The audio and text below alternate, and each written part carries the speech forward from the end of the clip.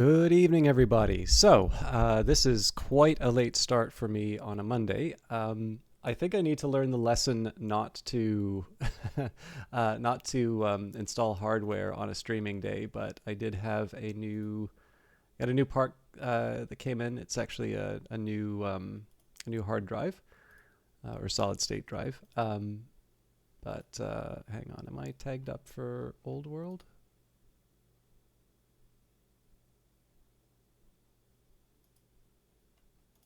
I think I am.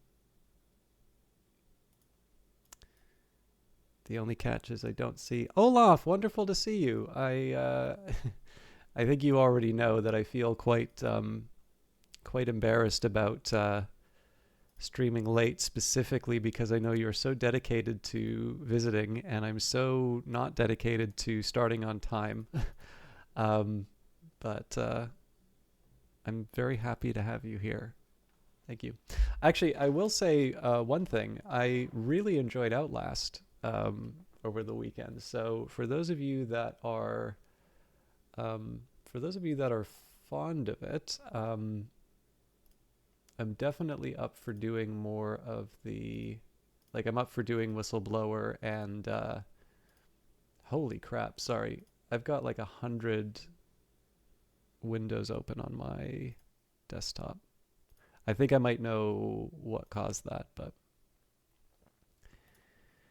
yeah. Anyways, if you are interested in more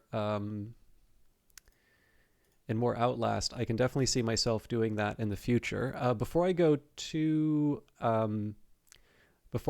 deep into Old World for tonight, I just wanted to give a little bit of an idea in terms of what's going to be coming up in the near future.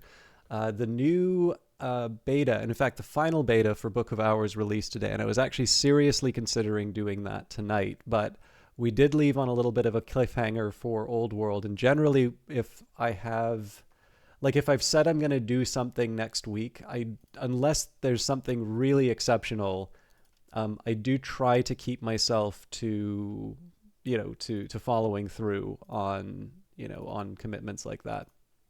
So in this case here, if I am completely honest, my inclination would have been to, um, it would have been to do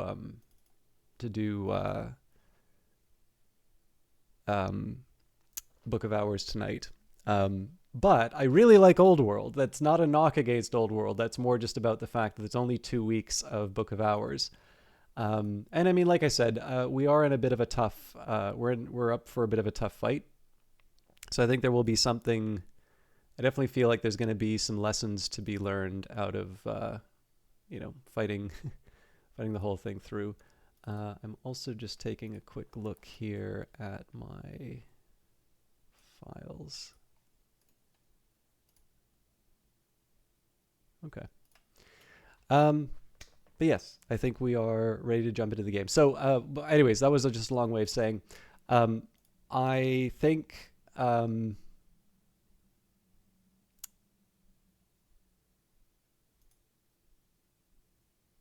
probably moving forward this week and sort of for the foreseeable future, it's going to be Book of Hours, and that may also mean the Monday Old Worlds. That's 2 weeks. Basically, there's 2 weeks where that's going to happen, and then after those 2 weeks, it's really nothing until Book of Hours comes out, and then at that point we'll go back to the kind of the regular schedule. And then there's other things that I'll be up to as well. I definitely have some ideas in terms of some hopefully fun things for people. I do sort of want to shake up the schedule a little bit, and see if maybe there's some things that people will enjoy. But I definitely foresee Old World along with Against the Storm and a few of those others. I definitely foresee that being part of it. So, anyways, long introduction. Let's hit play, and we'll talk a bit about where we are in Old World.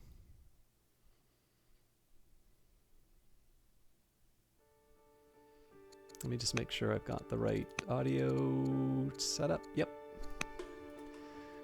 Only drawback is the taskbar seems to be kind of stubborn here. I wonder if there's a way to...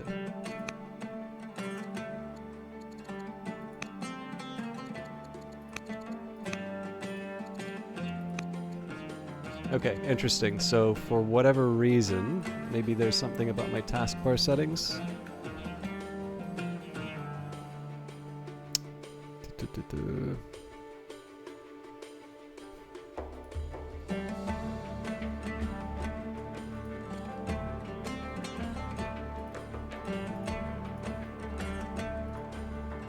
I hope this isn't a permanent feature. There's also been an update with...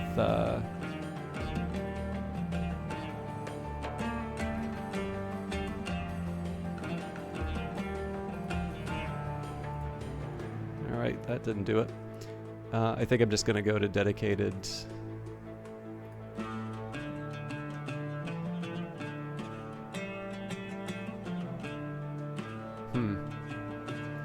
Yeah, that's changed. I know you guys can't see it, but it's actually a problem for me, so...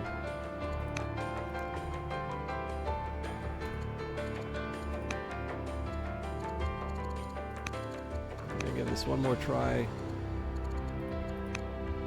Yeah, so no matter what I do...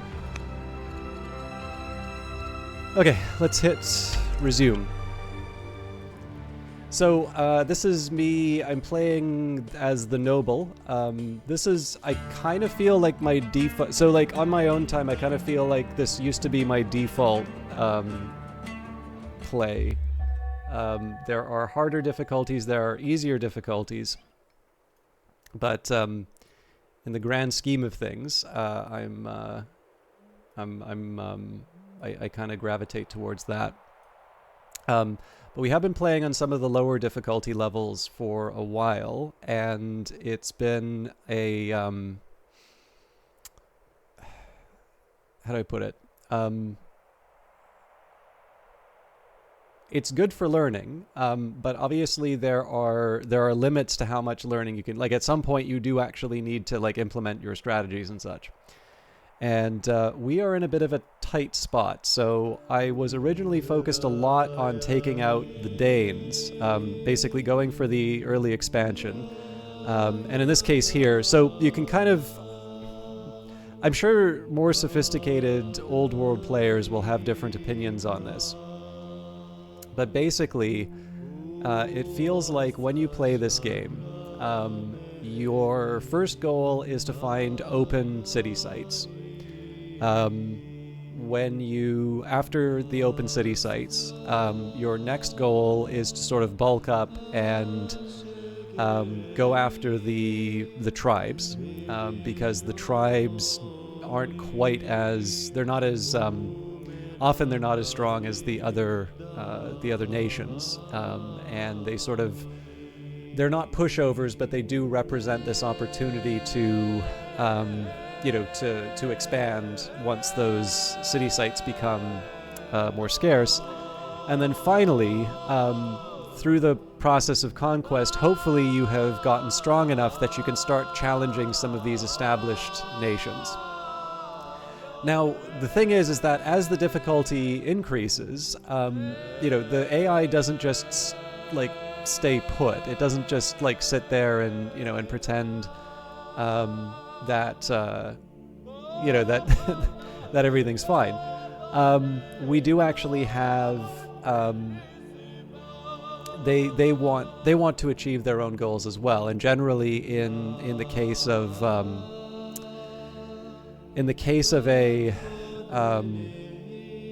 higher difficulty level session, they're going to be a bit more willing to sort of beat you up and take your lunch money, which is exactly where we find ourselves right now. So I'm behind technologically, and military-wise, I'm also sort of falling behind. We were building up with the Danes, but ultimately Greece saw an opportunity to come after us. So Greece is currently listed as stronger. They're only at war with me, so they've got peace with Egypt, a truce with Hatti, a truce with Babylonia, and a truce with the Danes. We're currently fighting sort of on two fronts, one with the Danes, one with the Greeks. Now the good news is that the Danes are quite weak. We could theoretically call this off and call it a day. I'm not going to do that, but that is an option available to me. The biggest problem right now is that we're 4 years away from a phalanx, and as you can see, the Greeks are fielding quite a few chariots. The fact that they're also fielding spearmen tells me that I should probably be investing a bit in axemen. But right now, I'm going to be fighting a stronger force with inferior technology. So there's a couple of ways of approaching this. So the other thing too is I think I was working towards religion, but in this case here, all of the religions have been taken up. We've got Christianity in our empire already. Actually, we also have Judaism. But I will focus on sort of advancing Assyrian paganism, or if we want to mess around with a religion, maybe we try and take the holy city of Christianity. So, there's a few different things for me to think about in a few different ways to approach this. It's not like the playthrough isn't as dire as it looks. We're sort of in the middle of the rankings right now. And like if we take a look at the score, there's 7 cities total for Greece. There's also 7 cities total for us, but our cities are just less, have progressed less. So, there's a certain number of turns before we can try and declare peace, or like try and do some kind of a peace. So if we were to do a truce, so we need 5 years for diplomacy. We also need an ambassador, which means that's going to be a priority technology-wise, because right now we don't have any way of stopping the fight with Greece. I'm still going to invest in the phalanx. But we're currently facing a stronger force. They're at our doorstep. They're stronger both in terms of individual units and probably more numerous as well. So realistically, we're going to be facing some casualties. The best that I can hope for here, 1, don't lose cities. 2, if I can, taking Eritrea, I'm not quite sure what the correct pronunciation is. Now, this is a pretty heroic assumption here, right? Like somehow I'm gonna not just take Eritrea, but I'm gonna be able to, hold it so close to, Pella, Philippi. There's just so many regions nearby, or so many cities nearby. On the other hand, we do have some roads, so we're not completely lost. If Hatti decides to come after me, that's a worry. But yeah, at the moment, what I'm really thinking about here, number 1, if we can somehow, 1, try and fight the Greeks to a standstill, like break their will to fight. 2, if we're particularly clever, turn that into some kind of a gain in terms of territory, but I don't want to overextend. And the ways that we do that sort of in phases. So phase number 1, hold them off until we can get the phalanx. Once we get the phalanx, then we're going to be able to deal with some of their more elite units. Get that ambassador so that we can try and, and remove the,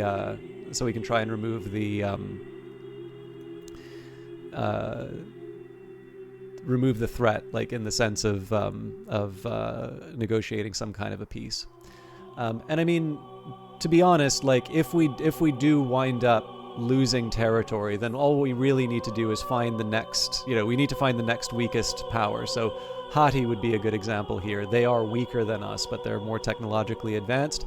The original plan was going to be to take this army to go down, but again, Greece is very strong, and they saw an opportunity to take us out. And as it is, this was the worst time it could have happened, because we were just about to escape our our stagnation. But I mean, again, you play the hand that you're dealt. So we are going to end the year, and we'll talk about what we're going to do next turn once we see what happens. This will at least be educational in terms of showing what we're up against. I don't like those numbers at all. So I'm going to have to dedicate these guys to healing, I think.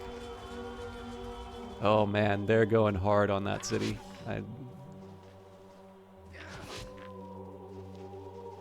This might be dead. God damn it. Reports of a tribal raid from a Danish encampment near Ekalatum. Sargonide rebels, angry with your rule of Persia, have formed a slinger near the city. The Donatists. The Christians of Teria are refusing the sacraments of the church after claiming that their city's clergy are sinners, waiting to hand over the sacred scriptures and deny their faith when challenged in a recent altercation with the local authorities. The elders of the city have petitioned for help diffusing the conflict between the Donatists and the Orthodoxy. So, as we usually do, we're gonna...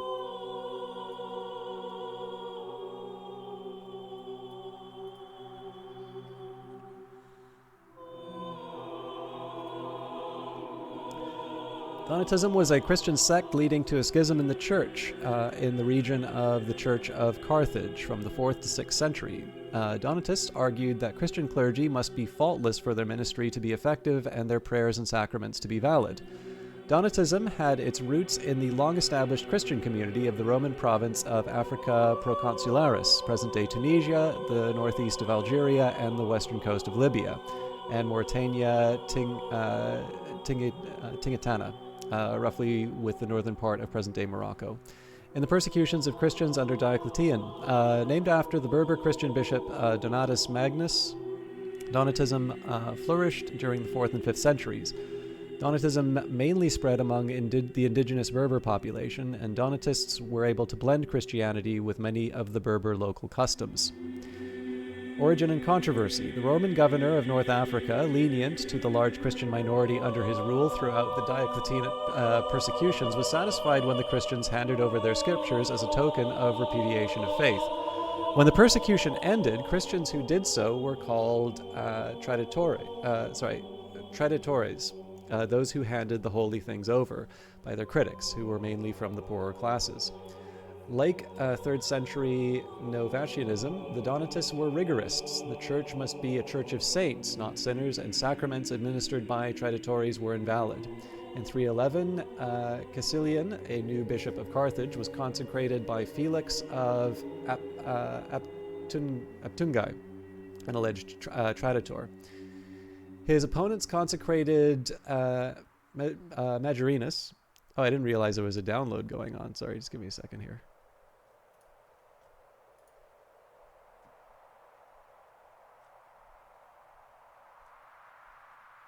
Actually, honestly, if it's not interfering with the stream, no need to mess around with it.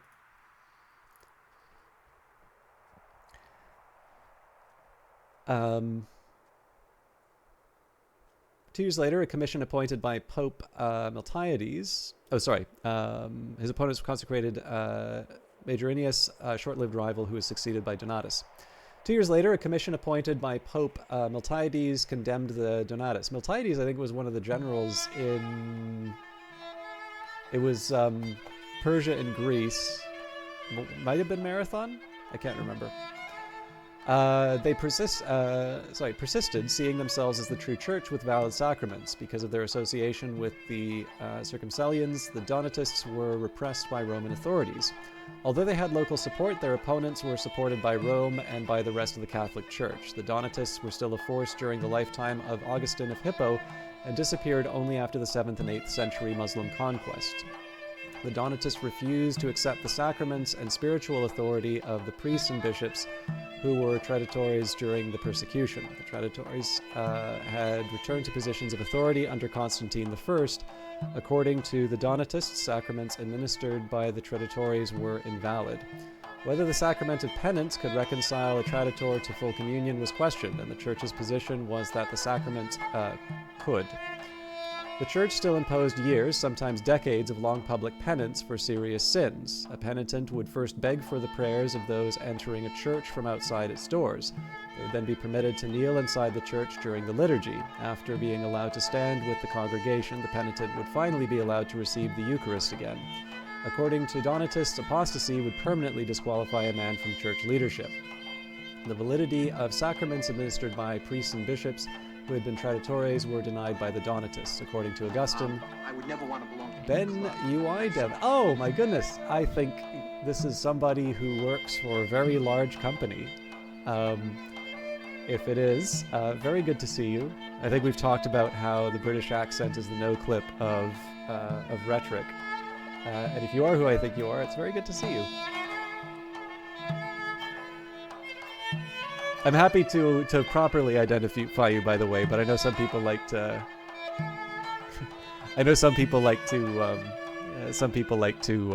To remain anonymous. Do you mind if I shout you out proper?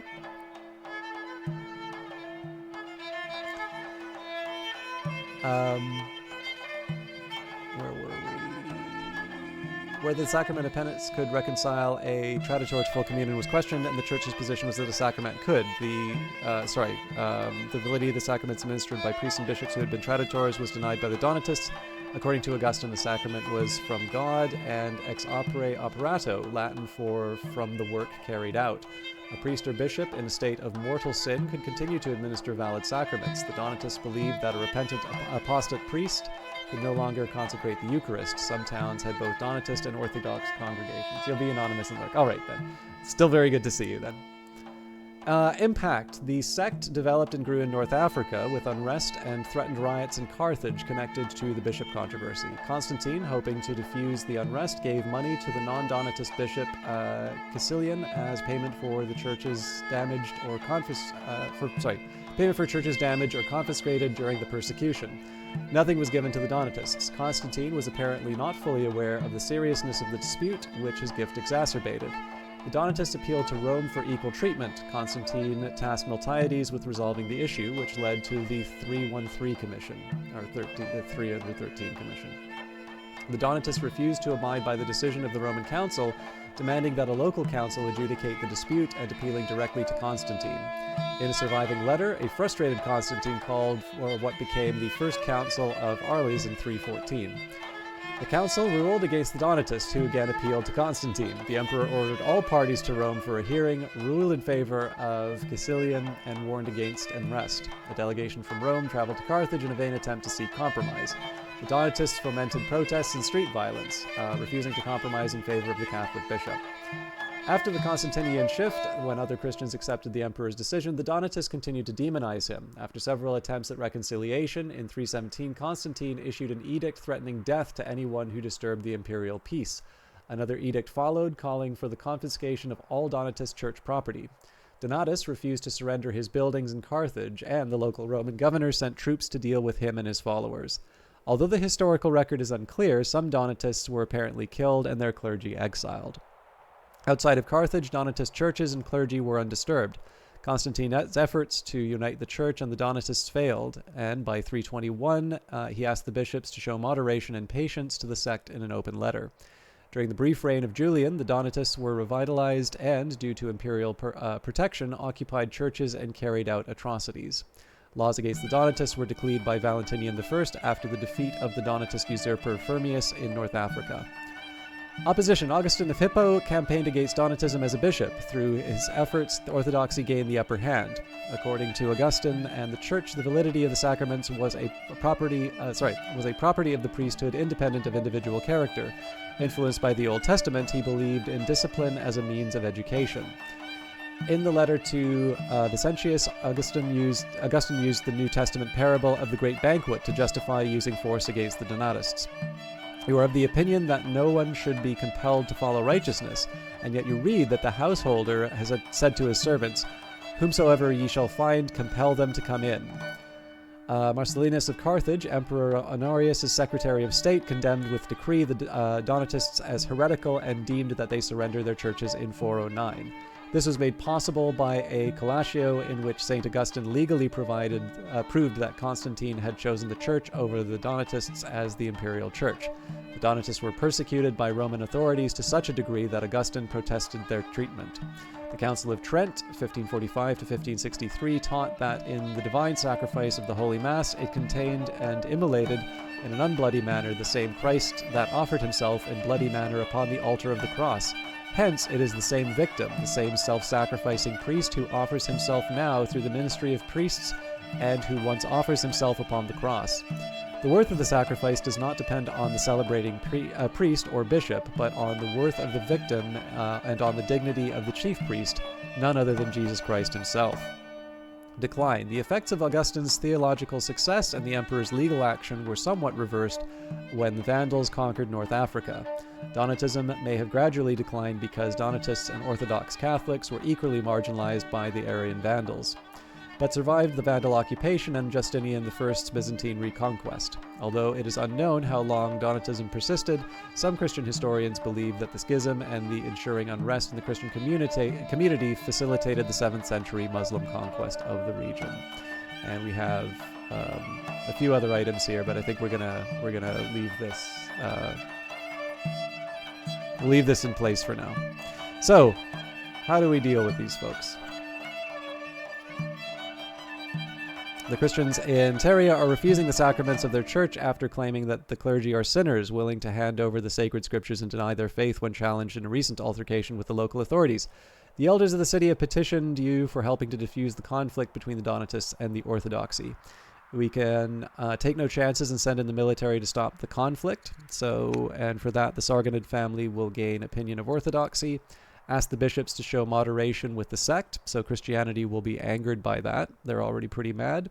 Or outlaw the rebellious movement, which will improve happiness, gain Christian dissent, and then there is a chance for rebels to emerge. I think in this case, I am going to ask the bishops to show moderation with the sect, and I'll get some discipline for that, but Christianity is going to be unhappy with me. Defined by war. The war with Greece is threatening to define your rule in the eyes of the people of Assyria. Your name inspires as a leader in combat. Yet, is that all that you will be remembered of your achievements? As reports return of another sortie against the enemy forces, the question remains: will you commit to this path of war, or do you aim to follow a different road? We could say it is time for us to seek peace, make peace with 3 tribes or nation. I will gain divine justification for my fight, or fighting is enough of a challenge. So my feeling about ambitions here, it's a tricky one, because I don't really think that I'm going to be able to make this ambition, but I also don't think the legitimacy penalty is too high.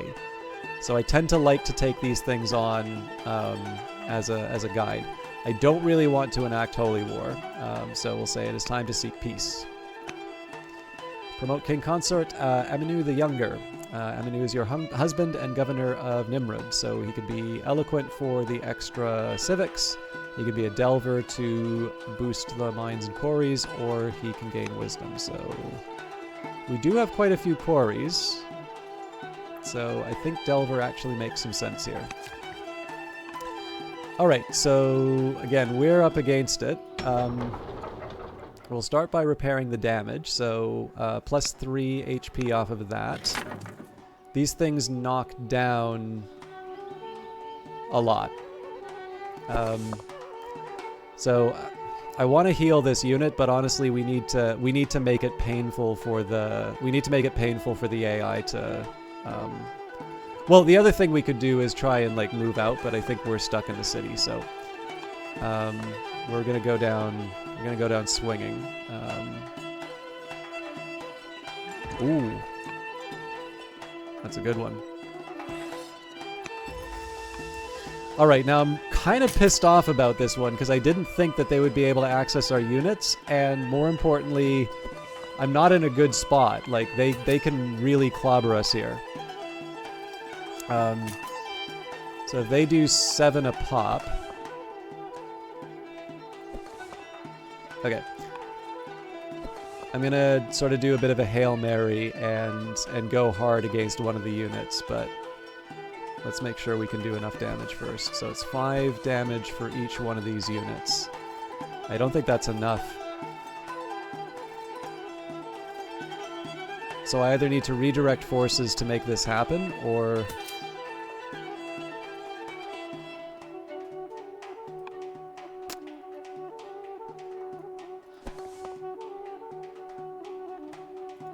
Well, okay, there's one other thing I can look at. So 7 damage apiece.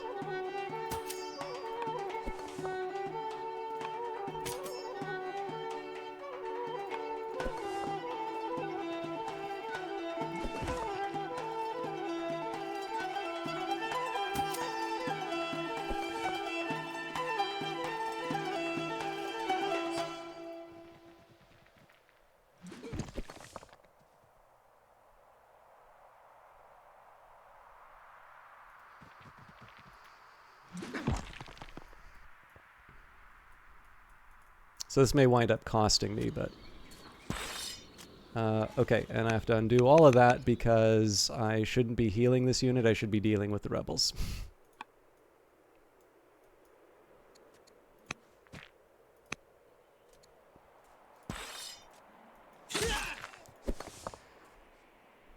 So, to the credit of the game, I am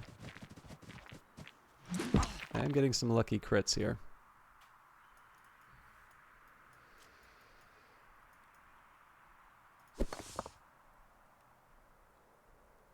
Yeah, so same story as before. We try and engage at a distance.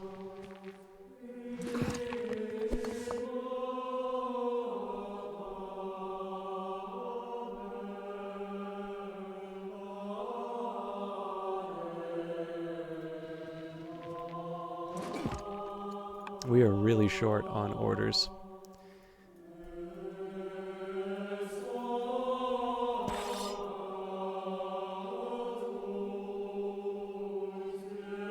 So unfortunately, unless I get some kind of miracle crit,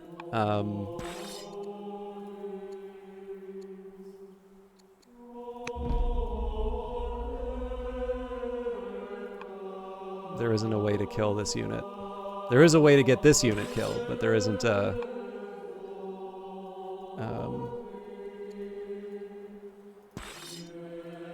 so here's what I think I'm going to try. I think we're going to gang up on this spearman.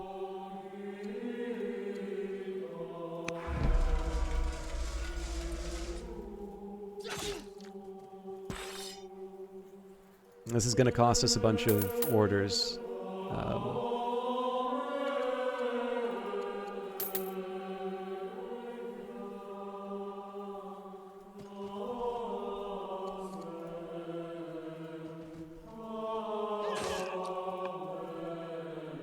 Actually, that was incredibly dumb because I don't have enough units to...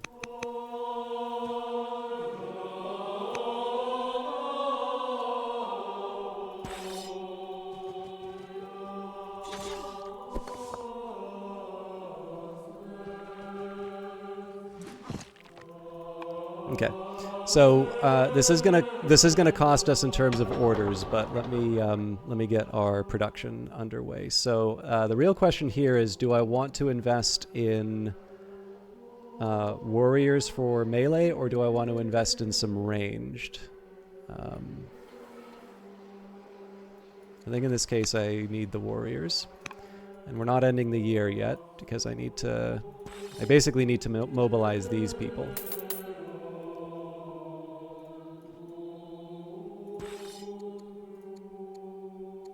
And again, we got to keep an eye on that. Actually, yeah. See, I want to move all of these people, but I just don't have the orders for it. All right, well,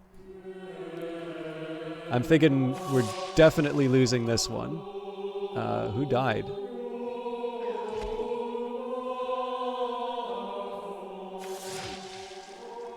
Yeah, this is the stuff that always makes me sad.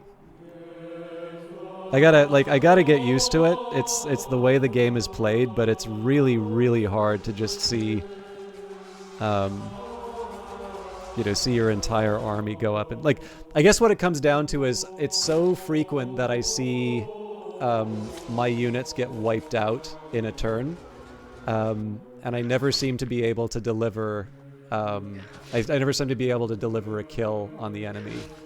So it is obviously a question of skill.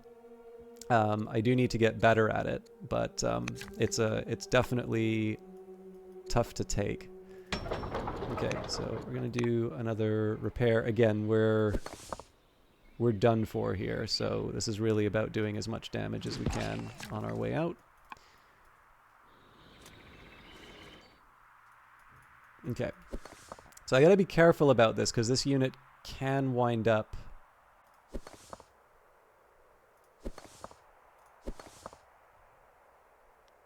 killed.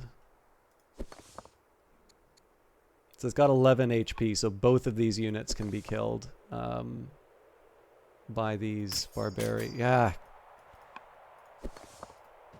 Yeah, I'm reduced to retreating. That's a terrible place to be. Especially because it winds up wasting so many of these moves that should be used to fight the Greeks. Okay, so we're going to rotate this guy out for defense. Now the hope here is that how the hell... Oh, right, it's probably got a trait that allows him to heal up. Now, unfortunately, we can't cross over into this territory, so this guy's probably safe. Yep. I'm effectively sacrificing this unit unless I can get a... And I don't have another slinger to deploy.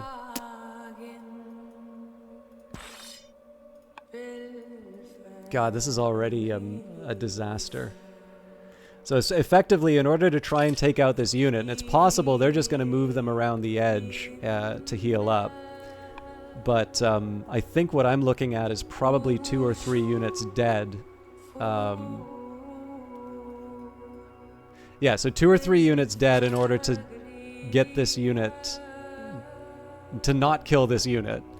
We're going to lose this region, and we didn't succeed against the Danes. This is not going well.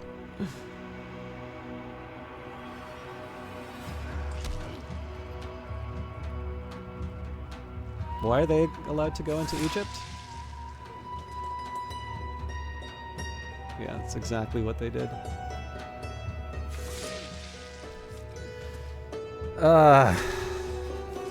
I'm trying to keep a positive attitude, but this is really hard to take.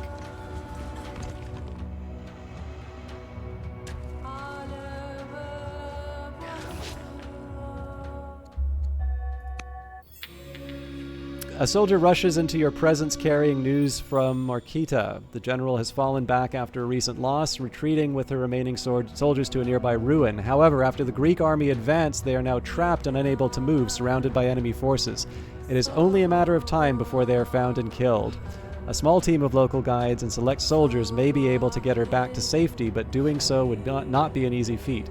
Shall we send help for her? So we move immediately, or she's lost. Move immediately. Seeking to improve relations, Tur-Tesep, the king of Hatti, arrives to address the court. During introductions, he insists that members of our court kneel and kiss his feet, as is customary in Hatti. The heads of our noble houses passionately object to the request, and as a grumble of discontent passes through the crowd, Tur-Tesep looks to you for a decision. Our people should not be forced to obey your customs. Collision course. In a brash move, the Egyptians have seized a key mountain pass, threatening our expansion. Their ruler, Horapus, waits for our reaction, armies at the ready. So we shall find a way, or we shall make one. I can't declare war on Egypt right now.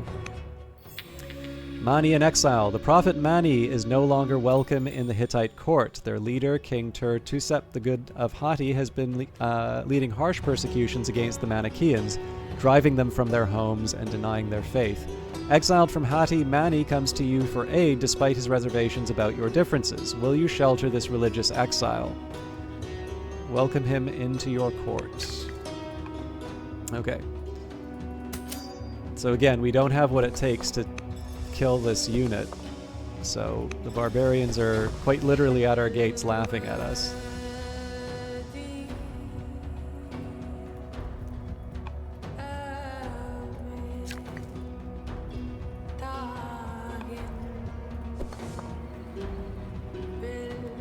Well, they've already got my fort, so yeah, this is another unit that's dead.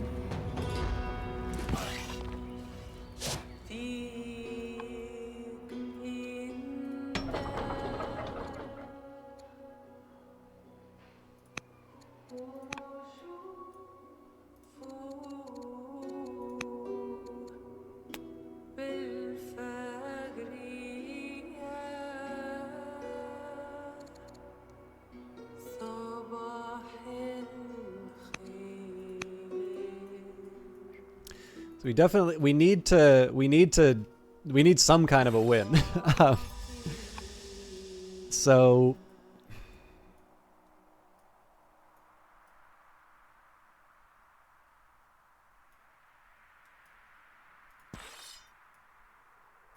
God, I just can't move my forces anywhere though.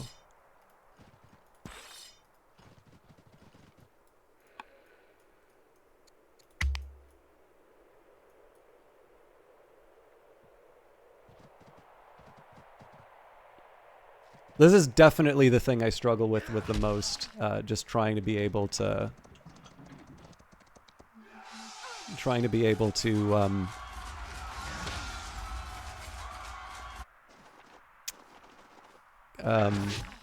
like close the deal on that. Seems some of the units have stink flies around them. Am I sorry? I'm missing out on the I'm missing out on the reference. With a mild fever and a running nose, King Consort Aminu the Younger is rather ill. So I'm tempted for the free archer. It's also one of the shortest. So my other alternative is to... I got to think about where I get the ambassador from.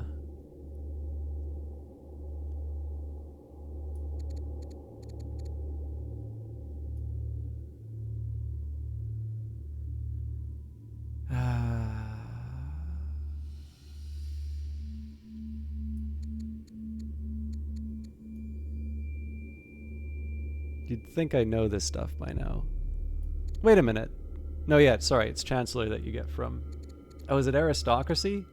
That's embarrassing. Okay, so I'm getting the free archer, 1, because I need it, and 2, because I need something quick.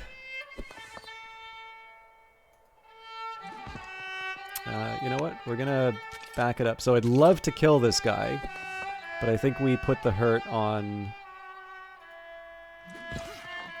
the chariot. All right, it's our first win.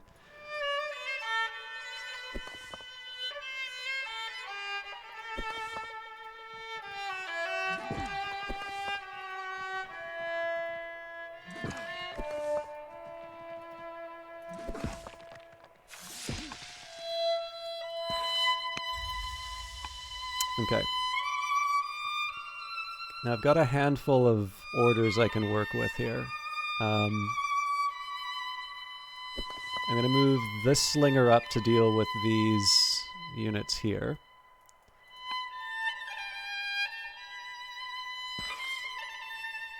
Now I want to be careful with these units because these are reasonably well trained.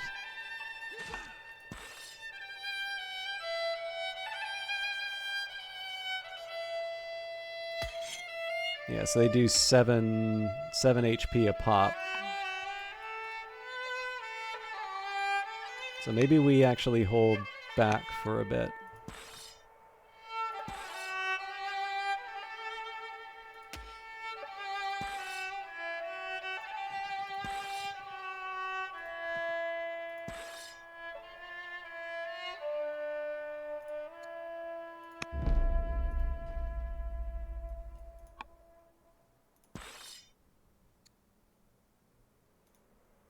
Ah, I can also upgrade them to spearmen. I should have paid attention to that.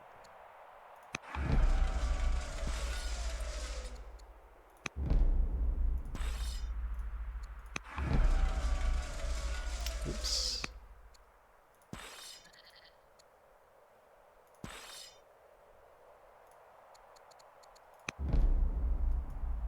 Okay, so this one's a little bit easier to decide because I want to move them to the edge and upgrade them. We are going to have to pay the military costs.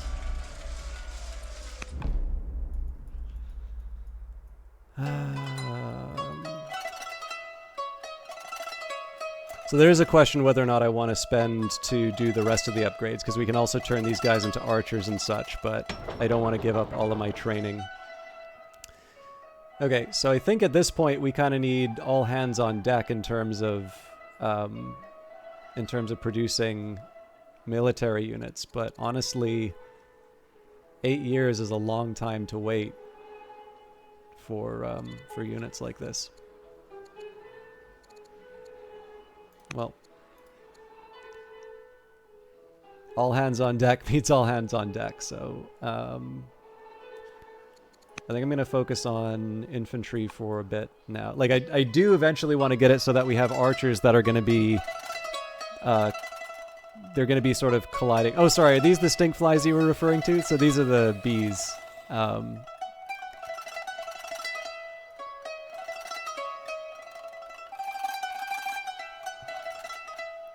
Yeah, again, I don't think we have what it takes to be able to actually take them on here.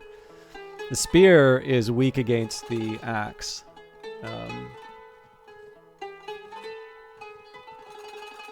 But we are stuck with with the world as it is. Okay, that's not a huge surprise they're moving in like that, but all right. Reports of a tribal raid from a Danish encampment near Ekalatum. Sargonite rebels, angry with your rule of Tyria, have formed a slinger near the city. Egypt's now at war with the Danes. That's not good for us because we want that territory from them. Patriarch Nimidu of Assur has died. King consort Aminu the Younger, governor of Nimrud, has died in office. That's no good because I don't have an heir. Queen consort is now head of Judaism. We've also got a new head of Assyrian paganism. All right. Choose a new governor. Hopefully one that doesn't cost too much.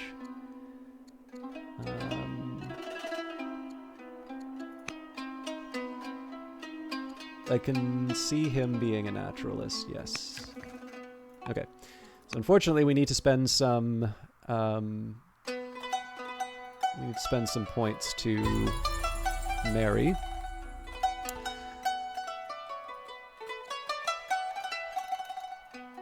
I do want to move this unit in to defend the city.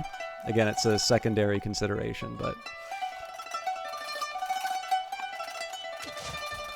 Okay, your archer did little damage to the maceman because of the distance modifier. The ability to attack at range is very powerful, but ranged units like your archer suffer a 20% penalty for each tile between it and the target.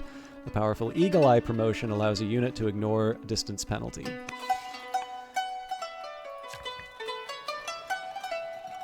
Now, I obviously don't want to sacrifice this unit for no reason, so...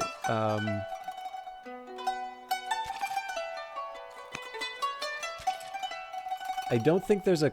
Well...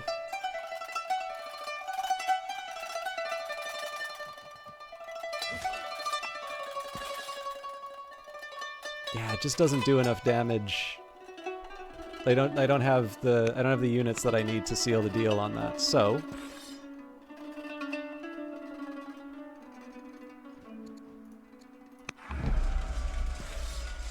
It'd be nice if we could get some axes alongside, but, you know, we'll fight with what we've got.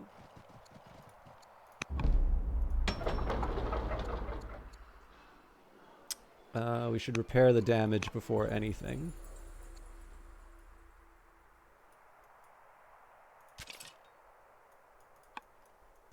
Alright, now we need to beat the crap out of this guy.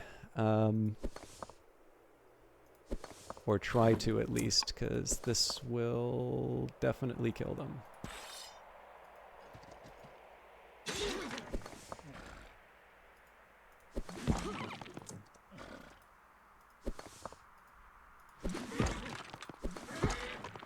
Not enough to seal the deal. I'm pretty sure they just get to run away and do nothing. There's actually a slightly better way I can do this turn, though.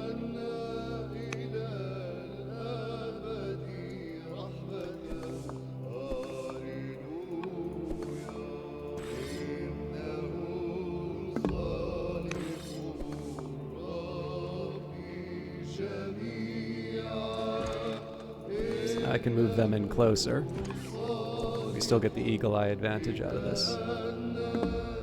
Oh, but we don't have the orders. I think they can just run away. So unless we can get another unit to do damage, this doesn't count as a kill. Sadly, I don't know if it's. Yeah, I just don't do enough damage. Okay.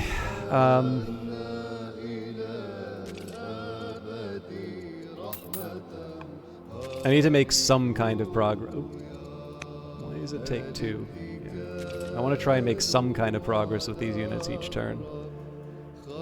Okay, Tushpa.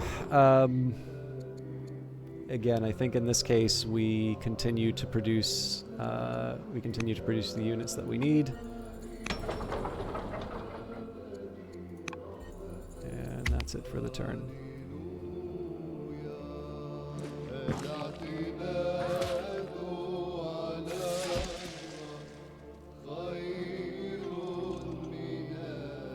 Interesting, they didn't save that unit.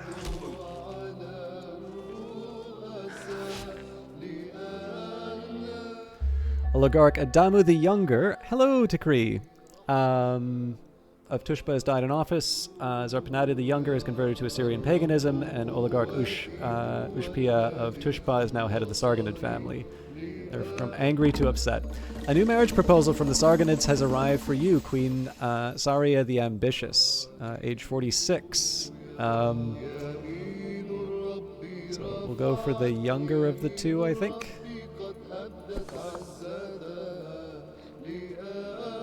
Okay.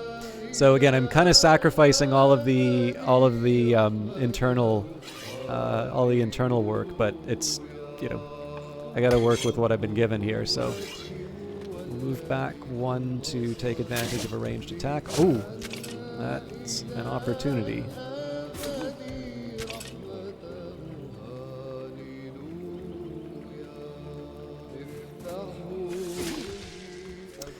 Okay, so because this is an opportunity, what I want to do now is take the time. Okay, so there's a couple things that I got to do here. Number 1, I want to bring the hurt on this Greek unit. Good.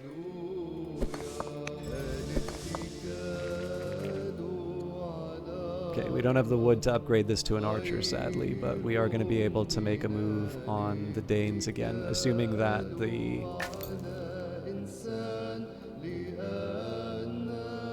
Oh man, I wish I had access. Oh, right.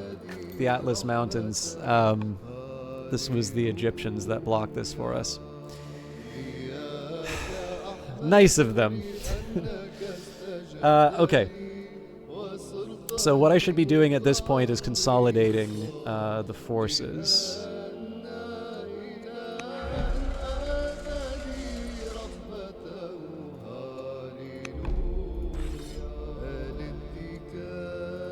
Okay, we don't have the lumber to upgrade these guys to spearmen, so we're going to move the units we can ahead. Should also start adding some generals where I can.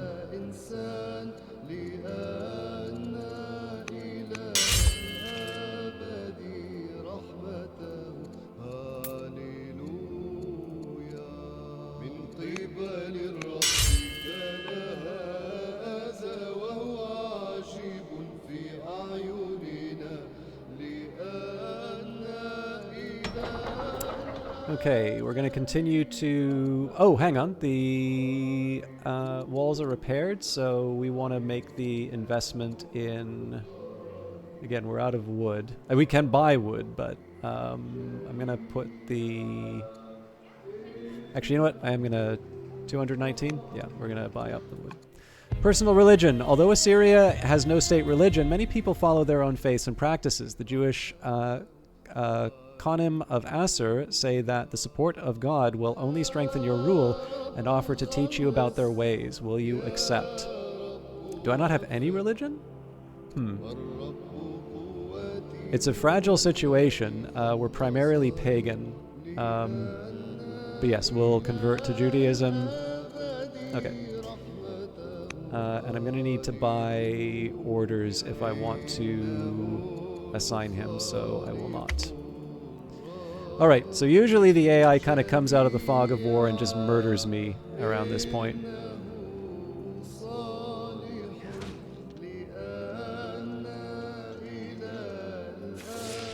As I was saying.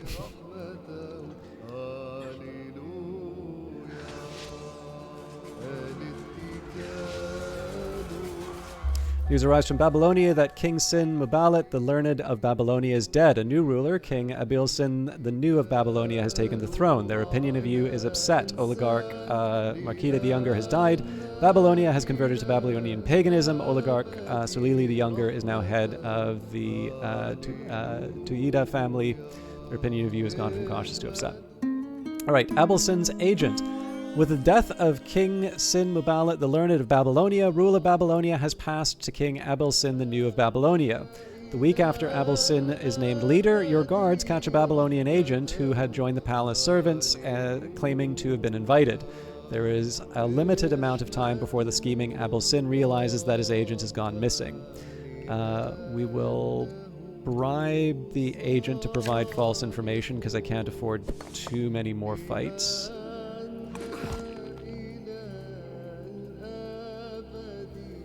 Okay.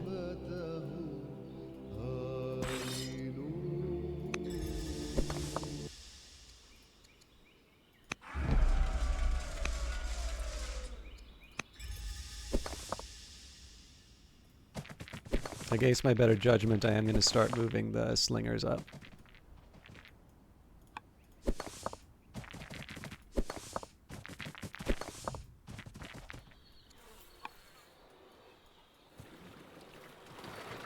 Okay, now, there should be some opportunities here.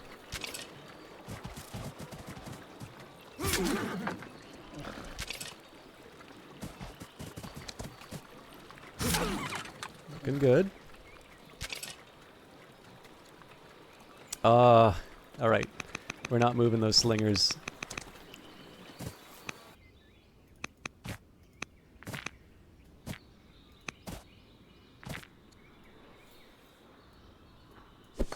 So I'm still going to focus on the healing.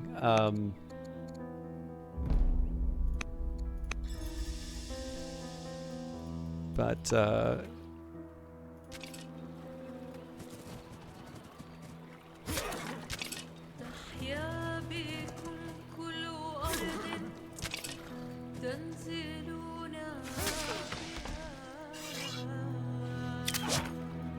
if I just have one more... Oh, beauty. Alright. That was a good turn for us. Again, there's going to be something that comes out of the fog of war and just ruins my day. You've completed the ambition to kill 15 military units, and we gain 10 legitimacy off of that.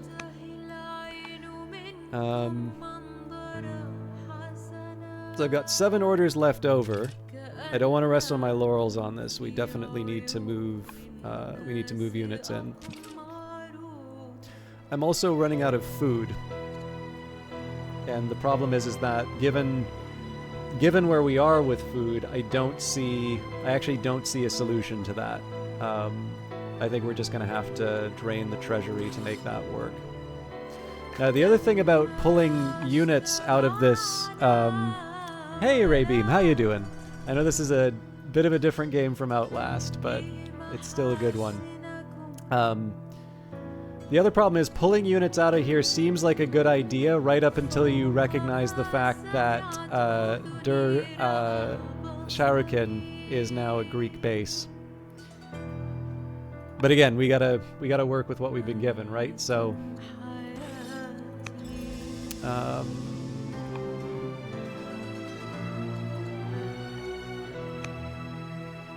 let's see what horrors await us next turn. Yeah, I've decided I do want to do... Yeah, this unit's almost certainly dead.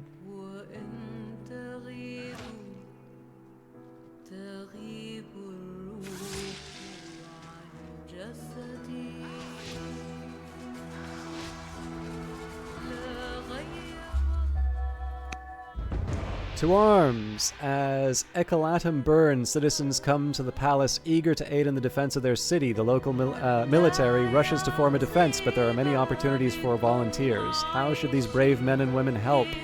More fighters are desperately needed. Provide intelligence and support for soldiers. Help calm their fellow citizens. This is... Nope, we're going to get a militia for this one. Wertup is the governor of Asser and a court minister. Go for robust because I'm really in need of the orders.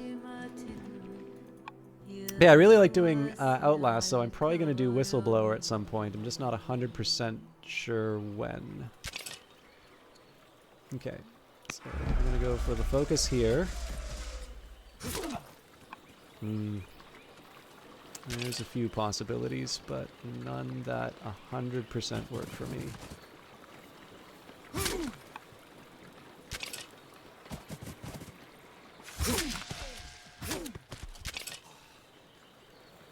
This is a relatively weak unit for what I'm sending them up against, but...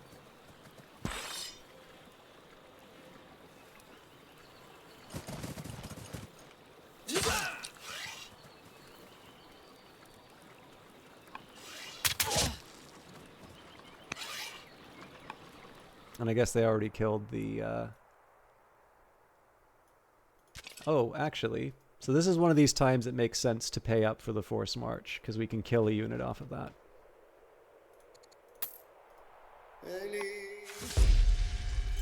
Be victorious in this. Oh, right. This is a good one. Battle of the Milivan Bridge. For those of you who don't know about Constantine, this is why basically so much of the Western world is Christian. The Battle of the Milivan Bridge took place between the Roman emperors Constantine I and Menexenus on the 28th of October 312. It takes its name from the Milvian Bridge, an important route over the Tiber. Constantine won the battle and started on the path that led him to end the Tetrarchy and become the sole ruler of the Roman Empire. Maxentius drowned in the Tiber during the battle. His body was later taken from the river and decapitated, and his head was paraded through the streets of Rome on the day following the battle before being taken to Africa. According to Christian chroniclers, Eusebius of Caesarea and Lectanius, the battle marked the beginning of Constantine's conversion to Christianity. Eusebius of Caesarea recounts that Constantine and his soldiers had a vision sent by the Christian God. This was interpreted as a promise of victory if the sign of the Chi Rho, the first two letters of Christ's name in Greek, was painted on the soldier's shield. The Ark of Constantine, erected in celebration of the victory, certainly attributes Constantine's success to divine intervention. However, the monument does not display any overtly Christian symbolism. Historical background. The underlying causes of the battle were the rivalries inherent in Diocletian's tetrarchy. After Diocletian stepped down on May the 1st, 305, his successors... Yeah, no worries, Raybeam. This will be... So when I play Old World, I do like doing the historical entries and then do the moves in between. So this is a good substitute for an audiobook. Well, I don't know about a good substitute for an audiobook, but it's a substitute for an audiobook. And sorry, I just need a second here to change something on my phone.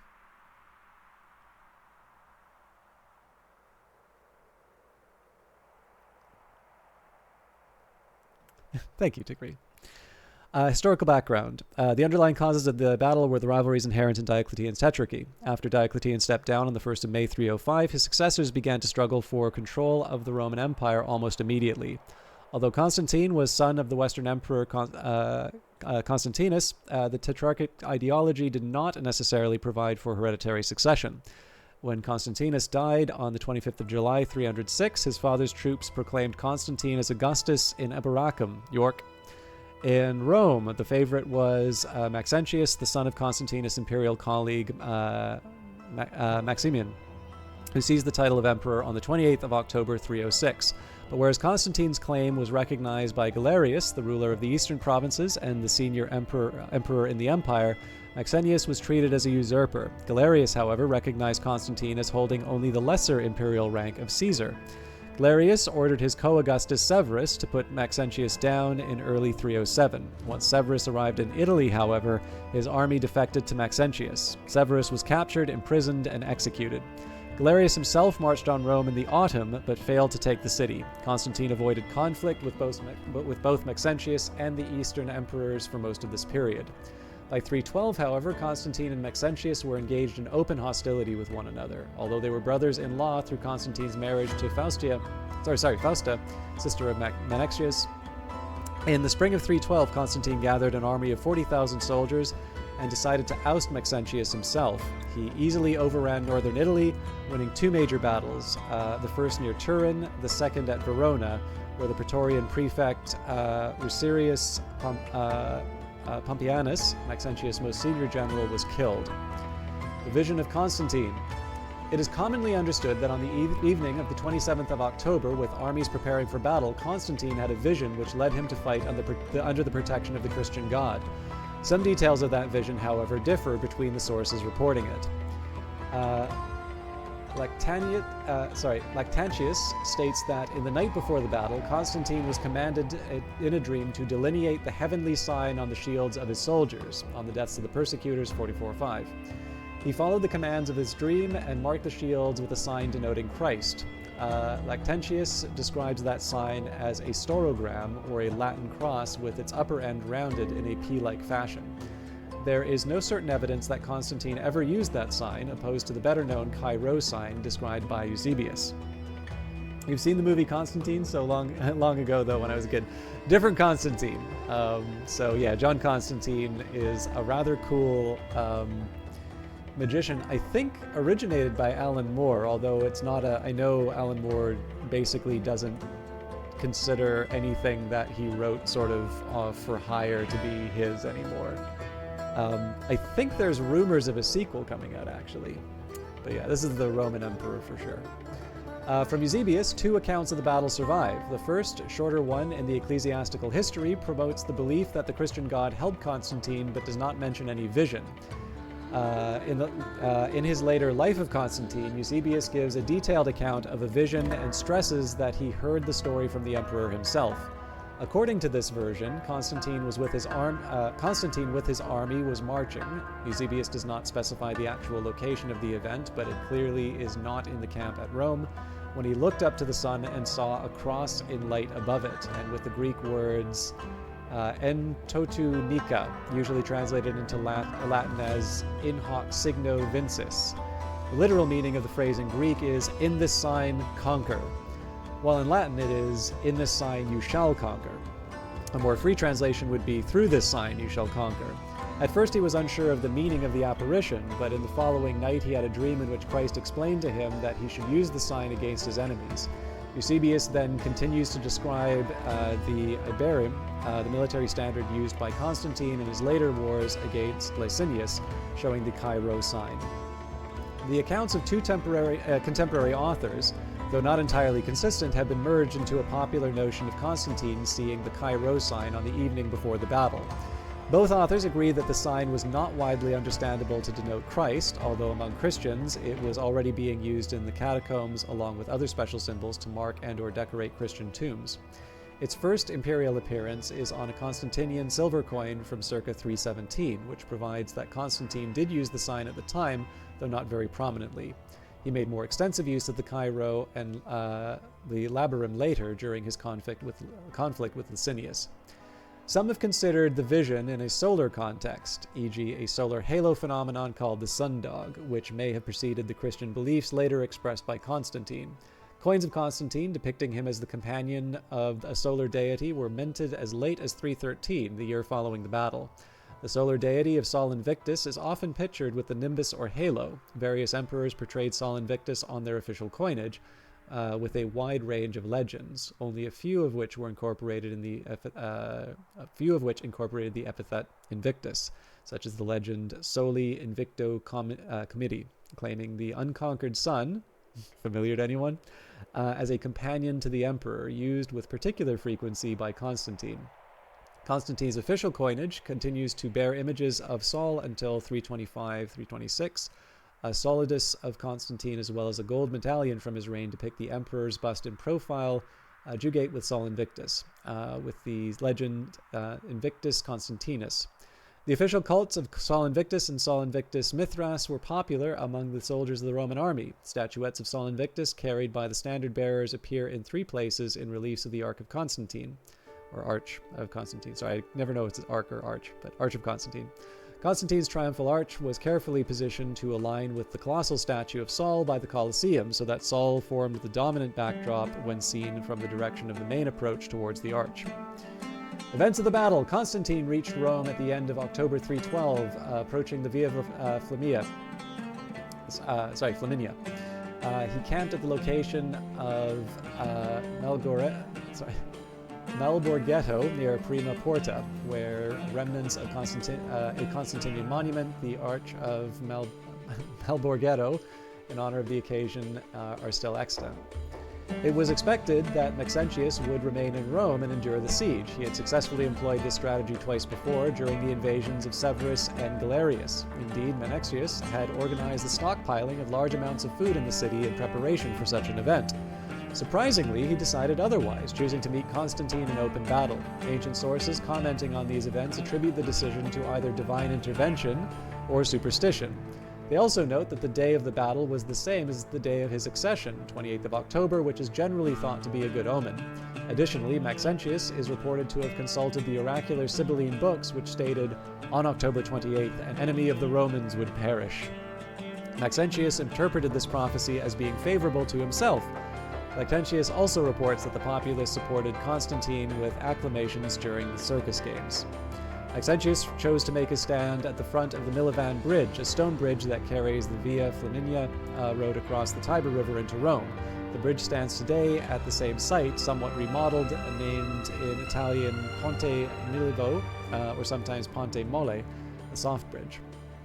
Holding it was essential if Maxentius was to keep his rival out of Rome, where the Senate would surely favor whoever held the city.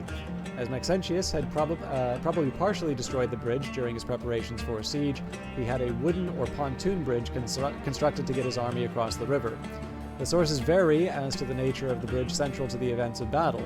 Zosimus mentions it, vaguely, as being constructed in 2 parts connected by iron fastenings, while others indicate that it was a pontoon bridge. Sources are also unclear as to whether the bridge was deliberately constructed as a collapsible trap for Constantine's forces or not. The next day, the 2 armies clashed, and Constantine won a decisive victory. The dispositions of Maxentius may have been faulty, as his troops seem to have been arrayed with the river Tiber too close to their rear, giving them little space to allow regrouping in the event of their formations being forced to give ground. Already known as a skillful general, Constantine first launched his cavalry at the cavalry of Maxentius and broke them. Constantine's infantry then advanced. Most of Maxentius's troops fought well, but they began to be pushed back towards the Tiber. Maxentius then decided to order retreat, intending to make another stand at Rome itself. However, there was only one escape route via the bridge. Constantine's men inflicted heavy losses on the retreating army. Finally, the temporary bridge set up along the Milovan Bridge, over which many of the Maxentian troops were escaping, collapsed, and those stranded on the north bank of the Tiber were either taken prisoner or killed. Maxentius's Praetorian Guard, who had originally acclaimed him emperor, seemed to have made a stubborn stand on the northern bank of the river. In despair of pardon, they covered their with their bodies at the place. In despair of pardon, they covered with their bodies the place which they had chosen for combat.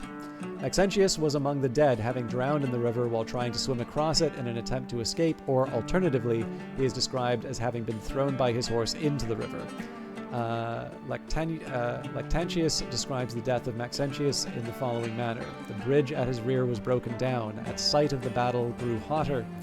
The hand of the Lord prevailed, and the forces of Maxentius were routed. He fled towards the broken bridge, but the multitude pressing on him, he was driven headlong into the Tiber. Aftermath. Constantine entered Rome on the 29th of October. He staged a grand arrival ceremony in the city, Adventus, and was met with popular jubilation. Maxentius's body was fished out of the Tiber and decapitated. His head was paraded through the streets for all to see. After the ceremonies, Maxentius's head was sent to Carthage as proof of his downfall. Africa then offered no further resistance. The battle gave Constantine undisputed control of the western half of the Roman Empire. The descriptions of Constantine's entry into Rome omit mention of him ending his procession at the temple of Capitoline Jupiter, where sacrifice was usually offered. Though often employed to show Constantine's Christian sensibilities, this silence cannot be taken proof that Constantine was a Christian at this point. He chose to honor the senatorial curia with a visit, where he promised to restore its ancestral privileges and give it a secure role in his reformed government. There would be no revenge against Maxentius's supporters. Maxentius was condemned to damnatio memoriae. All his legislation was invalidated, and Constantine usurped all of Maxentius's considerable building projects within Rome, including the Temple of Romulus and the Basilica of Maxentius. Maxentius's strongest supporters in the military were neutralized when the Praetorian Guard and Imperial Horse Guard, Equites Singulares, were disbanded. Constantine is thought to have replaced the former Imperial Guards with a number of cavalry units termed the Scholae Platinae. Significance. Paul K. Davis writes, Constantine's victory gave him total control of the Western Roman Empire, paving the way for Christianity to become the dominant religion for the Roman Empire and ultimately for Europe. The following year, 313, Constantine and Licinius issued the Edict of Milan, which made Christianity an officially recognized and tolerated religion in the Roman Empire. So, I mean, again, like, I don't want to just fall into sort of the purely Christian version of the story, which is, he saw the vision and that was when he converted and that's why he didn't go to the temple. But there's two things. Like, first of all, this is just cool history, right? Like, it's got all the things that you like, rebellions, battles, destruction of a bridge, it's got all of that cool stuff here. But if you are a fan of Games Workshop stuff, right, let's, of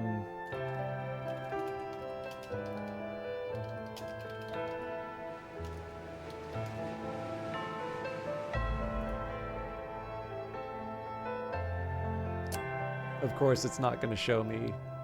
Maybe Zealot?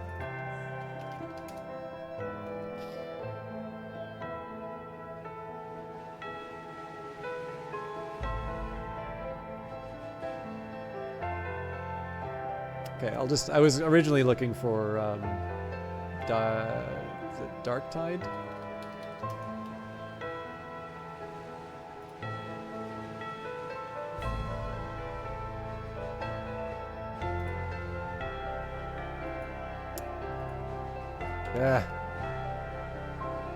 I'm looking for some specific costumes, but it's probably not worth the search here. But so, like, if you've seen like images of zealots and fanatics in the Games Workshop games, what you get are like these people with like the text of holy writings on them, and that's their substitute for armor, right? And then in the case of Warhammer 40k, you have all of these images of the Emperor, kind of on all of the armor and such.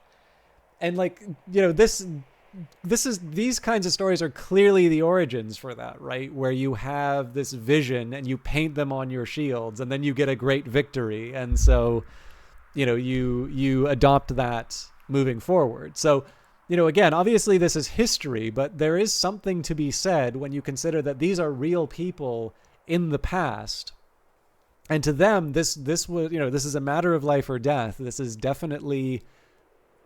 not them just putting on airs, and they believe strongly enough in this that this is the reason you see these things on shields. And it's just whether you like the history and then you wind up playing miniatures games that reflect these things, or you have let's say you like the miniatures games and you're like, oh man, there's some like history that, that kind of lines up with this. There's a number of different gateways into this.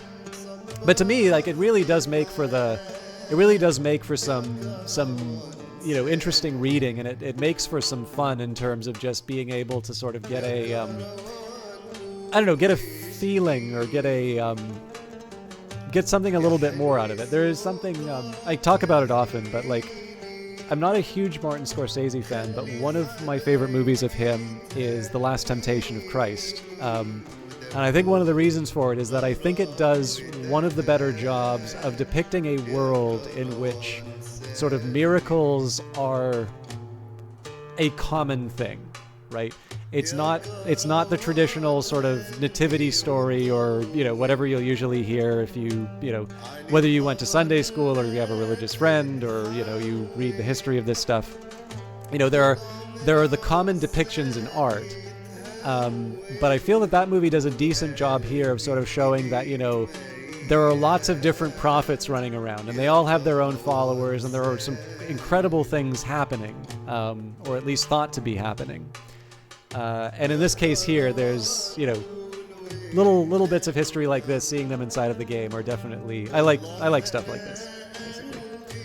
All right, General Yaba of Tushpa has led her troops to a resounding victory over the Greek forces. The general claims to have been granted a vision on the way to the fight, in which a flaming cross appeared in the sky with the words, "Through this sign you will conquer." Under General Yaba Tushpa's instructions, her spearmen daub the symbol on their shields and armor before battle. News of this divine victory is quickly spreading through Assyria. So we can accept her tale, and we gain tolerance. We can encourage her to find strength from this new god, and she becomes a zealot. I think we'll just accept the tale. Okay. So we've got 2 orders left. I don't think it would hurt to bring the archer closer to the fight.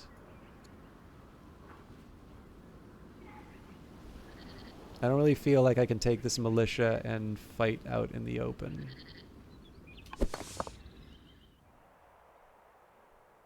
Oh, but I do want to heal these units.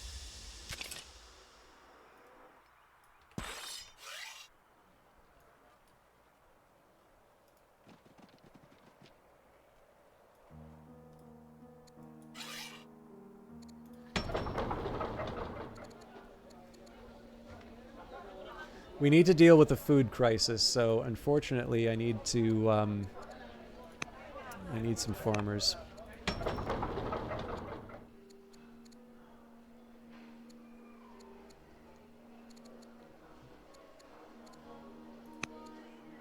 Actually, this is, no, the scout takes too long. Yeah, I'm just going to keep cranking out some warriors. Okay, we built another spearman.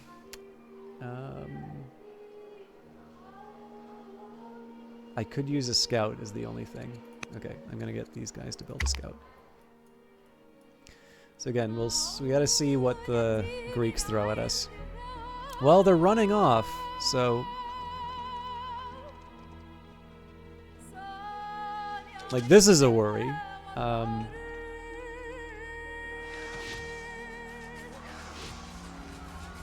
Jesus. Sargonid family is converted to Christianity. Their opinion of you has gone from upset to furious. That's not going to help. Okay, aristocracy. We want to try and put an end to the. We want to try and put an end to the war with Greece, even if we're down a city. A golden age to celebrate the city's cultural accomplishments. The elders of Tyria have declared this year the start of a new golden age. They wish to solicit your cooperation in efforts to further grow their influence. How should the city's resources be utilized?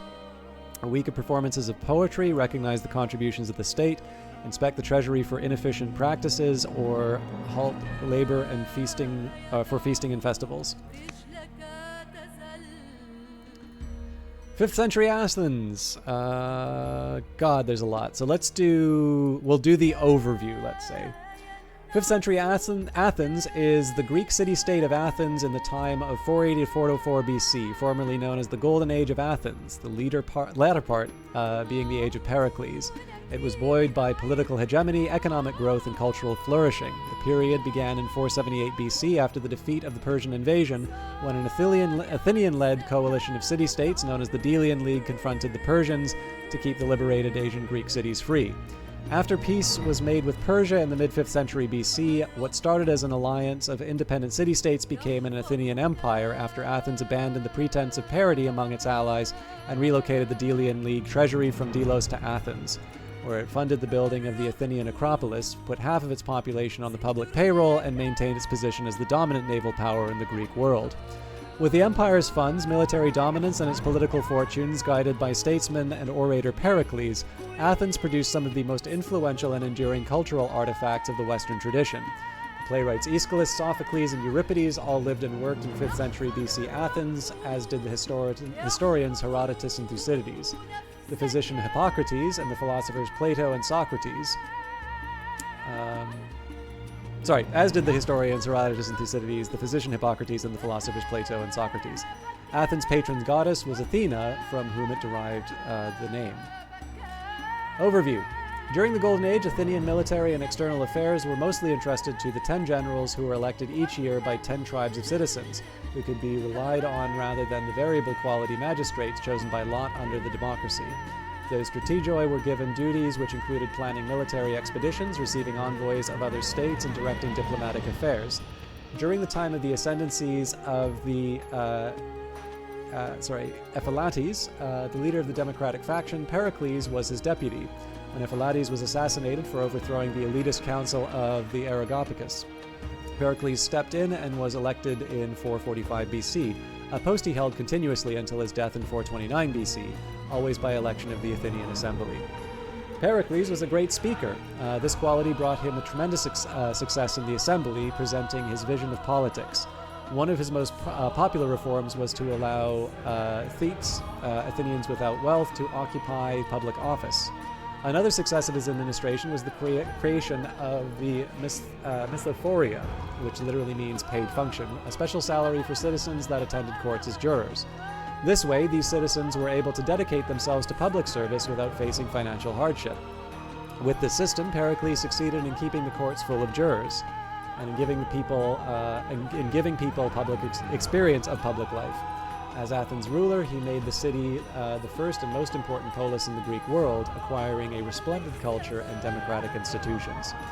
The sovereign people governed themselves without intermediaries deciding matters of state in the assembly. Athenian citizens were free and only owed obedience to their laws and respect to their gods. They achieved equality of speech in the assembly. The word of a poor person has the same worth as that of a rich person. The censorial classes did not disappear, but their power was more limited. They shared the fiscal and military offices, but did not have the power of distributing privileges. The principle of equality granted to all citizens had dangers, since many citizens were incapable of exercising political rights due to their extreme poverty or ignorance. To avoid this, Athenian democracy applied itself to the task of helping the poorest in this manner. Concession of salaries to public functionaries, to seek and supply work for the poor, to grant lands to dispossessed villagers, public assistance for war widows, invalids, orphans, and indigents, and other social help. Sounds like communism.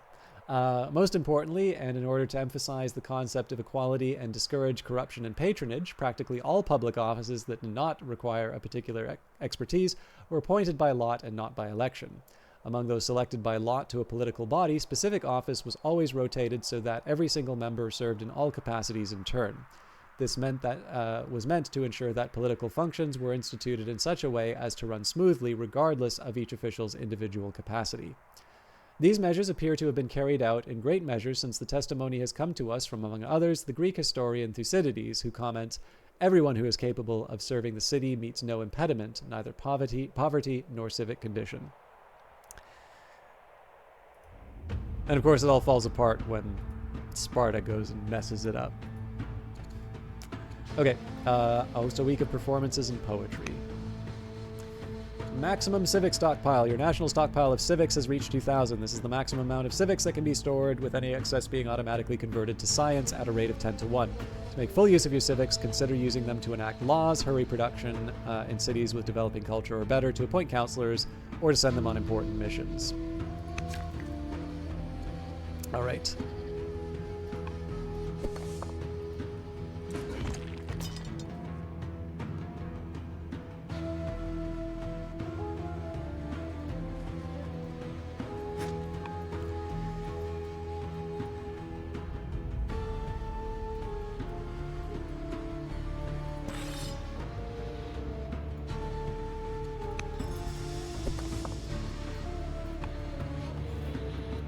So I want to prepare for any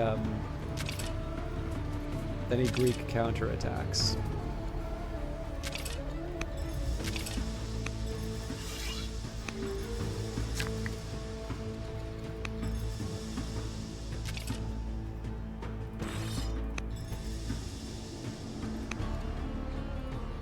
Okay, we don't have the wood to upgrade to Spearman.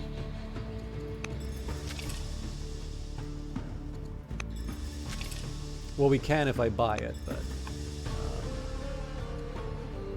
actually wood's cheap, so we are going to do that.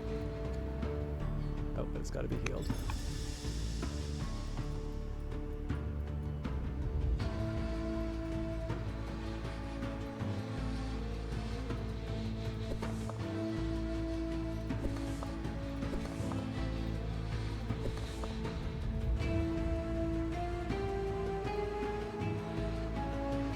This is obviously a really risky move right now because the Greeks are clearly making a move on us here.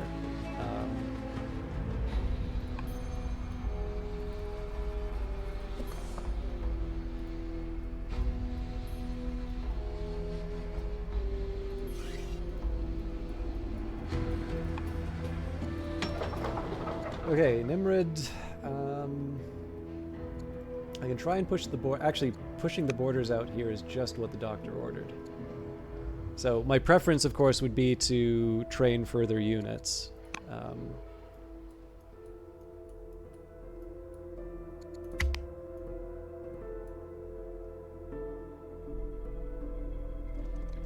So many Greek orders.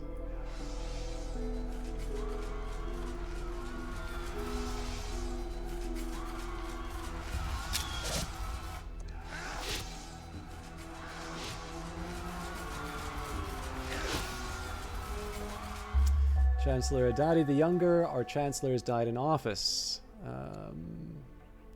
Got some conversions to Assyrian paganism. Alright, too many people unhappy with me.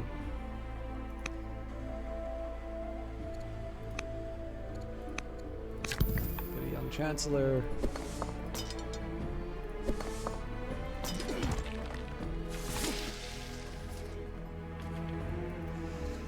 Okay. So it was probably a mistake to try and make a move on the Danes.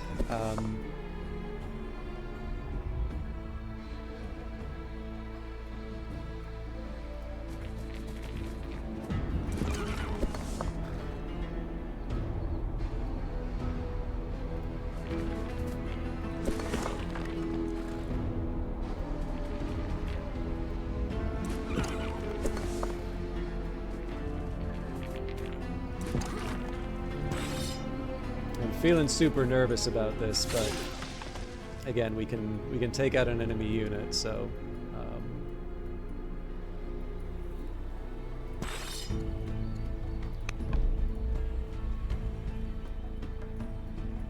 okay, so we got 12 units left over. I can try and deploy people to... Actually, you know what?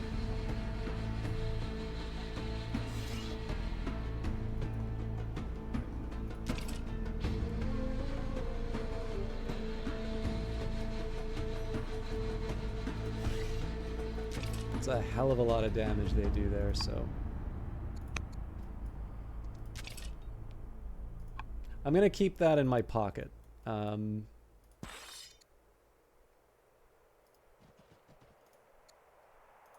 I am going to start paying up to turn swords into spears. So I think the first priority here is going to be just move all the troops to where they need to go. It's because we want to start moving on Eretria when I can.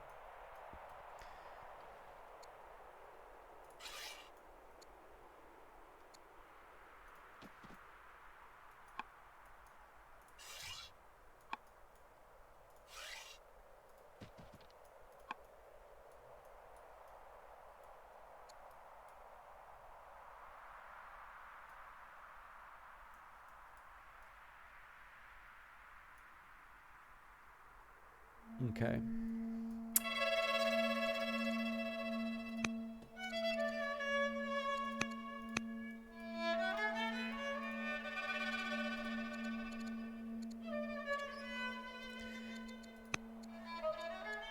And I'm thinking maybe...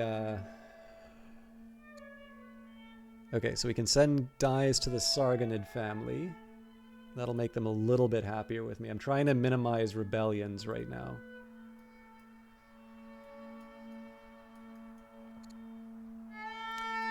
And you know what? I'm not going to do it now, but I think next turn I'm going to try and make peace with the Danes, because I can always declare war on them later. But that'll at least help me potentially. It'll potentially help me achieve my ambition. Okay, we'll keep making...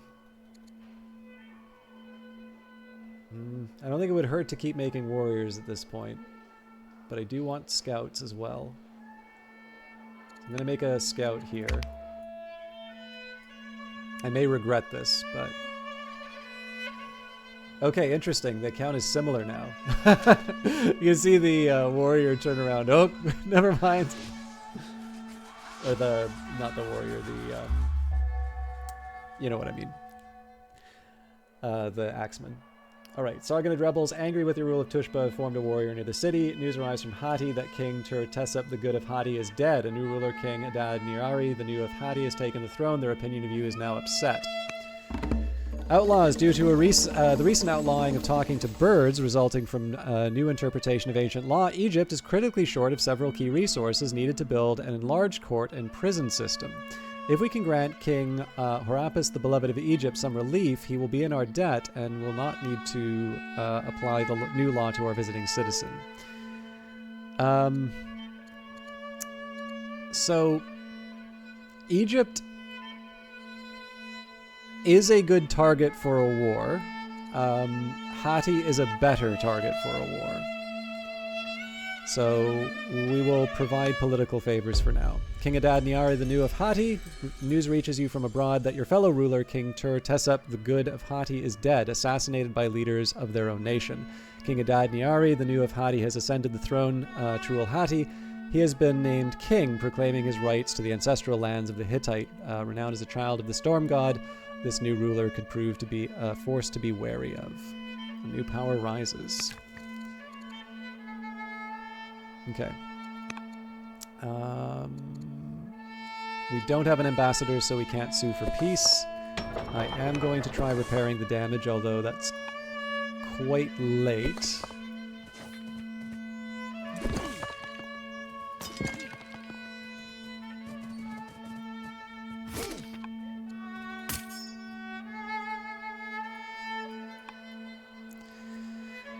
All right. So I have a lot of orders that I want to get through, but I think we can do some exciting things here.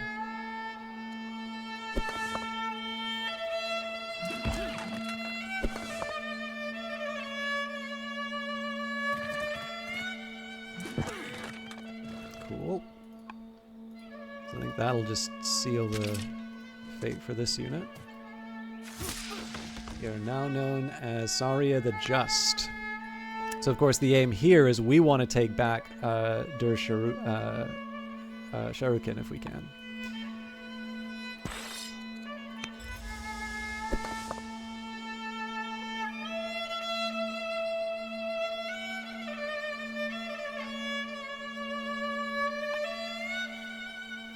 Yeah, no worries. I hope it was a good drive. All right, let's see if we can make these guys miserable.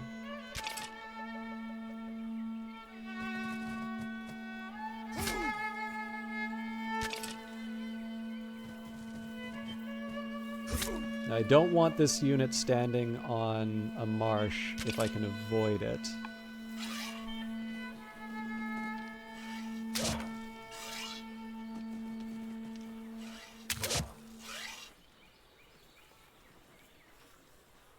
This is so worth spending the points.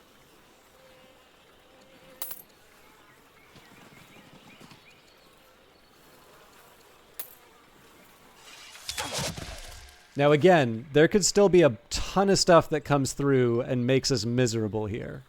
But I'm trying, where I can, I want to try and get a little bit of an edge to to get to the next target.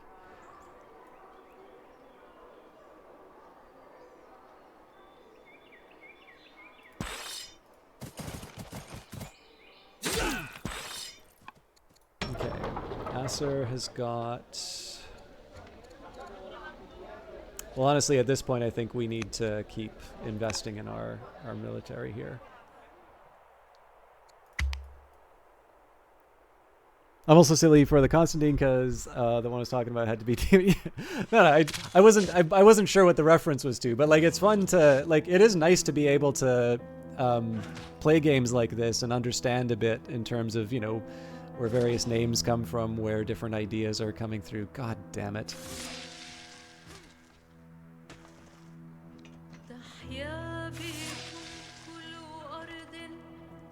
So we lost 2 units to be able to try and take out that Axeman. And so that actually brought Greece back to being stronger than us.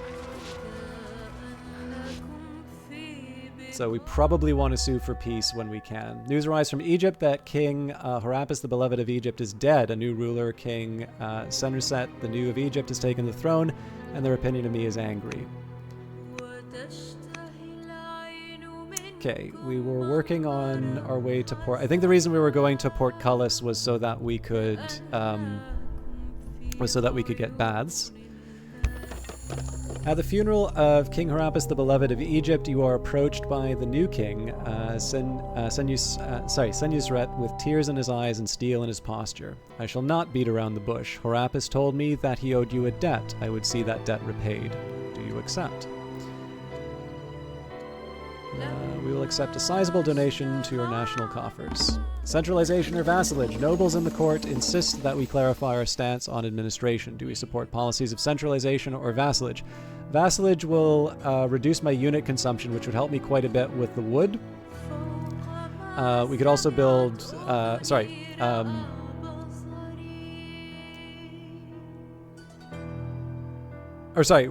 reduces overall unit consumption and no extra unit consumption when outside of borders. So just to give this an idea, we're currently paying 11 in terms of units, so that would give us basically 25% boost, paying 6 stone for units and 17 iron for units, and then 52 food for units. Alternatively, centralization. We can build farms on marsh. The capital city gets extra science per culture level, and I think the cost. Oh, I thought vassalage for some reason increased unhappiness.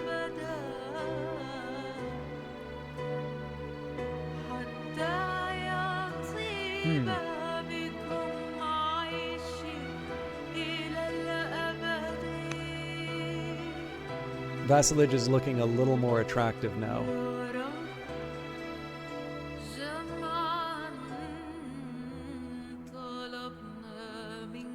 I'm going to try vassalage.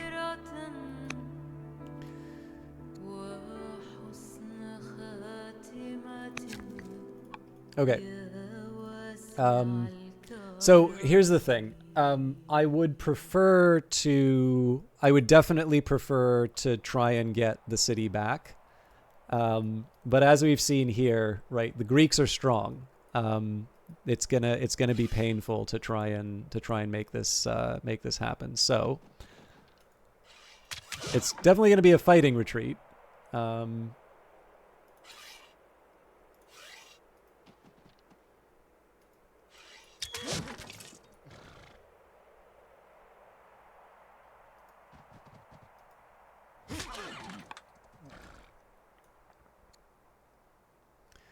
I'm pretty sure an archer can take them out there.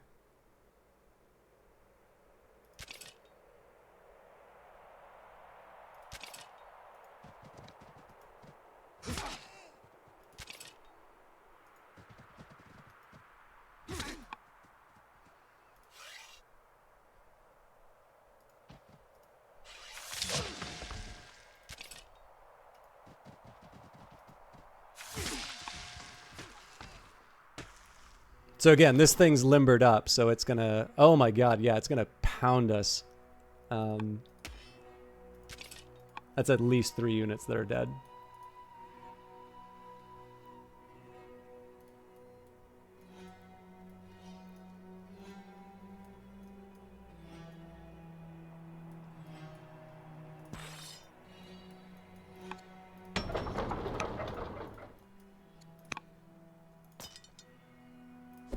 And sadly, this unit can't afford to take any more damage, so...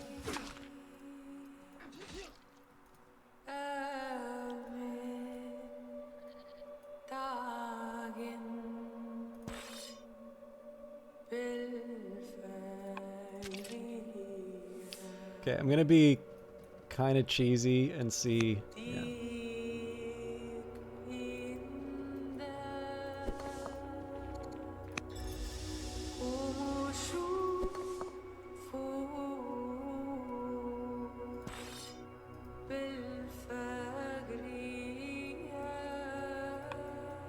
So I think what we do next turn is we go back and turtle up in Nimrund unless we can really make some progress in Eretria. And what our attention should be is reclaiming Dur Sharakin.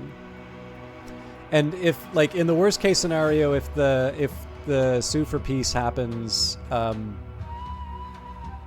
if it kind of happens before we can claim the city back, what we do is we gobble up Hati, and then we... I mean, our best bet for making friends right now is Babylonia. But I think we gobble up Hati, and then... I mean, maybe we go after Egypt.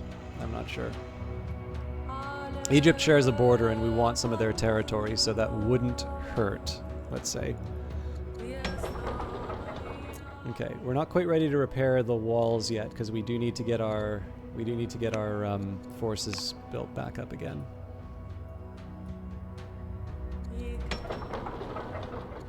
And these guys... So again, we've extended our borders, which is good. We can actually do that one more time here.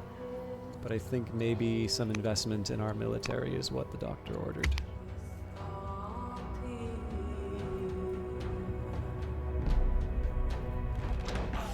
Okay, so that was...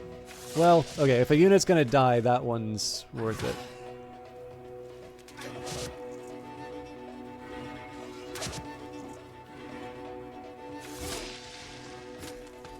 I'm not gonna lie, that could have gone worse for us.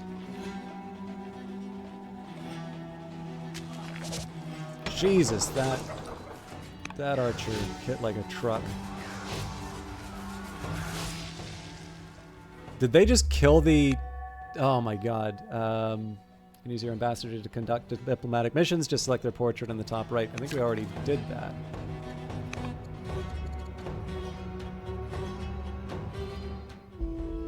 Truce proposal. Our people have suffered greatly in the ongoing conflict. All the gold we spent on the war could be spent here in Assyria. Perhaps it's time for a truce with Greece. I'm going to say no hard feelings. Let's call it off. I'm not willing to sacrifice resources. Yeah, so unfortunately we lost a slinger out of that.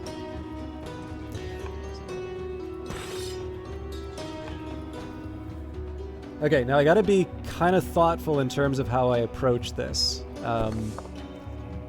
So the more time we spend out in the open like this, the more we're gonna get just clobbered. So this is one of these times a forced march makes sense. Now one problem I have is I'm kind of spread around. I'm sort of spread out like this.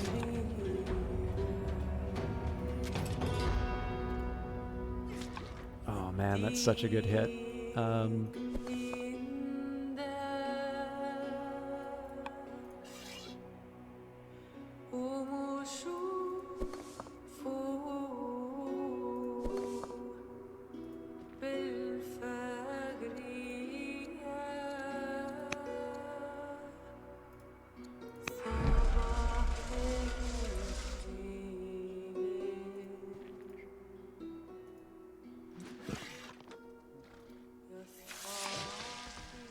Worth it.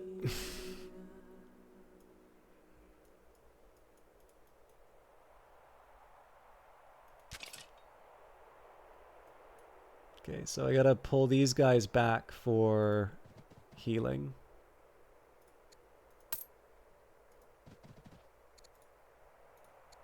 I'm really short on the resources here.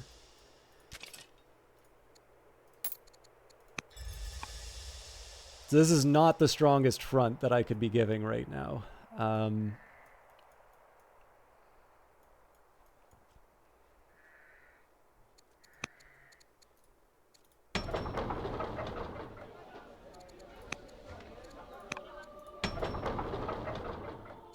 We're going to keep repairing the damage.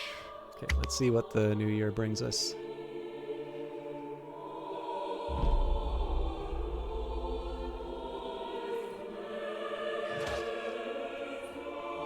So a little worried something like this would happen, but...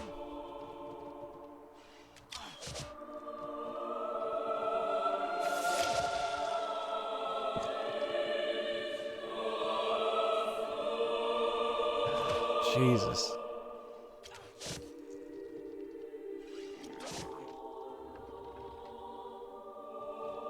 Yeah, so like this is just one of these cases, right, where you can see something on the list, like it'll give you a number, or it'll give you a stat, and then you actually see the reality, and it's like, yeah, I'm not equipped for this fight.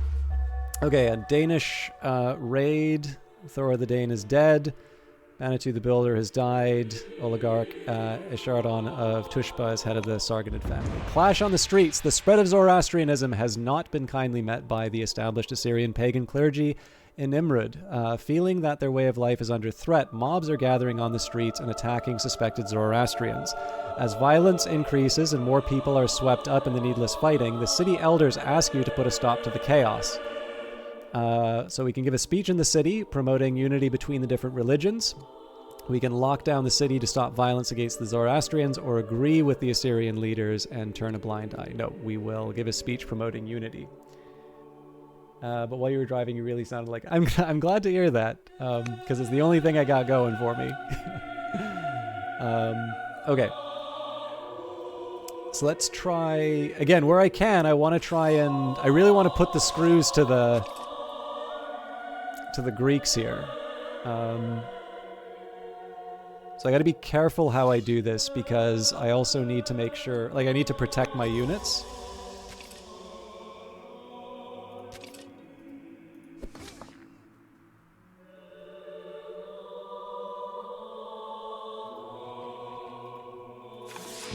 Okay.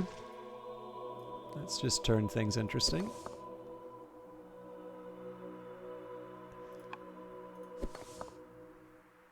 Okay, so any unit that I put in here is going to wind up taking damage. So now I'm going to move this unit up. There's big problems with this because I don't know what's going to be popping out of the other end from Phoenicia. But I'm also worried about the fact that there's an onager here, which is going to unload on my spearmen.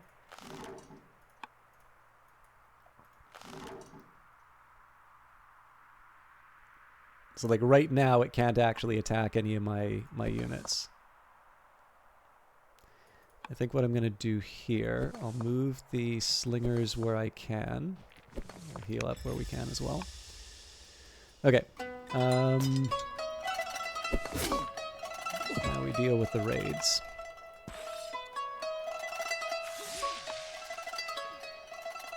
Okay, that's dealt with. Next up,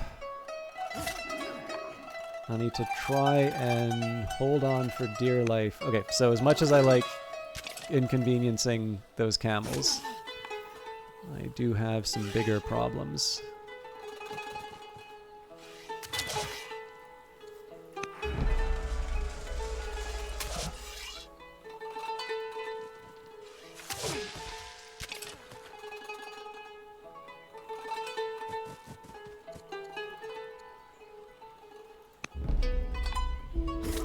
Our general, General Yaba of Tushpa, fought bravely and should be recognized. Shall we promote her or hold a celebration for Yaba in her family seat of Tushpa?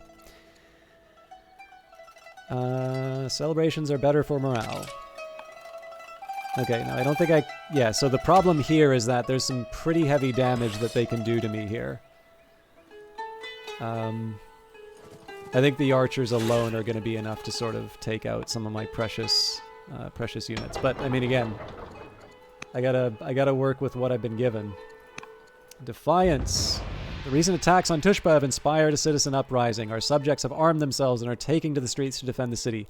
The court asks you to issue a declaration celebrating this act of defiance. What shall be the theme of your speech? We stand by Tushpa, we stand with Assyria. Or dying for your queen is the highest honor. I could probably use the extra orders. Let's take a minute and see. Well, I've actually used a lot of my units here, so...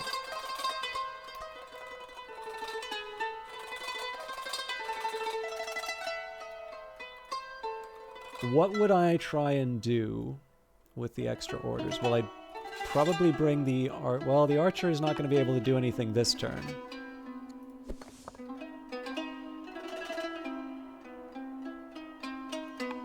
You know what? Dying for your queen is the highest honor, and the reason for that is I don't... It seems like there's a lot that I can do, but I actually don't have as many units as I thought I did. Although I do have those scouts now, so I may want to keep an eye on it. Okay, you're going to keep repairing your damage. Mardaman is... They finished a scout, so again, we need to replenish our forces. In arms and faith, the warrior of Nimrud have declared themselves for Ahura Mazda, daubing their shields with the Faravala and marching with a dedicated group of Images. Religious zeal will help troops in battle, but some of your generals warn that it is dangerous to have warriors with loyalty to two greater powers. Remind the troops that they fight for you, not any god. Zoroastrian dissent. Zoroastrian discontent is spilled into the streets of Nimrud, inspired by the Zervantist thought and their arguments with the wider faith. Unhappy with your rule, the local magi are leading the faithful in attacks on the guards and encouraging resistance against the crown. Excuse me.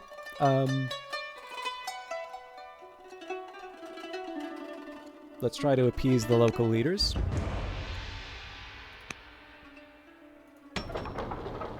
And I am actually going to deal with the dissent right away. Okay, so I'm a bit worried in terms of how much damage the Greeks are going to do to us. But hopefully we'll see the end of this war soon. Again, they're going to be up a city, but we go after Hadi in that case.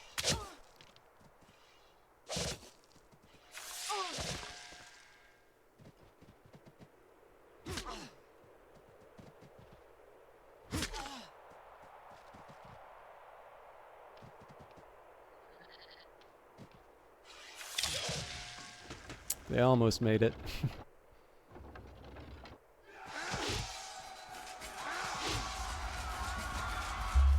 Afflicted by nigh constant vomiting and diarrhea, Queen Saria the Just is severely ill. I don't think we're gonna have a...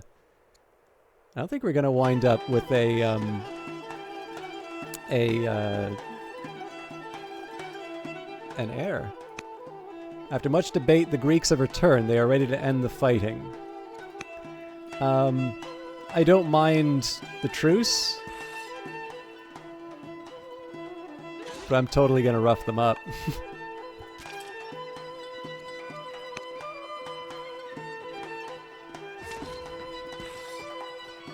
I absolutely totally want to kill as many units as I possibly can.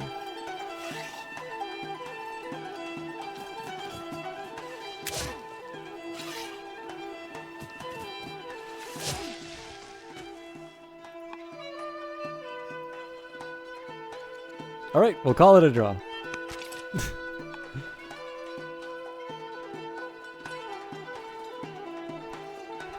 Okay, that lets us focus on the Danes, assuming they're still around. So, there's a lot of stuff that I need to get through. So first of all, we want to get back to taking care of... We want to get back to sort of managing the realm, because we've not been able to do that for a while. We can build the lighthouse. And I think that gives me a bonus to nets. Yes. Okay. before I do that, there was another wonder it was saying I could build. The Acropolis, which is good for Ort. Oh man, the Acropolis is pretty good too. I think I can actually build both.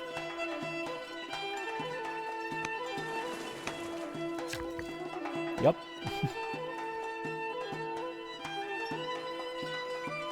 Can I build the Acropolis here?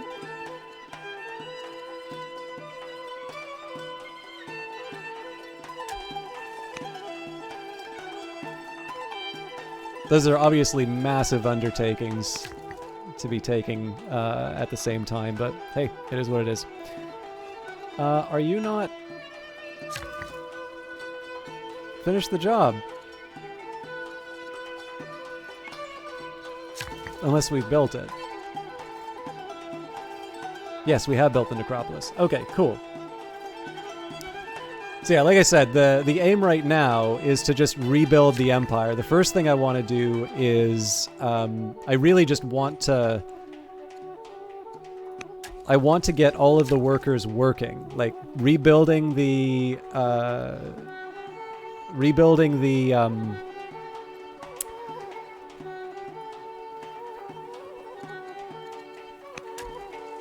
army, like getting them healed and all of that. That's fine, like that's gonna happen. But at the moment, I just need to. I need to get people like building stuff again.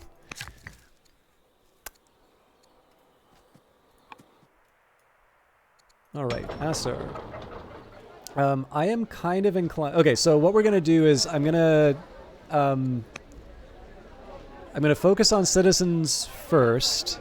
Then I want to replenish the military units, because again, I don't want to just rest on my laurels. I do actually want to push hard against Hadi as soon as I can. But I am at a point now where I have... Okay, so for a good example here, we can afford to build a warrior, so I'm going to build a warrior here. Calatum, I need a replacement slinger anyway. Oh man, I actually... I screwed up.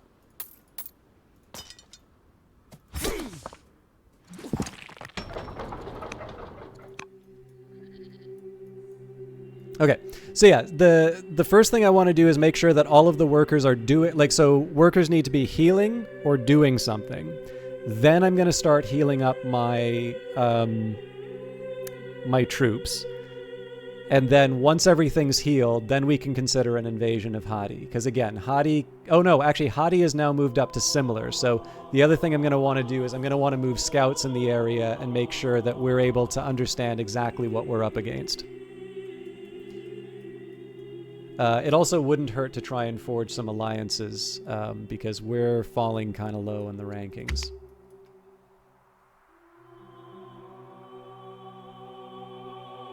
So apparently Greece has 40-something orders. That's definitely one reason they're fighting circles around me. We have we need so many more units.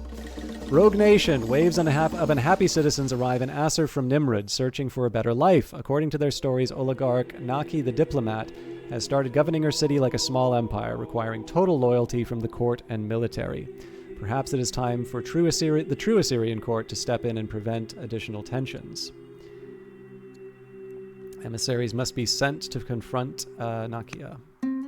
After arriving in Nimrud, the court's emissaries find the local government locked in the tyrannical grip of oligarch Naki the Diplomat. They are immediately placed under arrest, accused of attempting to destabilize the ruling of the city.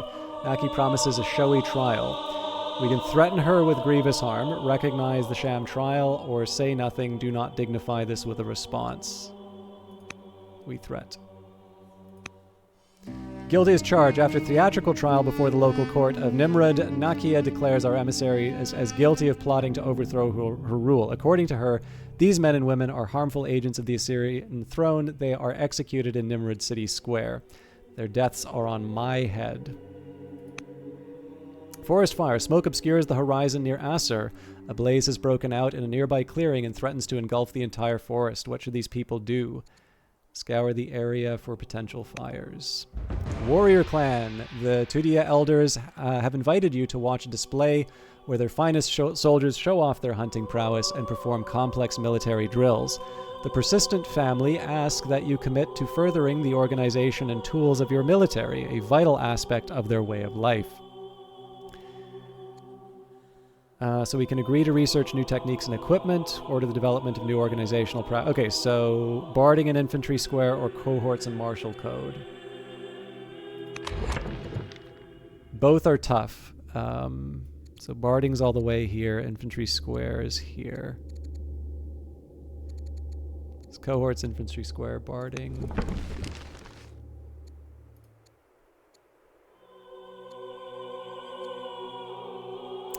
Cohorts and martial code.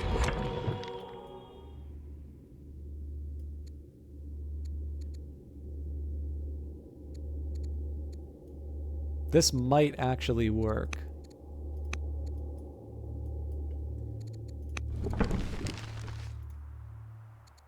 Like it's a 1 in a million, but let's give it a shot. Okay, so as we were saying before, we want to use our workers as best as we can. We want to use our workers to rebuild the empire.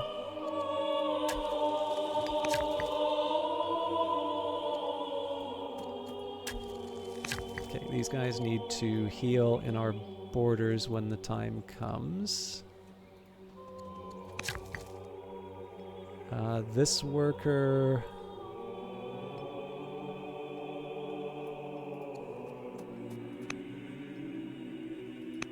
Okay, gotta buy the wood.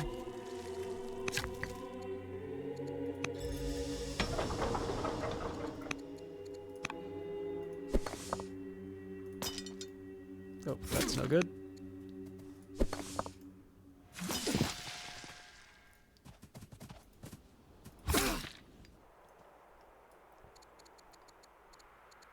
Okay, so the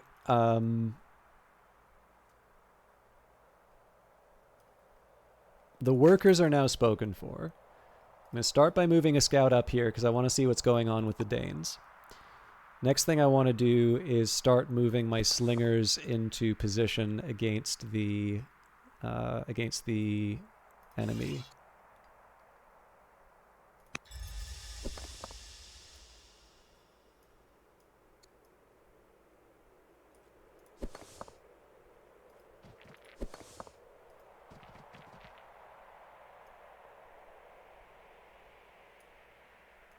I also think any cities with damaged walls should probably be getting repaired at this point.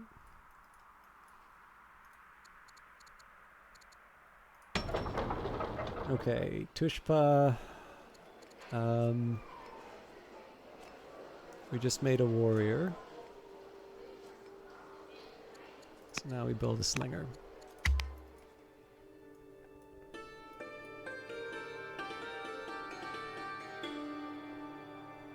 So my guess here is that there's more than one Danish camp still, if all of these warriors are coming from up here.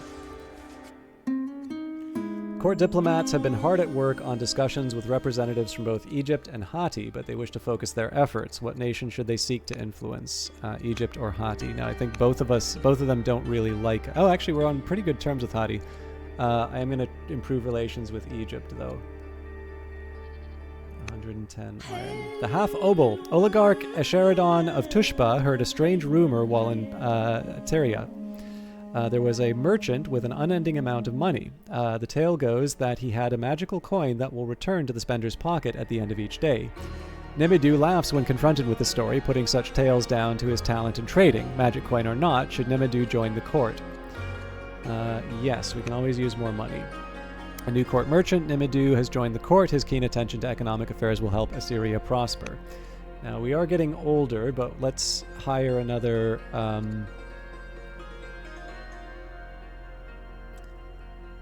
She's vengeful, right. Imprison missions let you place a member of your court in jail at the cost of a few orders and some training. So we'll do that for free. Forest fire salvage crews have managed to rescue large amounts of wood from the recent fires near Assur. Well, 28 is not large, but their heart's in the right place.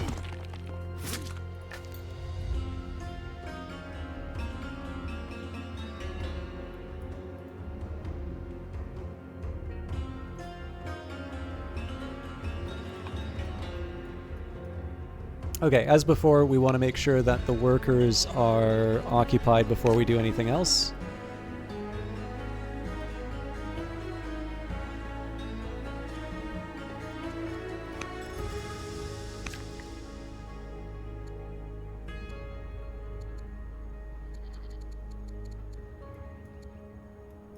Okay.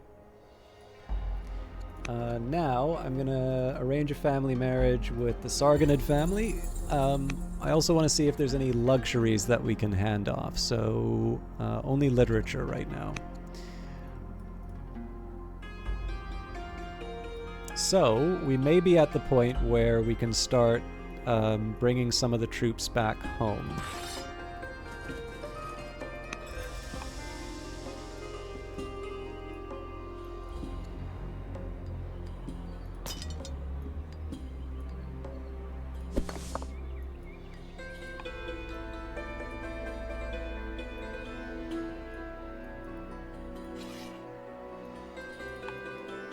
Yeah, so I think healing people up and putting them in like the relevant buildings is the first priority.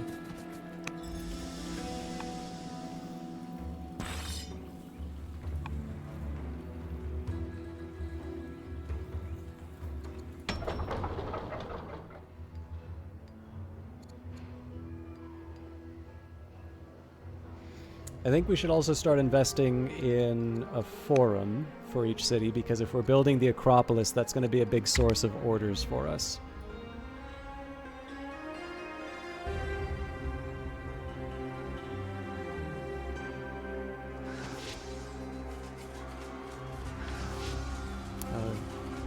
That's really bad that I didn't repair the walls. Okay, more Danish tribal raids. News arrives from Hati. The ruler is dead. The imprisoned missions led to an event. And the governor of Assur has died. Alright, unlikely allies. Guards sent by Chancellor Libali Sharat attempt to arrest oligarch Naki the diplomat.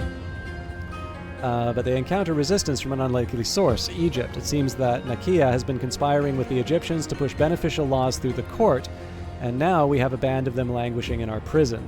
Senusat demands the release of these men along with Nakia and allow them to return to Egypt. Of course, showing such amnesty will be interpreted as a sign of weakness. I don't think we can afford another war right now, so release them. I do not wish to race into a war with Egypt, and we will go for the younger of the two. The court mourns. Today we grieve the death of Weretep the Orator, a member of the Assyrian court. His spirit will be venerated and his deeds will be remembered. The nation mourns. King Hantili the New of Hati. News reaches you from abroad that your fellow ruler, King Adad Nirari, the New of Hati, is dead, killed by an unknown assailant. King Hantili the New of Hati has ascended to rule Hati, and has been named king, proclaiming his rights to the ancestral lands of the Hittite. Renowned as a child of their storm god, this new ruler could be a force to be wary of. Hati delenda est. This is a fun one. And damn it, Saul. All right. Carthago delenda est. Ceterum autem senseo Carthaginium esse delendum. Furthermore, I consider that Carthage must be destroyed. Often abbreviated to Carthago delenda est, Carthage must be destroyed, is the Latin oratorical phrase pronounced by Cato the Elder, a politician of the Roman Republic. The phrase originates from debates held in the Roman Senate prior to the Third Punic War, 1949 to 1946 BC, between Rome and Carthage. Cato is said to have used the phrase as the conclusion to all of his speeches to push for the war. Historical background. Although Rome was successful in the first two Punic Wars, as it vied for dominance with the seafaring Punic city-state of Carthage in North Africa, now Tunisia, it suffered a number of humiliations and damaging reverses in the course of these engagements, especially at the Battle of Cannae in 216 BC. Rome nonetheless managed to win the Second Punic War thanks to Scipio Africanus in 201 BC. After its defeat, Carthage ceased to be a threat to Rome and was reduced to a small territory that was equivalent to what is now northeastern Tunisia. However, Cato the Censor visited Carthage in 152 BC as a member of a senatorial embassy, which was sent to arbitrate a conflict between the Punic city and Massinassa and the king of Numidia. Cato, a veteran of the Second Punic War, was shocked by Carthage's wealth, which he considered dangerous for Rome. He then relentlessly called for its destruction and ended all of his speeches with the phrase, even when the debate was on a completely different matter.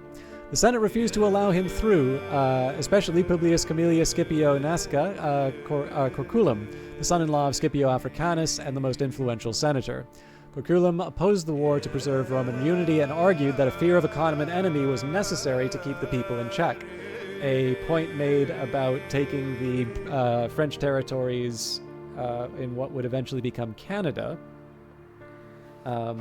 which was anticipating the American Revolution. A story for another time, perhaps.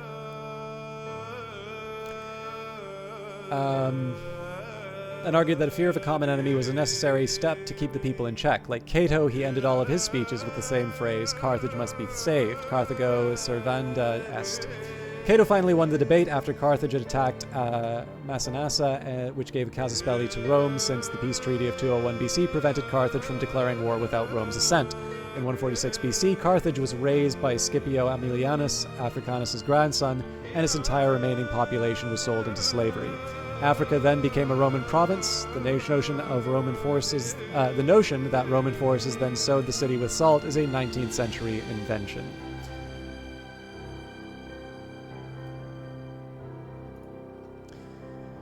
All right, the courtier Saul has been making waves, ending all of his speeches with a call to eradicate the dangerous rival nation of Hatti. Now, it is weaker.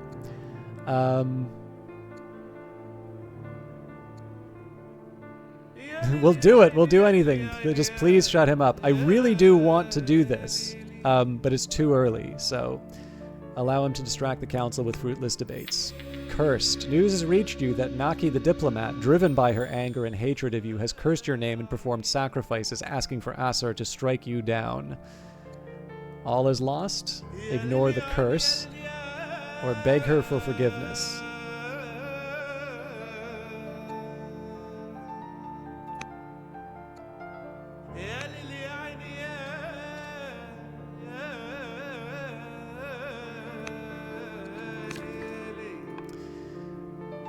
Okay, as always, we need to repair the damage.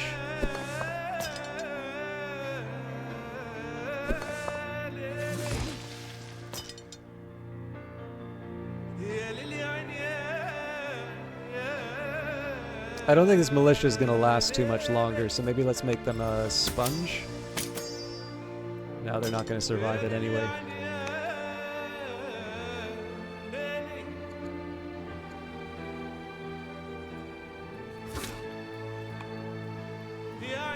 Okay. First things first, we take care of the workers.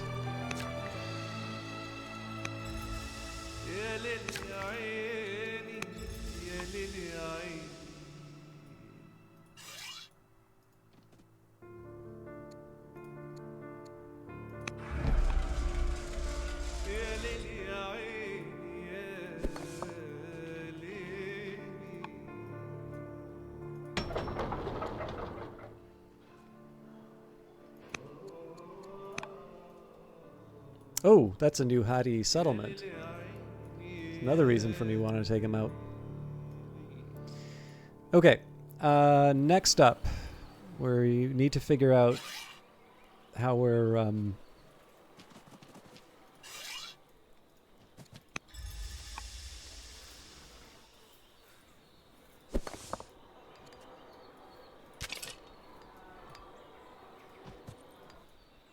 Yeah, we've got too many units just kind of hanging around like this. Again, this is all delaying the liberation of the north.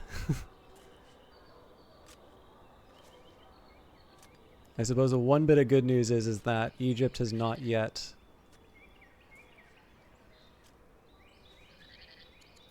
Oh, actually, there's a couple of other things I want to do, but let's focus on the task at hand. So...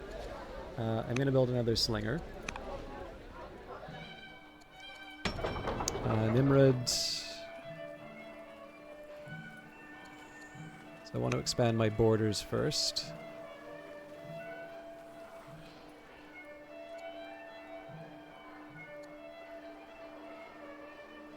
We do need the wood, but... So one of the things I need to do, like, I do need to start securing some peace, because there's too many people who are of similar power to me, and similar basically means that I'm going to get killed. Okay, I'm happy that they didn't take on the... Okay, Egypt declares war on Babylonia. King consort Ashur-nirari is severely ill, suffering from high fever and constant shaking, leaving him barely able to walk. Governor Teshmedu Shurat the Younger has died in office. Patriarch Hattusi the Younger is now head of Judaism.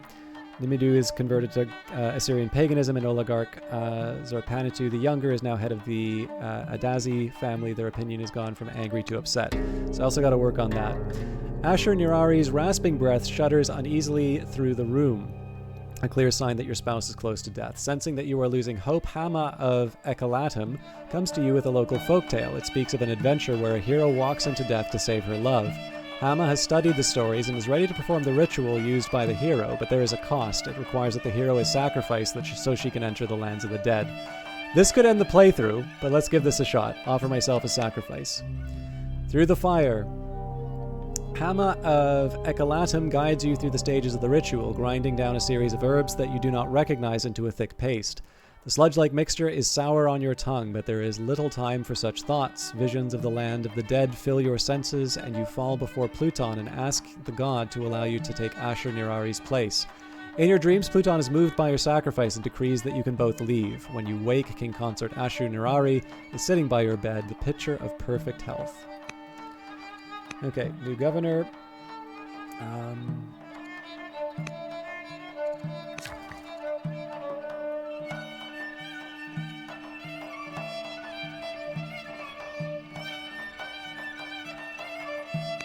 So now I got to think about where I'm doing my upgrades. Yeah, this makes sense. So again, we focus on workers first, because without it, we're not going to be able to expand the empire. Food costs are going through the roof because I've not been building farms.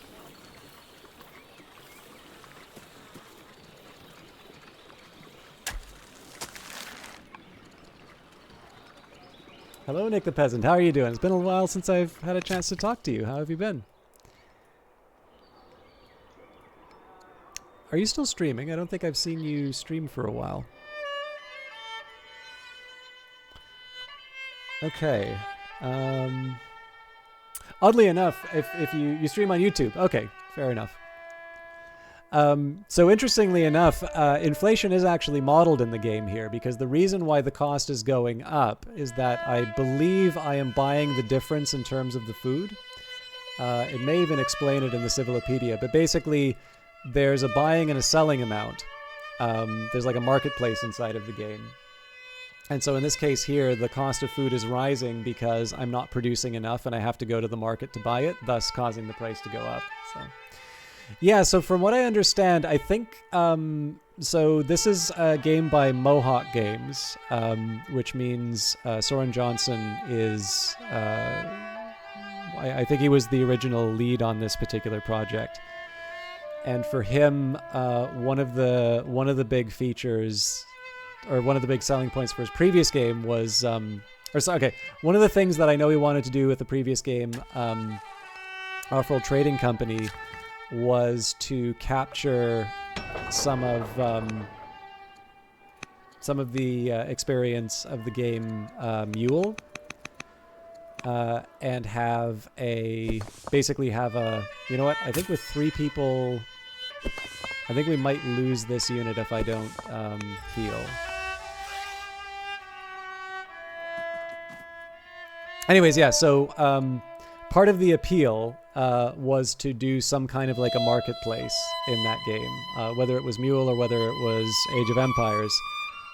It had a similar idea here. Now, Offworld Trading Company is a wonderful game, and it's a real-time strategy game built around that marketplace. So it's not the fairest comparison that I could have made, but it's still very good, and it's one that I highly recommend. It's actually also free to play for the multiplayer part. the what am I saying? I'm pretty sure Hati has taken this.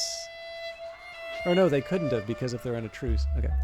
Oligarch Ashadan of Tushpa has died. Egypt is converted to Christianity.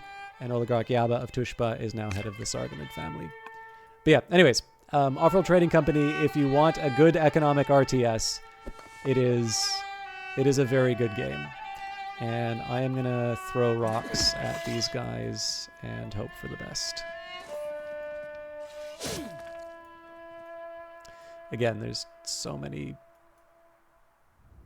dangers here. Okay, we focus on workers for a bit. So 2 barracks. We've only got 1 range, though. No, apparently we have more than 1 range. Where's the other one?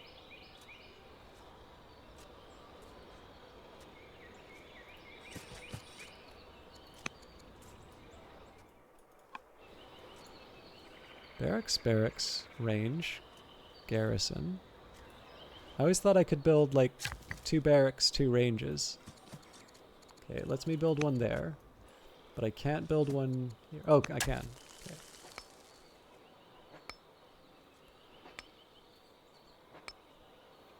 Although there's a question as to whether or not I want to, because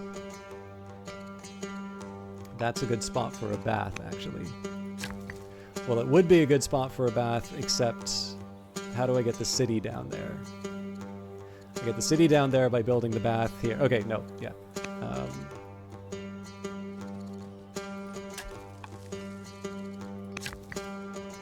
Okay.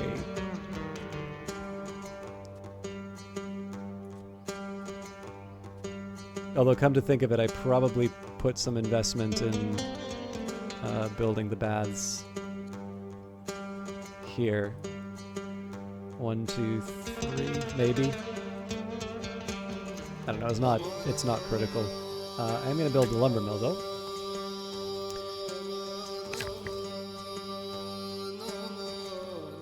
Okay, so those are the workers spoken for now.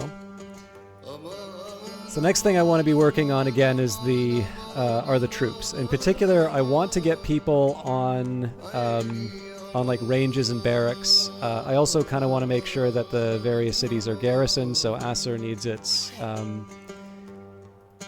archers again.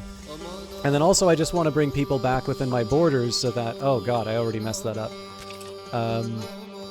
Yeah, I want to bring people back in my borders so I can start healing them up again, but I keep acting like I have infinite orders, which I don't. Okay, I think we're at a point where I want to be building warriors in preparation for a war with Hadi now. No, I want to be building a forum in each city first. And then I think I also want to start looking for cities with discontent, so let's just take a look at that. Discontent 2.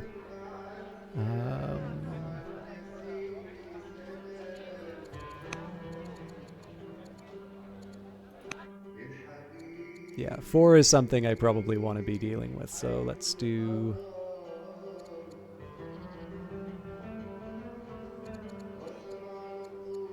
We'll start with 1 festival. These, of course, are the cities with the really tough fights as well.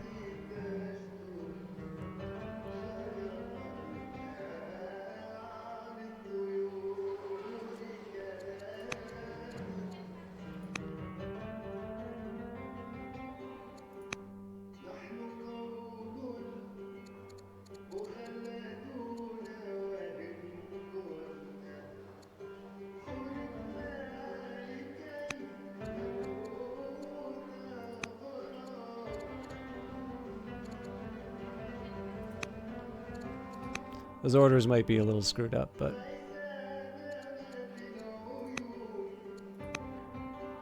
I think 3 is going to be my threshold for discontent. So this is the thing that's affecting my relationships with the different families. Oh, sorry. This looks kind of like Skype. Yes, very much so. And you're going to jump off now. Get to see you streaming. Let's catch up for sure. Send me a message or something, and we'll be able to catch up because there's a lot to talk about in this game, and if you got to go, it's not a good time to talk about it for sure. Okay. I do need to make sure I start spending some points on making nice with the other civs or nations.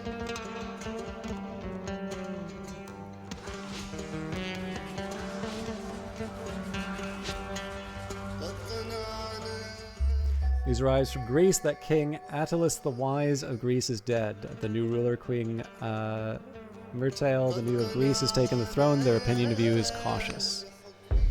News reaches you from abroad that your fellow ruler, King Attalus the Wise of Greece, is dead, killed by an unknown assailant. Queen Myrtail the New of Greece has ascended to rule Greece. She was immediately proclaimed queen by the nobles and generals upon Attalus's death. With the throne secure, Myrtail is ready to lead the people of Greece. Okay. I've got to find a way of getting a... I've got to find a way to get an heir. Because we, for some reason or another, like we don't seem to have a trait which causes us not to have kids. I mean, obviously we're old now. We're 61. We're not going to be having kids that way. Blinded can't be affecting my ability to produce an heir.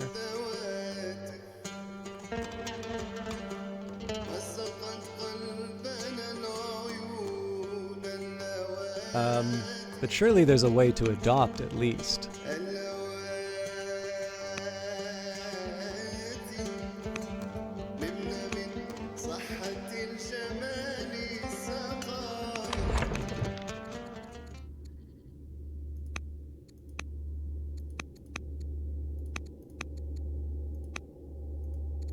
Yeah, a lot of dead people. So, I mean, at this point, I guess we just wait. We wait for the event to hopefully give us the give us an heir, because otherwise we got nothing. Sadly, I do need to heal this unit.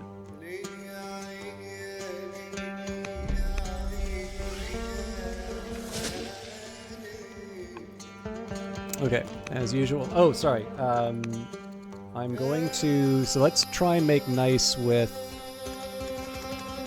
Okay, so let's start with an influence mission on her. Because if we can lock this into like a proper peace... Oh, I gotta pay attention who's the new power. Egypt is quite strong and we don't have a truce with them.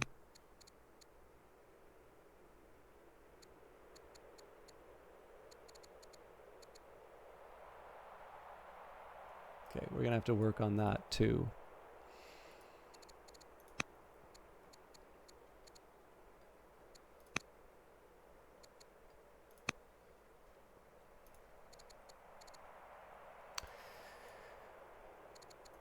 Okay, workers.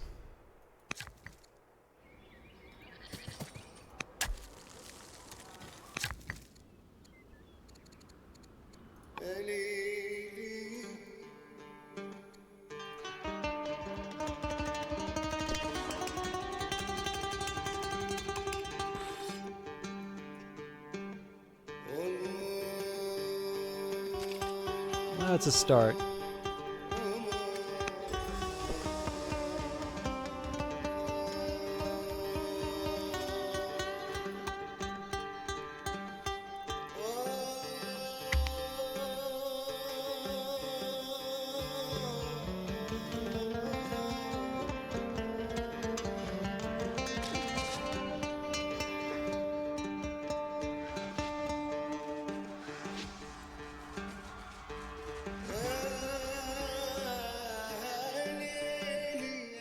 Saul has died. The court mourns. Today we grieve the death of Saul, a member of the Assyrian court. His spirit will be venerated and his deeds will be remembered. He served us well. A messenger arrives from Greece. Your actions have taught us to trust your good intentions. Let us build our trust further. We should agree to a mutual peace. They just gave that to me on a platter. Please accept this gift to help build trust.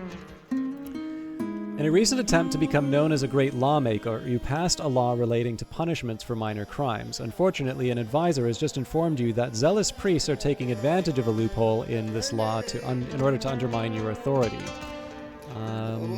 I must close this loophole. So we are now completely out of orders.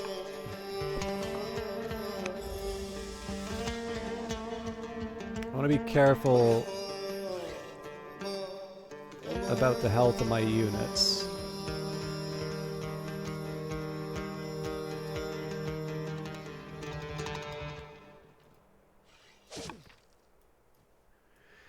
Okay, as always, we make sure that the workers are available for work.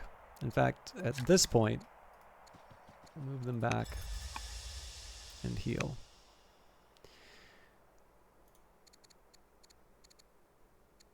Okay, so we're already trying to influence someone.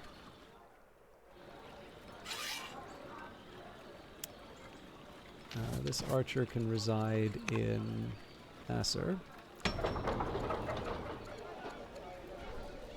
Nasser.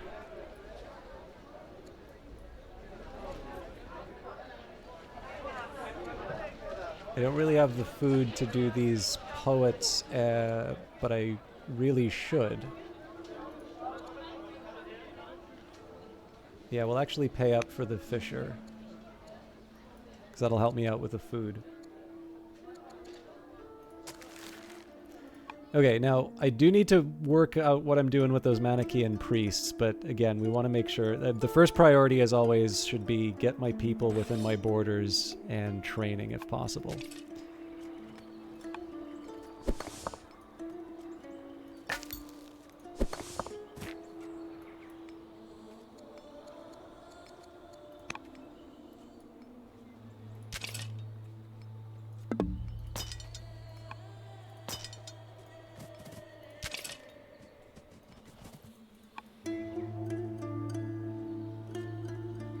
Okay, up next. I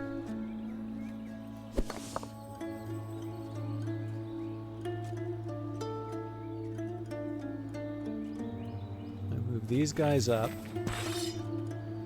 I'm gonna move these guys into Tyria.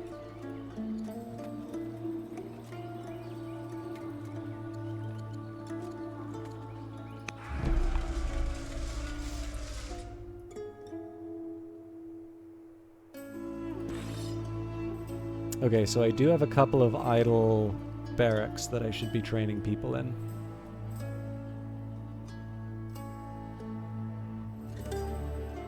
So this is a little bit closer to the equilibrium I was hoping for. Also just taking a look at relative power. Egypt is back to similar. Okay, so like if I was particularly crafty, this would be a great time to go to war with Egypt. Because they're currently fighting Babylonia. But I think Egypt has a little bit too much power for that to be a sure thing. And I kind of need to get my economy back on track. So,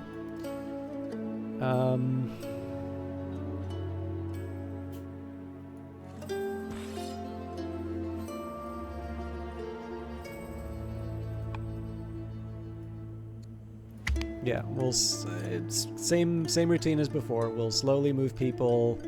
So the ideal is going to be that we have a ranged unit protecting each city individually. Everybody's training in barracks and ranges. You've successfully exerted your influence upon Queen Myrtle the New of Greece. Queen Myrtle the New of Greece becomes influenced by Queen Sauria the Just. Okay. So I'd love that Freemason, but we do have some priorities that we're following up on. So land consolidation will...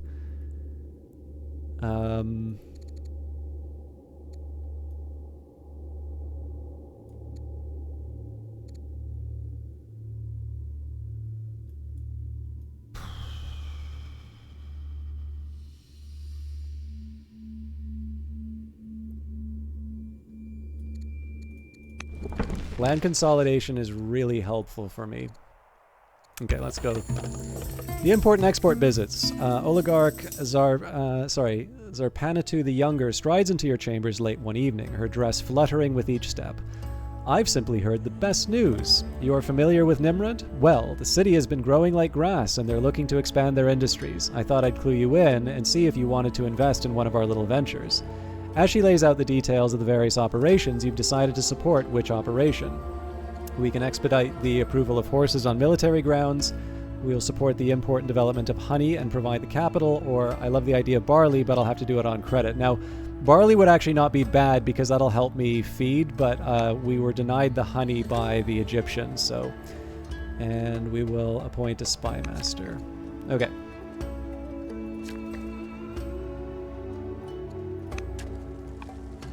Again, when there are spare workers, we want to work the tiles before we go any further. This actually wouldn't be a bad spot for the range. Nope. It wouldn't be a bad spot for the range, but we can't quite reach it yet, so... These guys can. Okay,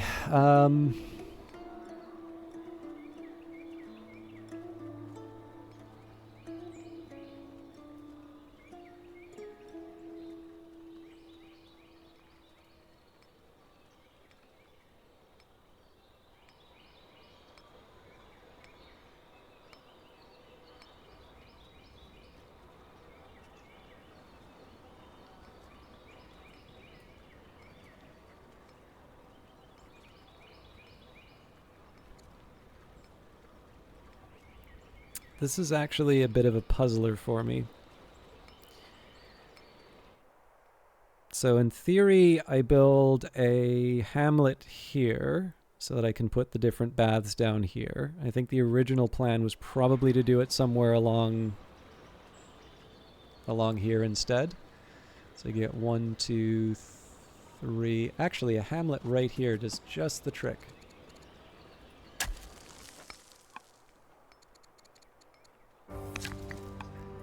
All right.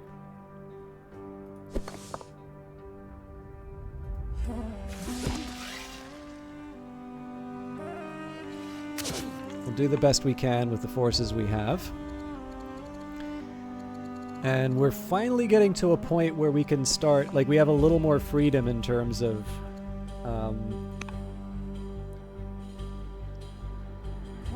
getting certain things done. So I want to, we've secured peace with Greece. Babylon wouldn't be a terrible choice. Like, so the Egyptians are definitely growing stronger, but the Egyptians have territory that I want. That's not true for the Babylonians. So we will influence Babylon first. And I'm kind of curious now that now that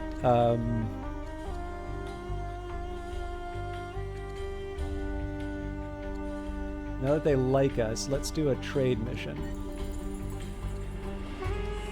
So that didn't leave me a lot for my troops, but we'll have that time. We'll be able to do everything we would have done next period.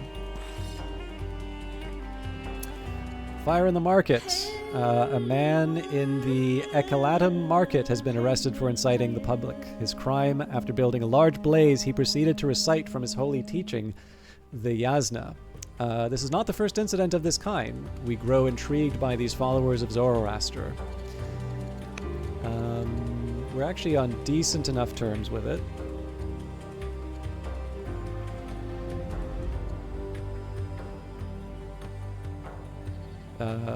We will release him, but forbid Zoroastrianism. This just gives me a chance to defend myself a little bit better. Oh, and I'm mad that I didn't... Okay, we've got the training to be able to get the order.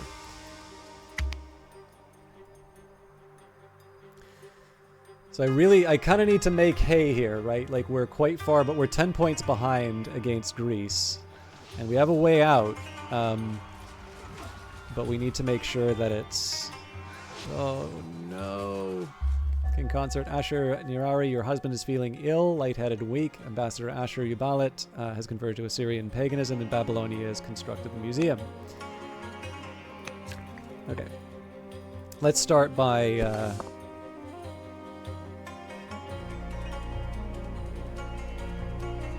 okay, I'm really going to take a chance here. So I want to do maximum damage.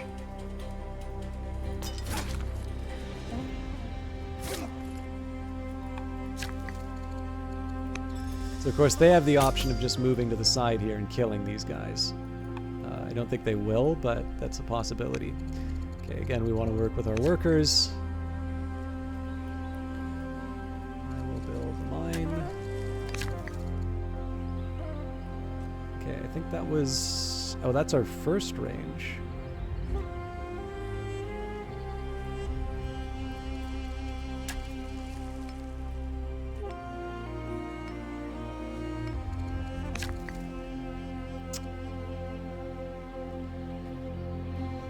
Okay. I've actually already used up all of our orders here. I'm sure we can't build the amphitheater yet. Yeah, we don't have the culture.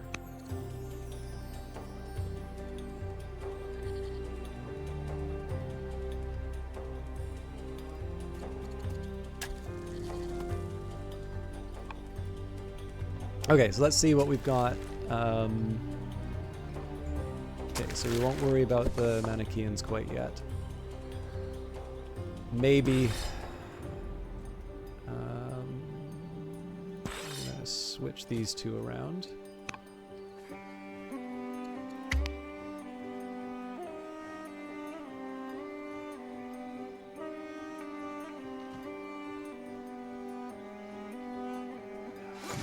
Eventually I want to move the scout, but again, priorities. Having always been a bit sickly, King Consort Ashur Nirari, your husband, has now become severely ill. You have successfully exerted your influence upon King Abel-Sin, the architect of Babylonia, but appear weak in the process. Okay.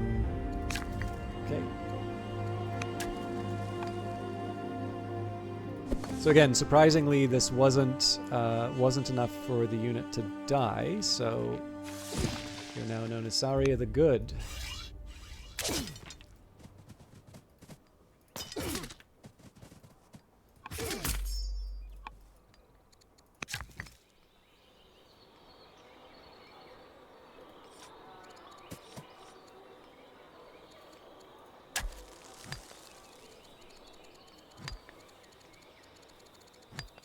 Okay, the workers are doing their thing.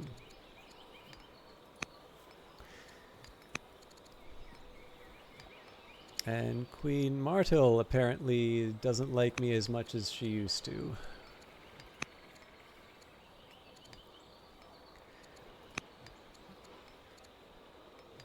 Now,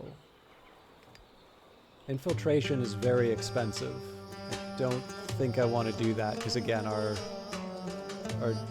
resources could be better than they are.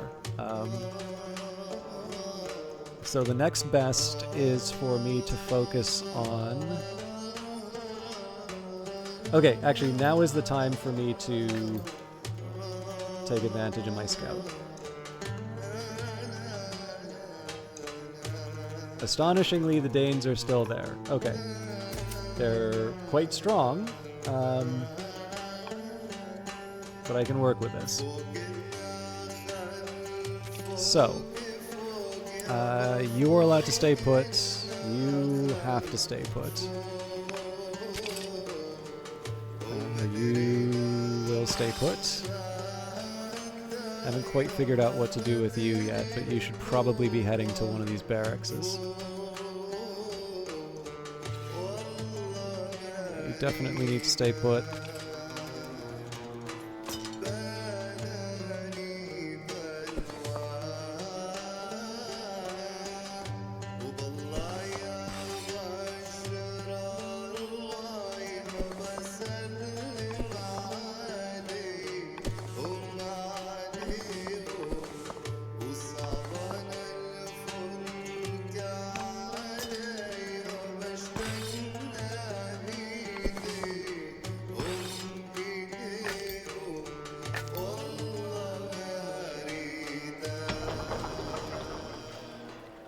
Okay.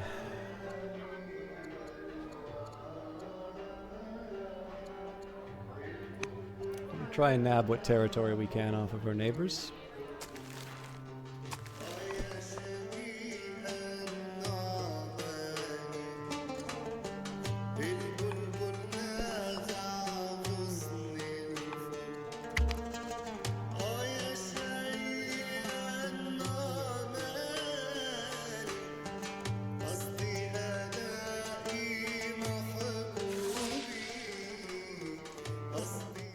Sargonid rebels, angry with your rule of Tushpa, have formed a spearmen near the city. Governor Zubir Mardaman has died in office, and my husband has died. A trade mission. Our ambassador, Ashur Ubalit, completed his mission to establish a trade network with Greece. The Greeks are willing to trade, but the terms are not generous. So we can get food in exchange for training. We can get iron for orders, or we can get iron for I think we need help with the food. So we also have training that's going to waste right now, so I need to focus on that. Love kills. At the funeral for King Consort Ashur Nirari, Nimidu the merchant has accused you, without evidence, of orchestrating the recent death of your spouse. He charges you with plotting this murder to clear a path for legitimacy for your true love, a priest in one of the local temples. Obviously the charge is false, but it could still harm your reputation. Deny such heartless accusations.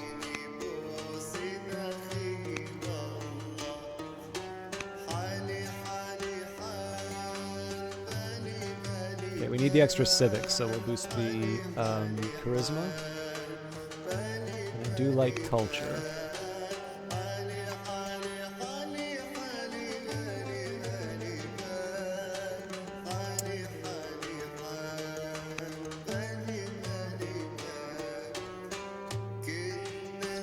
Foreign marriage, and I don't think I'm going to be able to do a trade mission. Well, no.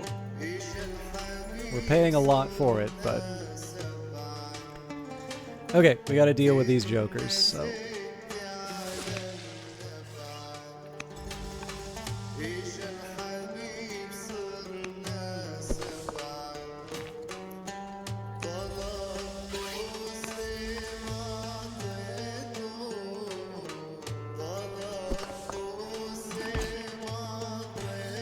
This is one of these cases we want to, like, really pile on and beat the crap out of these guys, because I don't want more unhappiness in Tushpa. Okay, before I do that, let's get the free promotion in.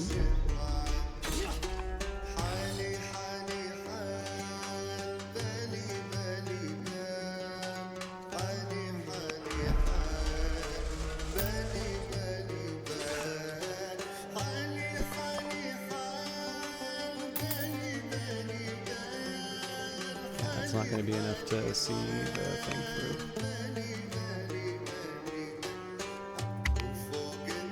So even though I really need to get these orders sorted out.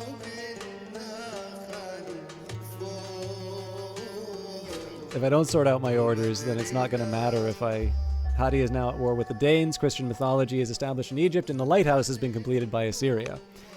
Okay, so I gotta be really careful about the Hittites now, because they're gonna take the Danish territory out from under me. Right, you're now known as Saria the Fountainhead. A new marriage proposal from Babylonia has arrived for your Queen Saria, Queen Saria the Fountainhead. What is our answer? Hammurabi the Younger, age 62.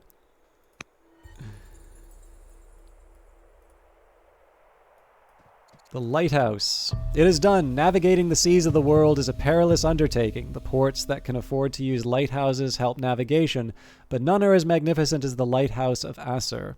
It stands on an islet opposite the city harbor, over 100 meters of whitewashed stone with stairs winding up around the outside near the base and inside further up. At the tip is an oil lamp, as wood can be scarce, that is reflected across the sea with mirrors. This beacon will stand as a testament to our people for all time, as a symbol of our accomplishments today and of the glories yet to come. With this wonder, my legacy will endure.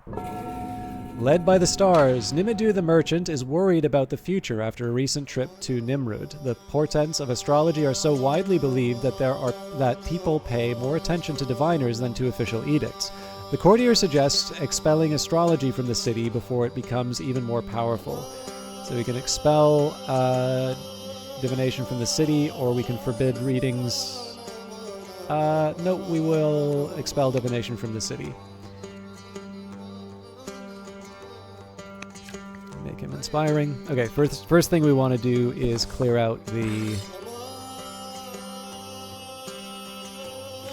rebels.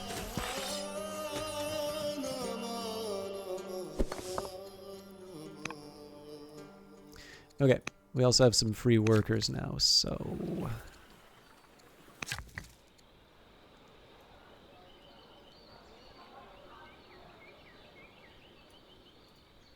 I do want to expand my borders where I can.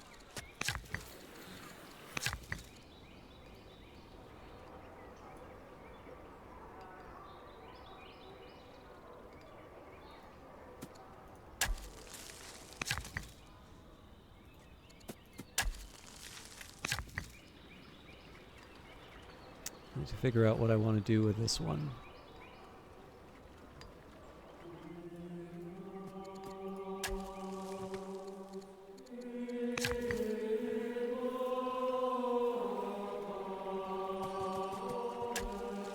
And again, that's more or less the action spoken for. So,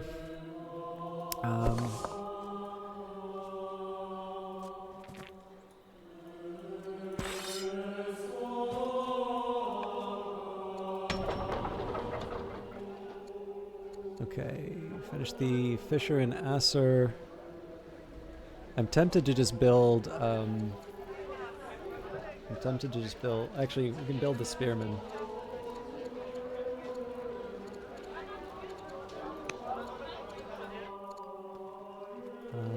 Tushpa is filled with its military roles. The woodcutter would be nice, and it does have a forum. Alternatively, I could build a rancher, a trapper, or an apprentice poet. Okay, so...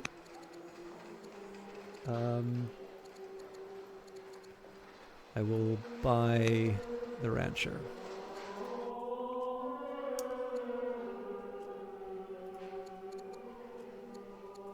Stonecutter here seems to be a pretty self-explanatory choice, although we're also going to build walls and a forum following that.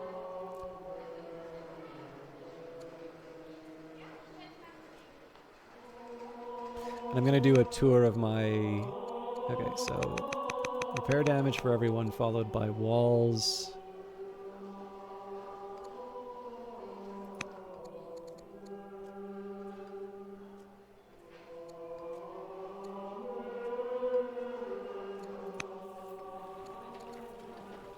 Okay, so it looks like everybody's got a forum, and everybody who needs a walls and forum has one.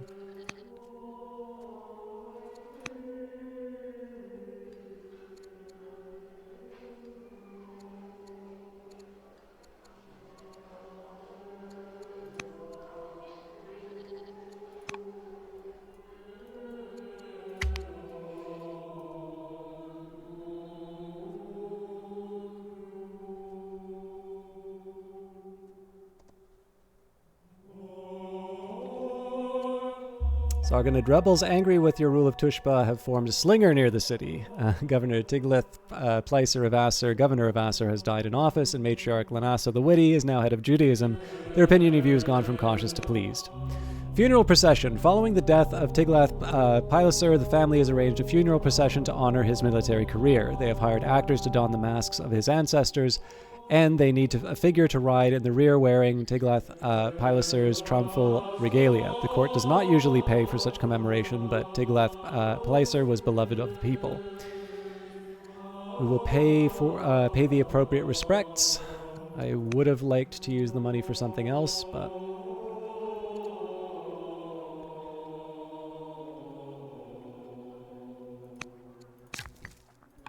Okay. Again, I'm short on orders.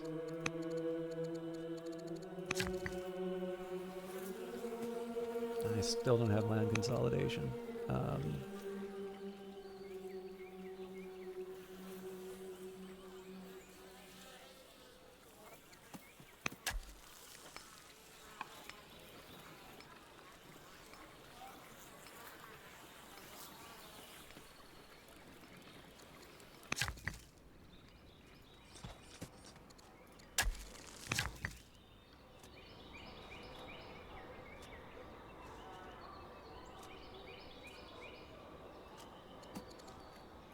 We don't exactly need the stone anymore, so... I kind of grit my teeth while I did it, but it was the right call. Okay.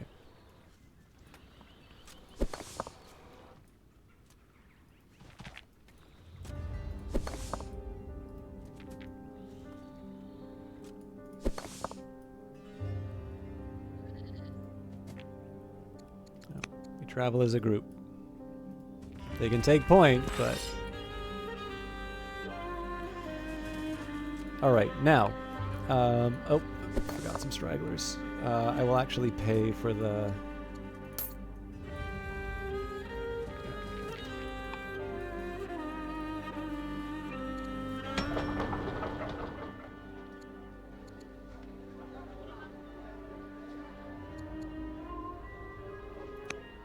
I'm going to start paying for some festivals in these places. There is a side of me that wants to invest a bit more in military units. So again, we've got Greece is stronger again, and Hatti is similar. But I first of all, I want to get my units up to their potential to begin with, and then second, I want to finish the conflicts I'm already involved in, and then we can worry about the next few steps. So there's an argument to try and imprison this guy.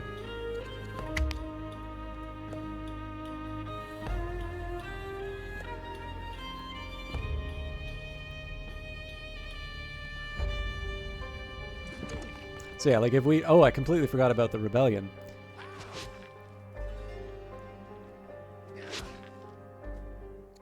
News arrives from Greece that Queen Myrtle, the Mason of Greece, is dead. The new ruler, King Arambas the New of Greece, has taken the throne. Their opinion of you is now cautious. Patriarch Mactas, the commander, is now head of Christianity. Our ambassador, Ashur Ubalit, completed his mission to establish a trade network with Babylonia. The Babylonians are willing to trade, but the terms are not generous. Stone for orders, stone for science, stone for civics. Let us get science.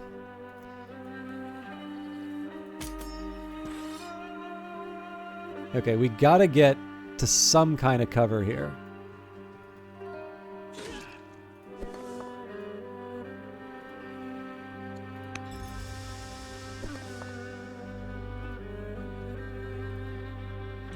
Okay, that's promising.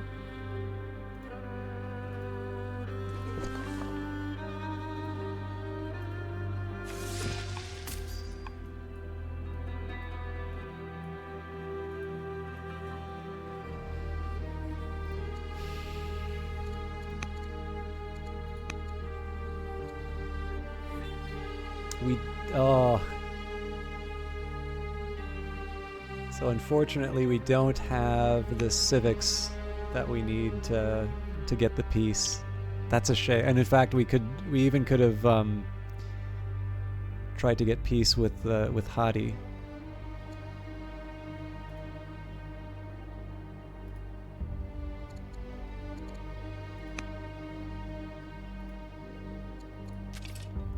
Okay, I'm going to change things around a little bit. So I want to make sure that I'm assigning some generals to the most promising units.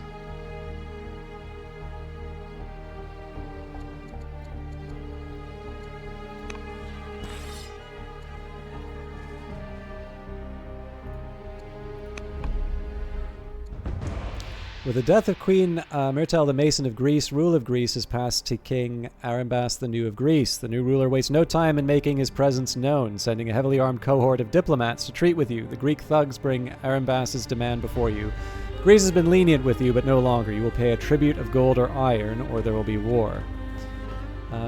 We will go for the gold. The presbyter. The Christian presbyters are fervent believers in their young religion, guiding their local flock to follow the path of Christ. Word reaches you of a particularly talented and charismatic presbyter who's been leading the efforts in Tyria, pulling together the poor and wounded of the city to help each other. Your advisor suggests that an offer should be extended for Presbyter Adamu to join your court, where he could help so many more.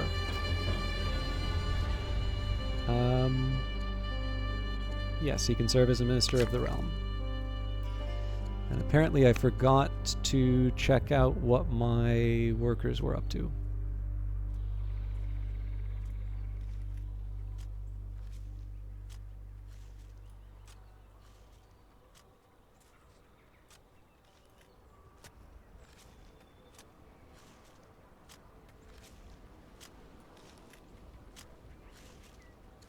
Okay. In anticipation of some future construction, I'm going to build an omelet here.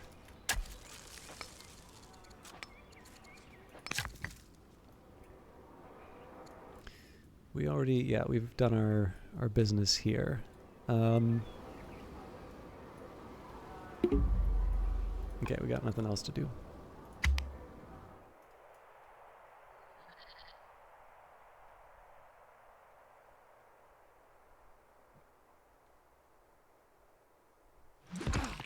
God damn it, I keep forgetting the rebellion. Hama of Ekalatum has converted to Assyrian paganism, and the Acropolis has been completed by Assyria. So hopefully that means that we see an acceleration of our orders. Okay, architecture was what we were targeting for baths, so we'll go for it. The Acropolis is complete. Each of our vassal families wishes to dedicate a sacred treasury inside the monument. Which family shall receive this honor? The Sargonids are the ones who are causing me the most trouble, so we go for it. The elect. The citizens of Nimrud have sent a Manichaean elect to petition your court for a new temple for the city. Upon meeting the elect, you are taken aback by the honesty and frankness with which the plainly dressed disciple talks to you despite your position as queen. Having someone who is unafraid to speak their mind could certainly help at court. The court welcomes such piety. Okay. As before,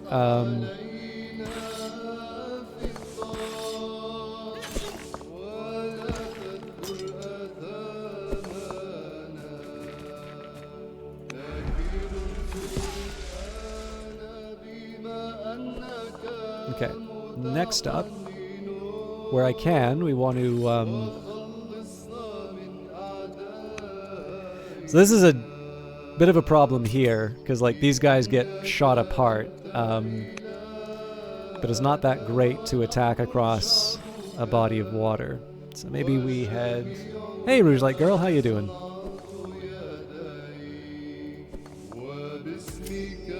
Yeah, we don't have the strength to be able to handle that, so...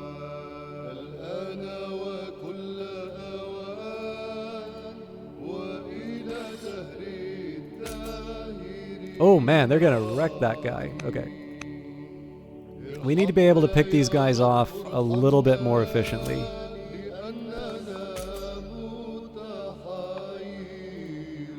So probably we should maneuver my units kind of around to the right here so that we can attack from the covered positions.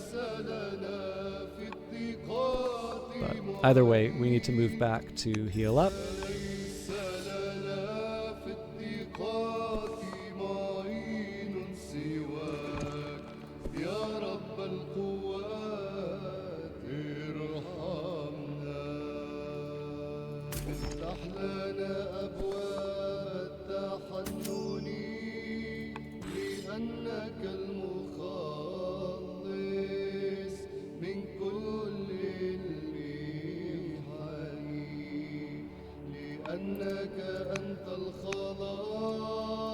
Still can't quite make this work.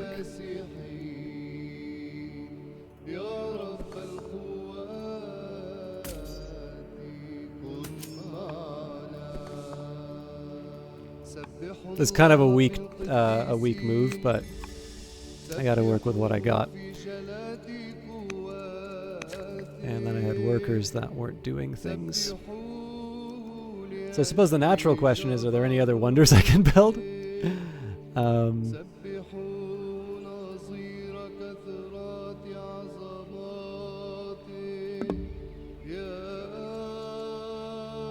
All right, so all of this will take... So the answer is kind of yes, but it's going to take a huge amount of civics, and I am way too low on civics right now. So my plan B, build some lumber mills. Okay, Asser. I have a little bit more freedom in terms of the infrastructure that I build. So for instance, I can be going for some culture. I think it's wise to keep working on the fisher right now, though. And a forum wouldn't hurt. But one thing at a time.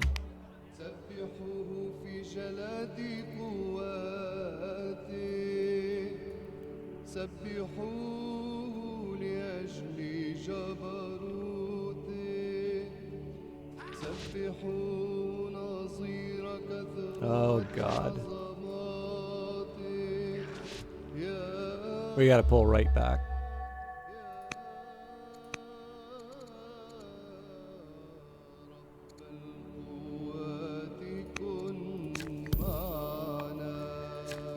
Okay.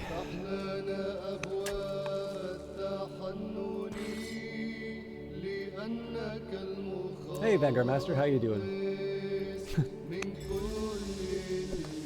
Nah, I don't hate you that much yet.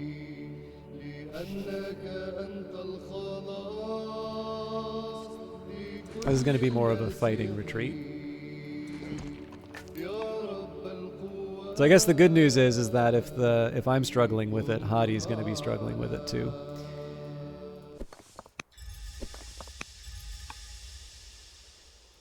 But I think it's pretty clear I should be... Okay, so let's just cycle through our units. I'm going to put you...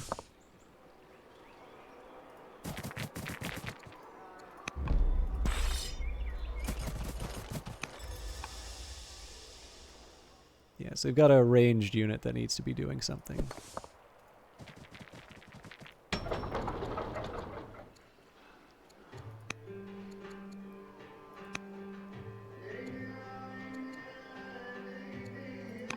Actually, it's pretty clear this unit's not going to be going anywhere.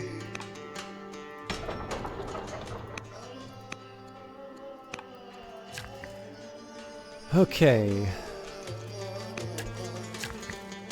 There's always demand for quarries. Now I think I'm going to pay up for some orders here.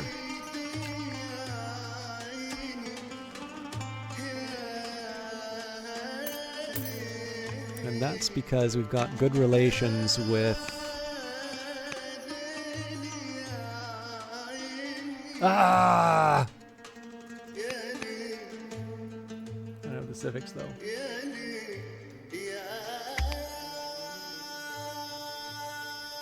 So again, I can't neglect my military, but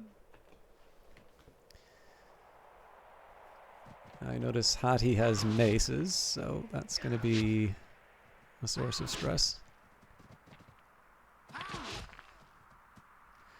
Greece declares war on Babylonia. News arrives from Babylonia that King Abil-Sin the Enlightened of Babylonia is dead. A new ruler, King Kuraglazu the New of Babylonia, has taken the throne. Their opinion of you is now cautious. Always having been a bit sickly, Queen Saria the Fountainhead has become severely ill, and a whole bunch of conversions.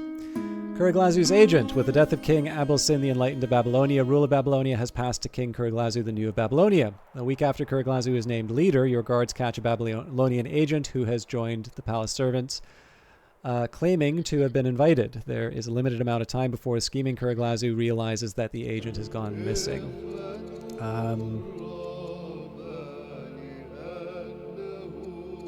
I don't want to become vengeful yet. We still have a chance of preserving peace. Daughter of the Storm Temple, rumors of your severe illness have spread, and in response, priestess of a minor temple of Tushpa have sent one of their own, a daughter of the Storm Temple, to your court to render assistance. Do you allow her entrance to your bedchamber and tend to your illness? Heal me if it is within your power to do so. The other side, the same dream has been haunting you. Night after night, you watch unmoving as the waters steadily rise, silently enveloping the people around you until you alone remain. You can still feel that water climbing your neck when you awake. Finally, oligarch Zarpanatu the Younger offers an explanation. Reading from a book of dreams she has collected, she claims that it is a message from the gods, and previous occurrences of the dream have ended with the dreamer losing someone close to them.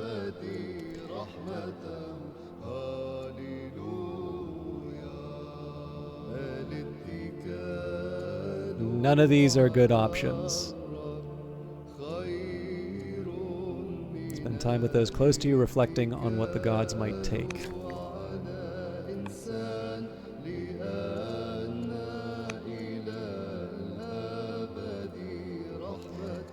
Okay, as always, workers first.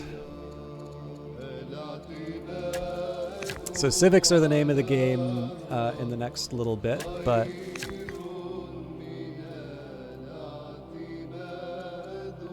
amphitheater seems like a good choice here.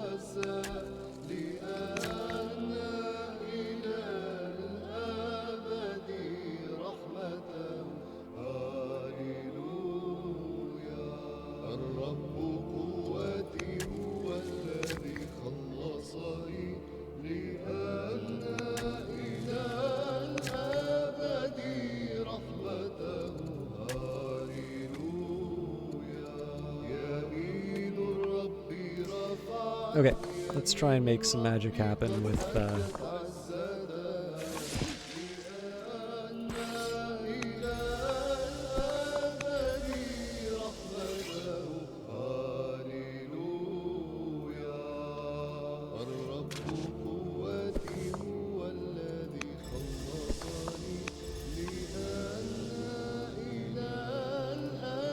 Alright, what are we looking at here?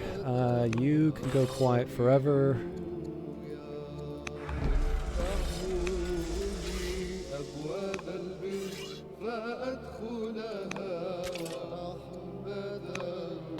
I'll take advantage of the promotions when I can, but this is not a good time for that.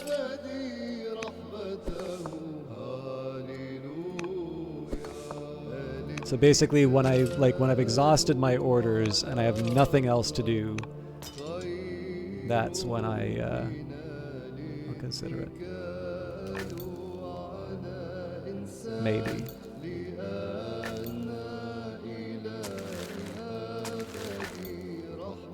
Okay.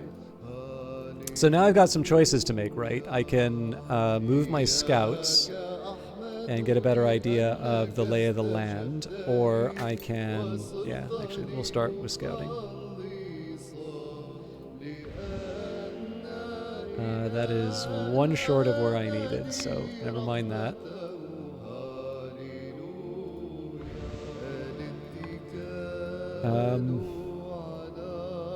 This is roughly where I would have moved them anyway, but like I kind of want to make it so that I'm not relying on information I got from bouncing back and forth.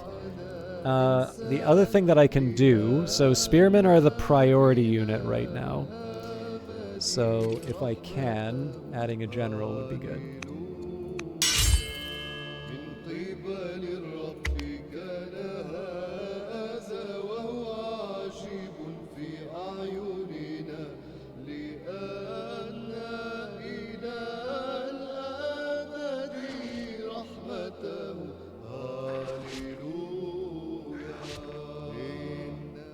He's at truce with the Danes. Baziah the hero has died. Patriarch Diodorus the Romantic is now head of Zoroastrianism, and Atarpali the Younger has converted to Judaism. Solid foundation. Fascinating. An ambassador arrives from Egypt with a diplomatic offer. Senruset desires to build a relationship on a solid foundation, as solid and reliable as the magnificent stone from your quarries. I am totally happy to give them 40 stone to improve relations. I was convinced we would be going to war with them. So I prioritized the honey there because that is something one of my families wants.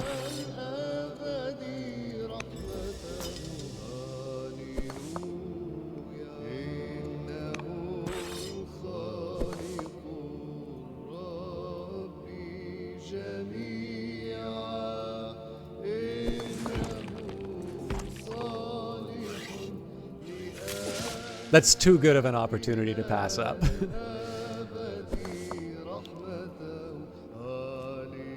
Although I don't know if I went through my workers yet. No, okay. Want to be careful about this because obviously this is an open field that we might get beaten up on. I'm gonna guess there's also a third location with the bad guys, but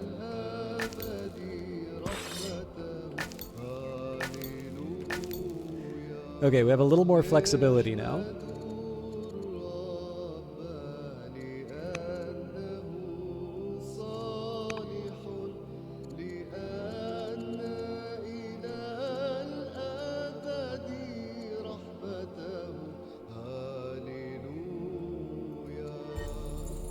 That's a terrible idea. That took all my civics.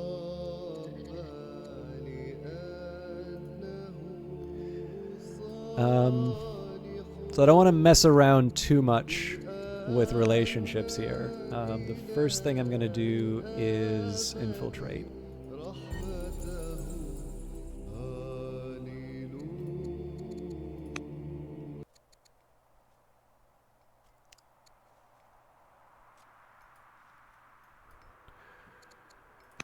We can also try and make nice with people.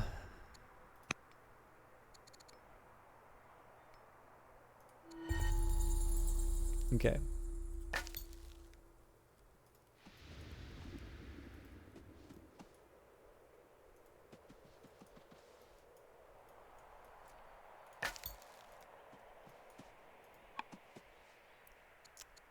I do want to build some agent networks at some point, but this is not quite it.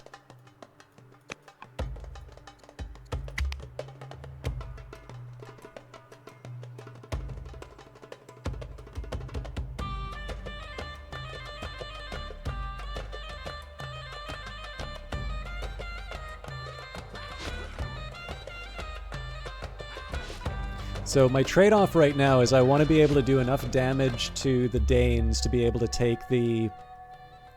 I want to be able to fight the Danes and take their territory, but I don't want to be in a situation where I give the territory to Hati. An era of peace has occurred near Assur.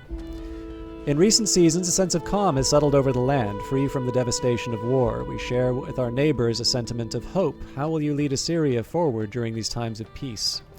Establish trade routes with Egypt to further secure the peace, or strengthen ties with Greece by inviting one of their nobles to our court. Let's get the Greek minister.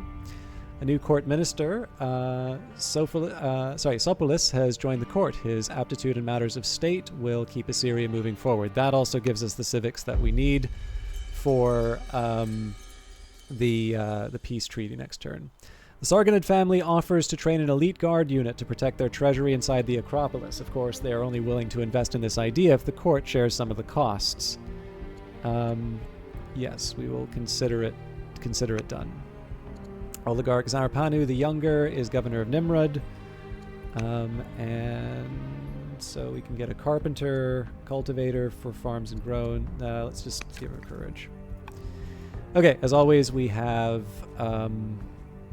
workers to attend to first.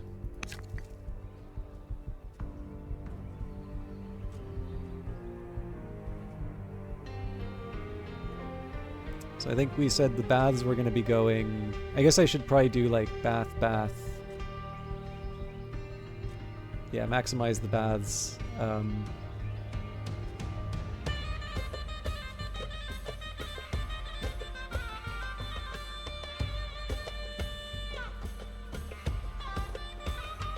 So, bath. Oh.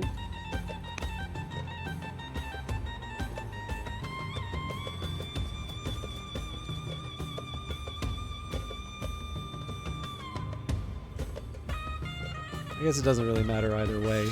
Oops. Okay, what else do I want this guy to do then?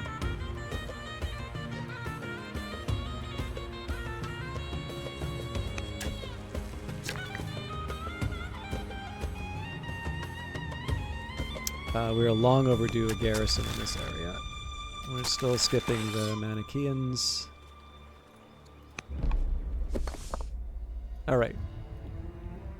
So the question at this point is, do I try and go for this Danish encampment here, or do we try for our old friend? I think I'm going to try... for this one, just because we've had a bit of luck with it so far. I'm gutted that I couldn't seal the deal. Now again, we want to be careful. We want to make sure that we're the ones to take this, not the Hittites.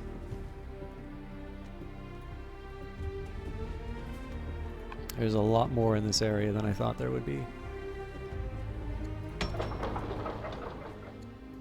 Okay. Next thing is we want to expand the borders where we can, so the only real option is here.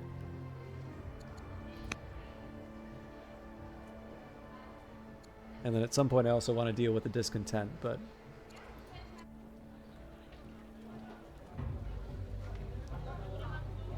Nimrod...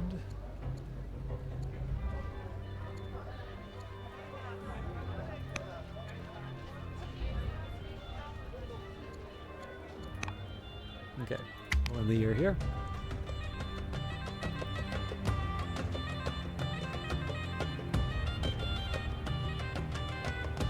Not quite sure how we catch up with Greece on the scores, but maybe we can try and eke out an ambition victory.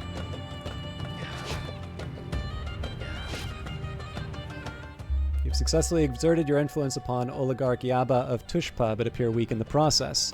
King Consort Hammurabi, your husband, has died, and Christian dualism is established in Egypt. Brilliant. An emissary arrives from Hatti with an offer of priests. We wish to expand our trade routes with your nation. The ores mined from your lands are renowned for their strength and quality. We desire to purchase more from you. So that achieves the ambition. They kind of gave me that on a silver platter, but I'm not going to complain. I don't think it would hurt to put farms down here, to be honest.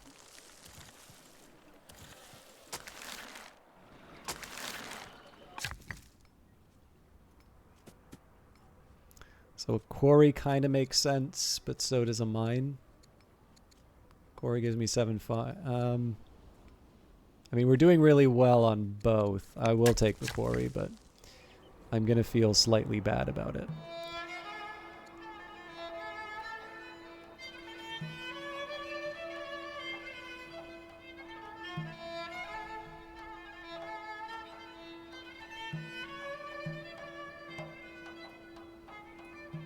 I think I've already made a mistake in terms of where I put these ranges, because I was just thinking, like, for baths, so I could try 1, 2, 3 here, but I can't put a hamlet.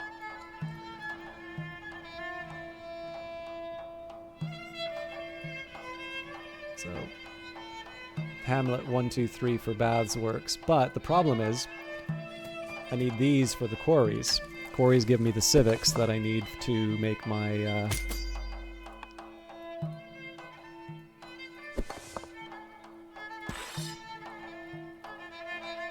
Okay, I'm gonna go really aggressive here.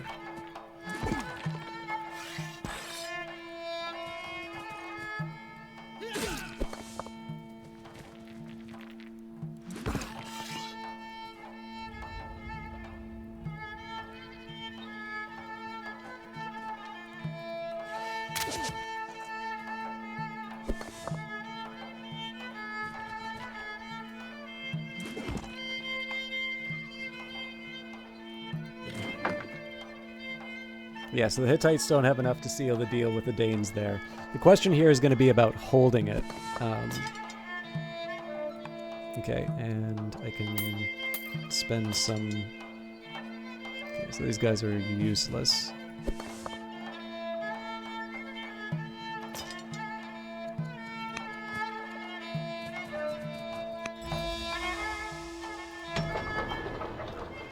Okay, we finished the fissure. I think I still want to expand the borders down here, although again, there's got to be a point at which I stop doing that. We have finished our forum. I guess the big trick on this is that it's all well and good for me to try and expand the borders, but I'm expanding it out into like a frozen wasteland, so it's not exactly... It's not inspiring a ton of confidence.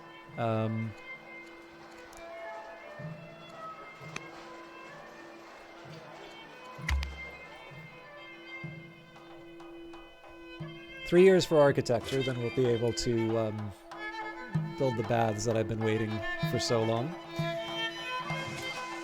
And again, I'm hoping it lets me adopt someone, because otherwise, you know, we've managed to do an okay job getting through a really tough situation. And yeah, it's just uh-oh. Greece is gonna be mad.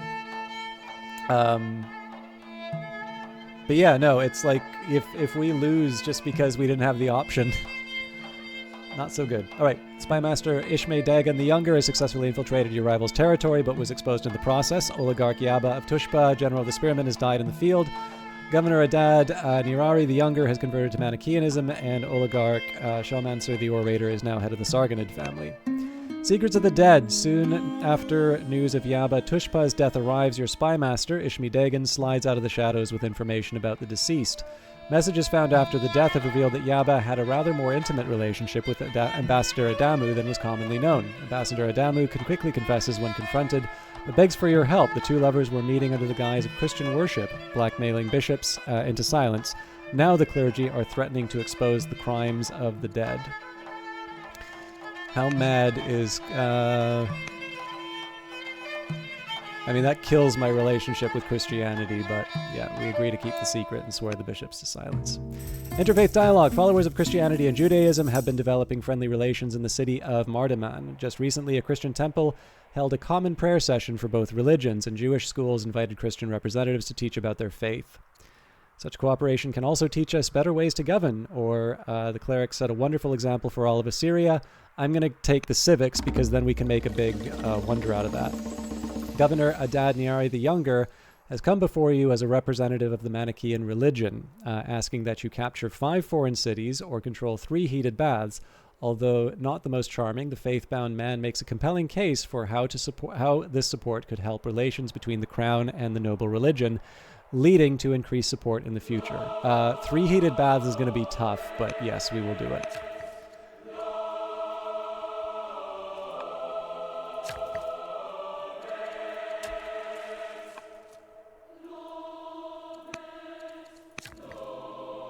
So I have a few things to take care of.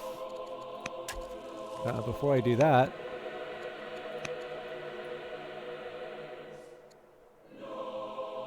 so I could build the Colossus. Spreads borders, culture, bonus level for new units. Seems pretty good. But we don't have legendary culture for either of these.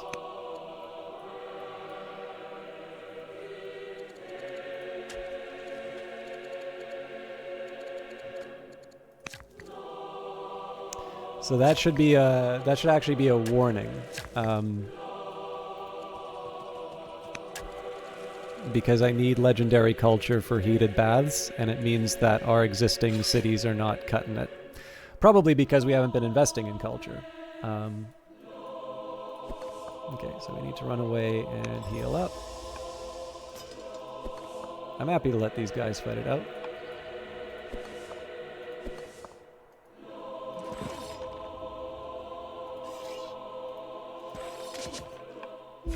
King's ransom. During the battle, the cowardly Danish leader, King Ivar, fled the battlefield, abandoning his wife and 2 daughters. Now in hiding, he appeals to us for mercy, hoping to buy back his imprisoned family. What, if any, mercy shall we show our enemy? His craven display was ransom enough. His family is the cost for his cowardice. Everyone has a price. Yeah, we're going to adopt the child. A new court minister, Soteria, has joined the court. Her aptitude in matters of state will keep Assyria moving forward. Welcome, Soteria the Dane.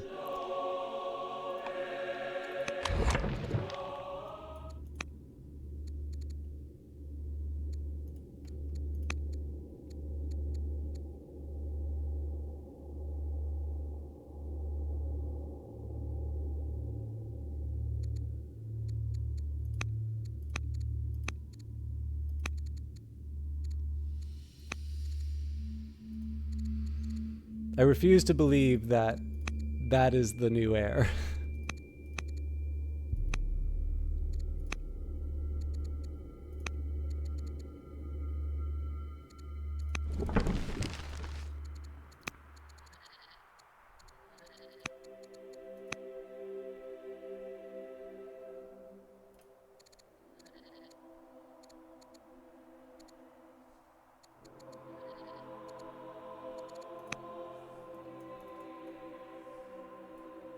I'm curious how I wound up with this agent. I won't ask questions, but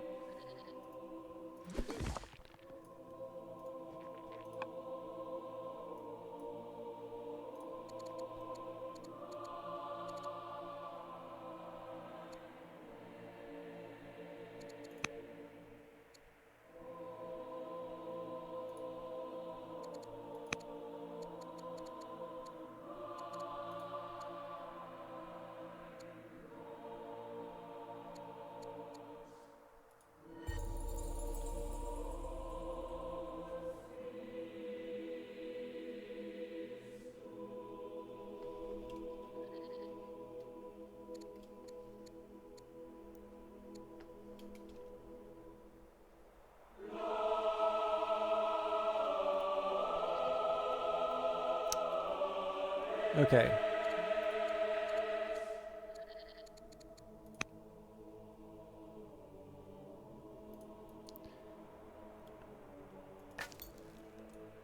I want to try and be thoughtful about. There they are.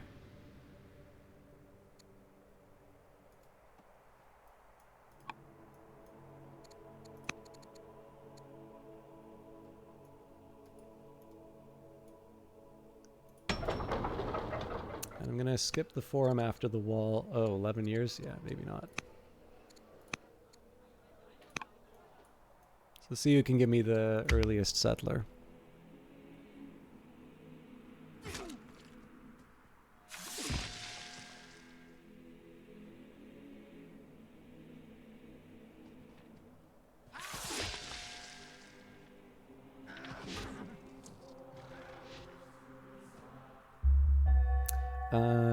Shaditu, the commander, has died. The prophet Mani has died. Matriarch Kali the Humble is now head of Manichaeism. They've become cautious. All right. Honored by the faith, the prophet Mani is dead. As the court fills with people for his funeral rites, Matriarch Kali the Humble oversees the proceedings. A high honor, as Mani was renowned and an especially devout Manichaean follower. You don't say! After the rites, Matriarch Kali the Humble approaches you without the usual entourage of elects. Will you use this chance to get close to the matriarch? It's a lot of money, but yes. A wealthy trader from Asser arrives from a recent expedition, flush with gifts for the court. And we will add another court merchant.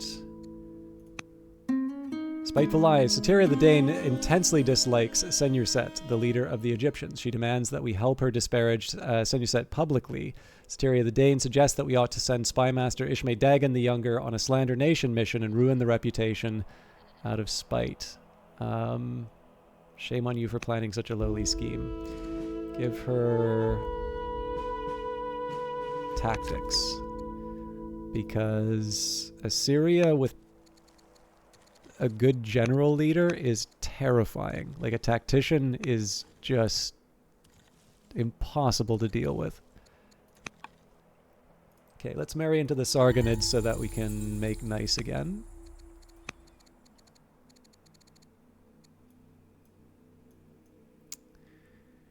Okay.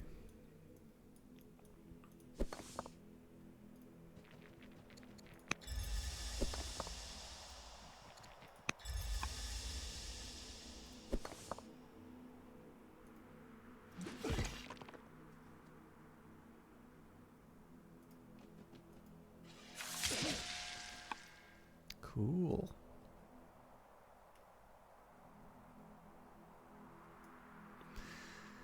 I think now we can afford to sort of tab over. So yeah, these guys are staying put.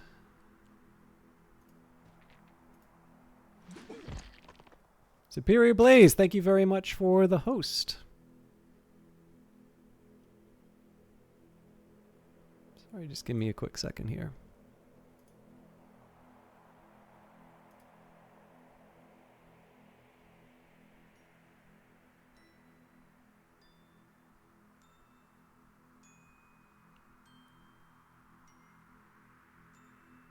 I'm sorry, I seem to have lost my Twitch screen. What's going on here?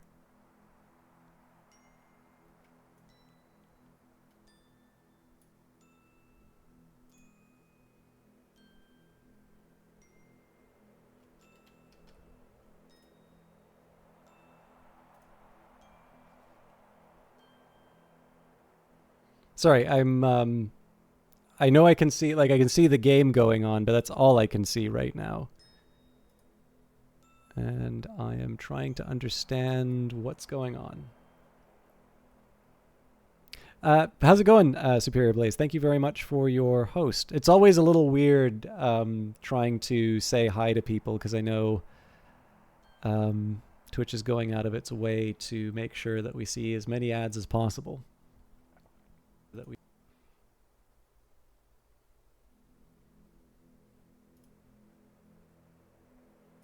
But also, what were you playing tonight? I see you had a fairly healthy number of people watching you.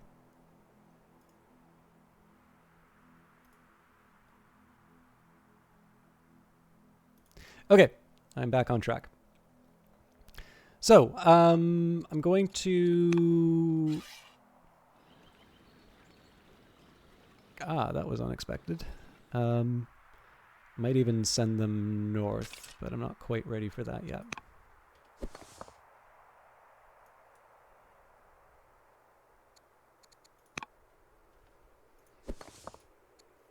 I am going to upgrade these guys to an archer, though.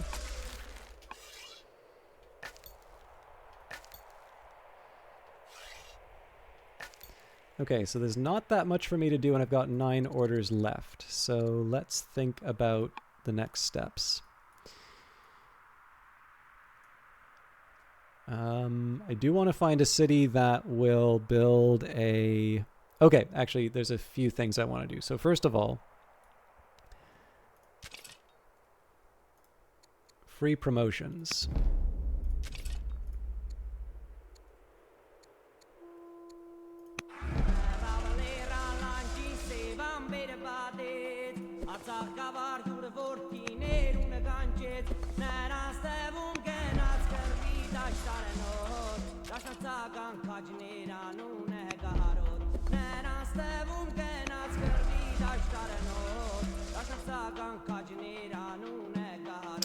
Still have 3 left.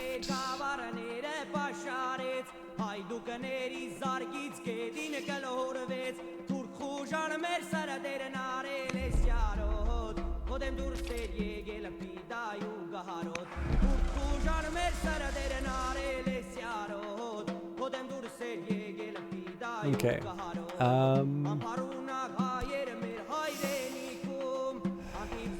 I guess we can move the scout a bit. You're playing Fallout 4. Is that your first time through Fallout or Fallout 4, or is it returning to an old favorite?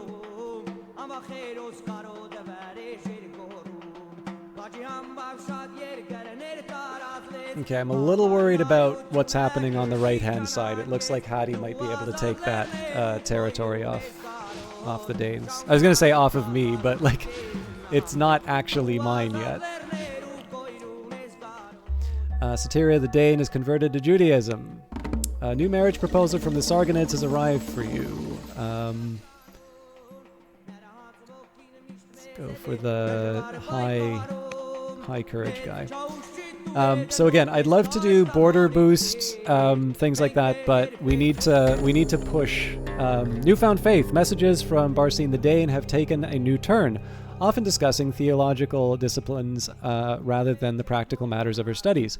However, despite the Khanim encouraging this newfound interest in the divine, the young woman has converted to Assyrian paganism rather than following your own Jewish faith. Leave Barsine the Dane to her new gods.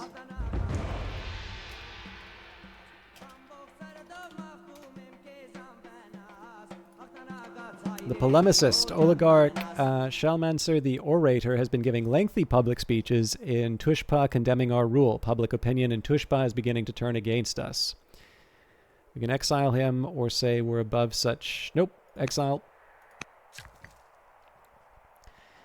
Okay, more wood. And again, priorities are the workers, because this is going to be the way that I kind of get us out of this. Ah, here we go. Now we have our legendary culture. We can build the Hagia Sophia. We could also build the Pantheon. So the Pantheon gives us 10 culture, 10 military. The Hagia Sophia gives us... Yeah, I think we got to go for that one.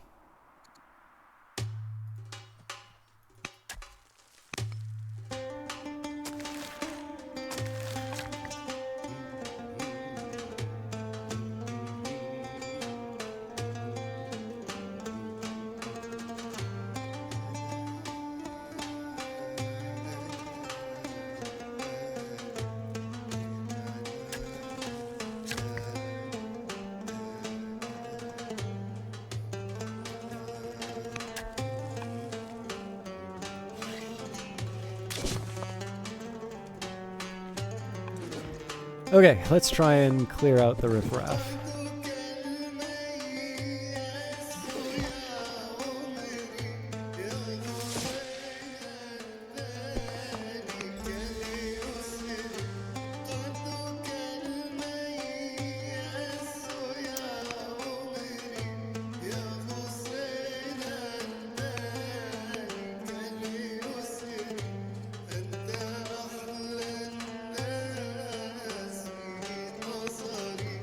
I'd rather not see that reduction in growth, but you know, I gotta work with what I've been given.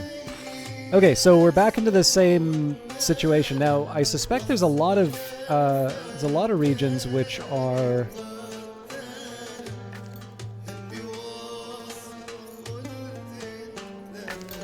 sorry, there's a lot of cities that should be finishing their job. Okay, so 4 years for a settler. Look, it's not my favorite choice, but yeah, let's just get that out of the way. Nimrod, I don't even know. I guess we've been struggling with civics, so it sort of makes sense to build another forum at this point.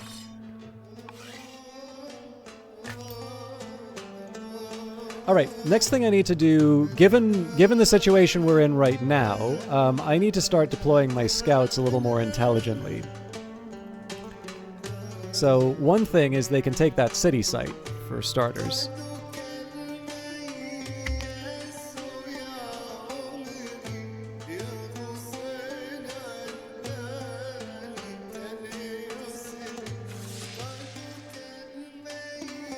Again, I want the Danes to meet a little bit less success in the east.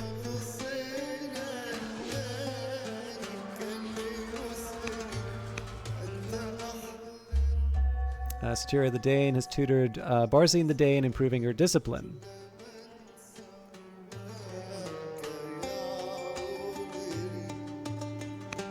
So I'm treating her like she's going to be the one to inherit the kingdom.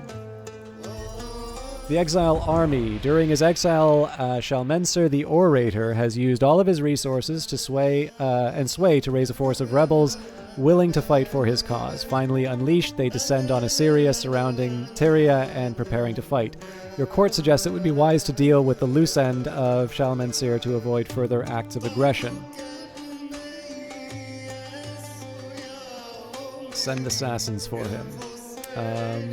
Let's improve the charisma so that we suffer fewer drawbacks.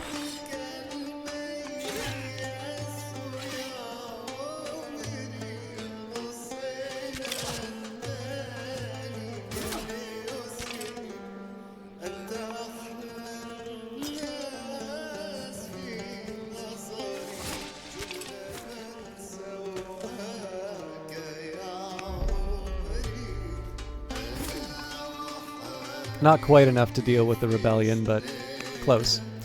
Alright. Still gonna do the damage we can on these guys.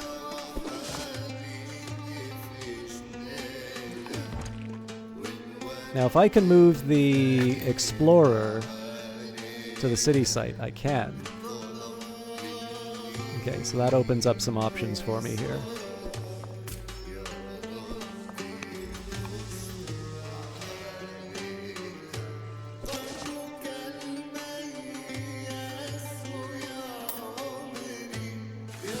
This is going to wind up being quite costly, but oh,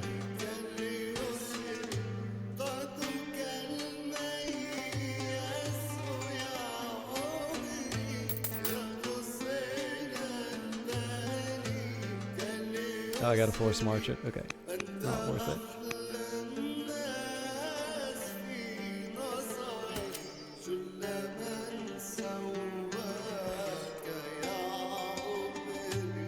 This is worth it though, because he's got the protection from the scrub. Okay, Tushpa. I think I'm gonna keep going for the forum at this point.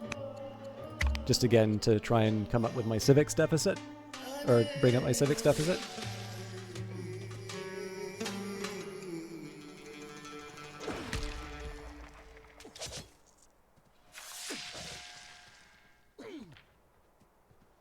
There's no way I'm keeping that city. Tactic studies. Now that Barsine the Dane has completed her study of tactics, how should she contribute to the court? We'll make her a schemer. Hedonism, or hedonism. Reclining upon the sofa, the soft patter of rain soothes your mind while you contemplate your empire. All the austerity and formality of the court has finally broken your heart. In a fit of rage, you decide that you will host the most luxurious parties and invite the most alluring foreigners and consorts from around the world. You will not be bound by petty religious piety or the rule-bound ministers of the court. It's party time. Everybody have a good time, or stop this and consider this. Hangovers. So, Adad Nirari, because I had a high discipline, I could avoid that. Adad Nirari, governor of Assur, he can be a delver. Robust is good for orders, so we're going to go for that. Okay, bath time.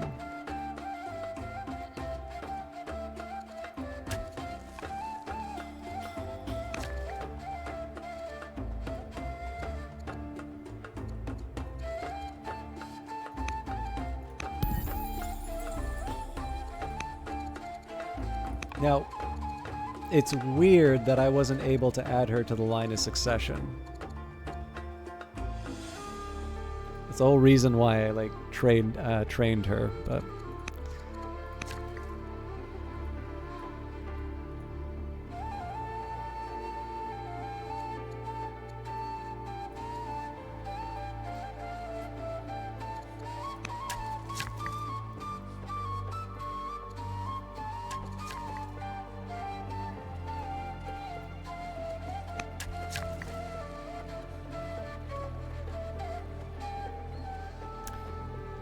okay, so I think the time has come. We do need to start investing in the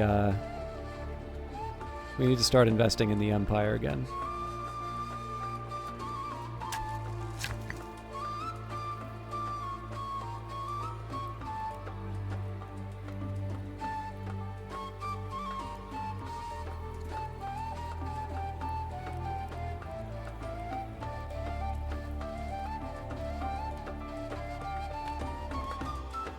Sorry, I'm just trying to think this through, so I could do cold baths. Legendary. I'm definitely going to have to build another city no matter what.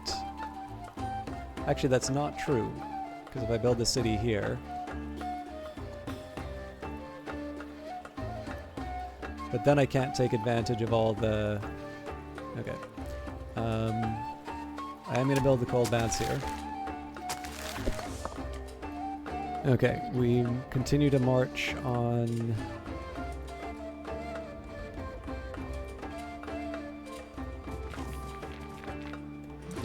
these units.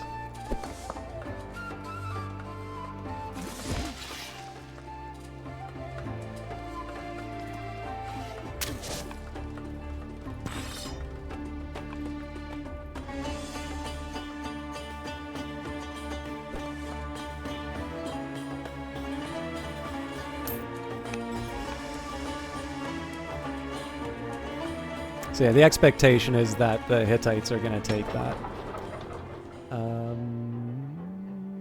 I feel like I should be investing in things like the Archer, but I'm going to build the Forum.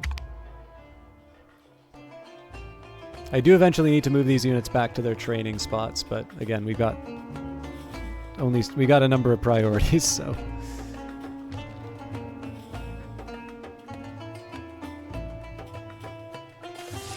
Yeah, so as expected, the Hittites got this. Alright, the assassinate mission of Puzur Asher of Mardaman has led to an event. Ambassador Adamu the Younger is now head of Christianity. Their opinion of you has gone from upset to pleased, and the Sargonid family have converted to Judaism. I also want to keep an eye on these numbers here, because Greece is starting to get close to a number where they might win. Fallen Spymaster. A scout hurriedly bursts into the court and signals that he wishes to speak with you privately. With your permission, he approaches the throne and leans into your ear. Your Magister, Spymaster Ishmay Dagon the Younger, was ambushed in the streets of the capital, the scout whispers. He's gravely wounded, and the doctors do not expect him to survive the night. You spoke of Governor Espedu the Scholar, and that your life may even be at risk now. What shall we do?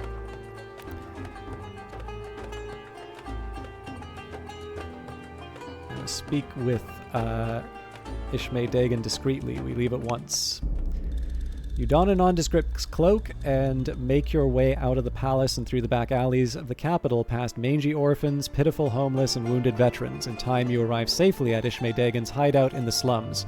You speak with a half-delirious Ishmay Dagon and learn from the terribly wounded spymaster that the plot to assassinate them failed. Somehow, Governor Espedu the Scholar traced it back to him and took her revenge. Thank you for telling me. Rest now and heal. Okay, we're going to go for citizenship because this is working towards our goal. A plea for forgiveness. The messenger from Shalman Sir, the orator, is pitiable. He begs you for forgiveness and asks to be allowed to be returned home. They shall not yield.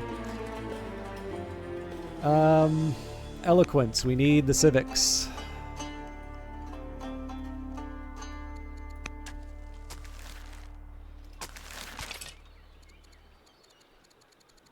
Okay, no free workers. So I want to try and put some effort. So these will unquestionably kill my unit if I'm not careful.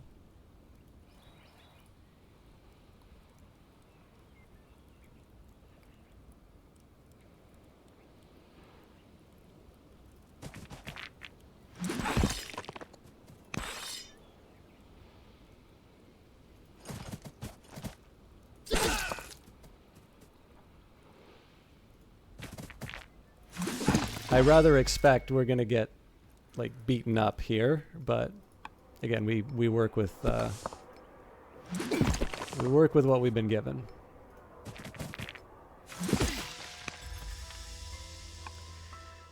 Okay, let's get some people back to their training.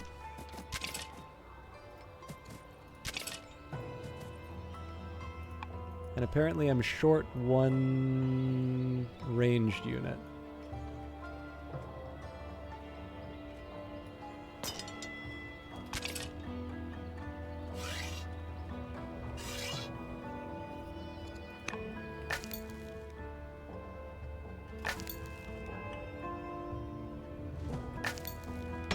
So I do want to do some exploring, but I've got a few competing priorities. So poets make a lot of sense to invest in. I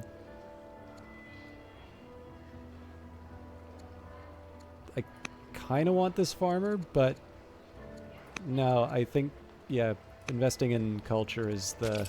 Because I need those heated baths, investing in culture is the way that I'm going to get that. Okay, so we will promote this one for a freebie.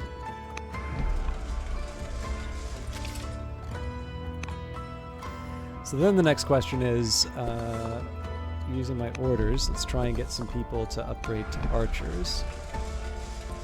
I've got 3 orders left.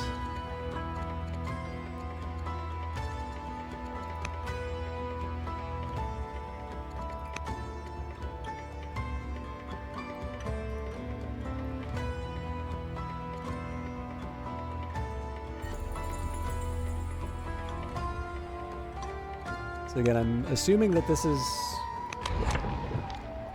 like, again, she's adopted. It says I currently don't have an heir. Changing any of these doesn't seem to doesn't seem to change any of that. So there is an event that says you can adopt someone, which hasn't happened yet.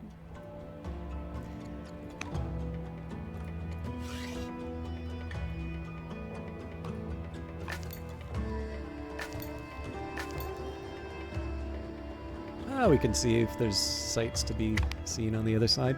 I'm also an hour past when I wanted to finish, and I've got a few other things that I need to do, so I'm not quite sure. I wanted to just like let my leader die of old age, but that doesn't seem to be happening yet. Tutor mission has led to an event. Attilia of Asser has died. Okay. Okay, things are starting to fall apart with Babylonia. Bystander. One day during lessons with her tutor, Barzine hears a clamor beyond the palace walls. A group of urchins chase a terrified cat along the street, laughing and striking it with sticks. Attack the boys and drive them away. And final remembrance, the funerary procession of Adad Niari the Younger stretches back to the capital as mourners wail and beat their breasts. You are approached by a delegation of Manichaean leaders who want to indelibly record his life, the life of the deceased believer, in their annals. Costs us civics, but it's worth it.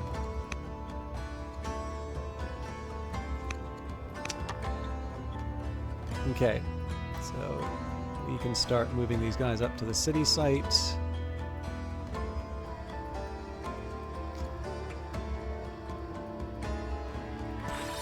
That's going to be enough to kill. So basically, I want to be careful of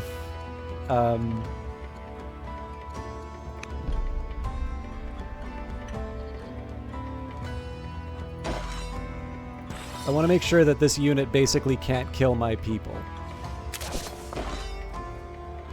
So if they can do heavy damage, that's fine.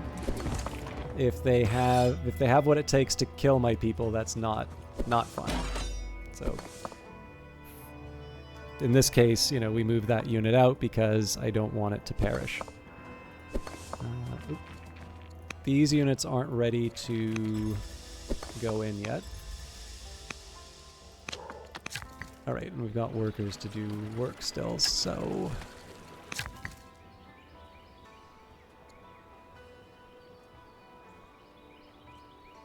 the Shrine of Asher would be good somewhere down here.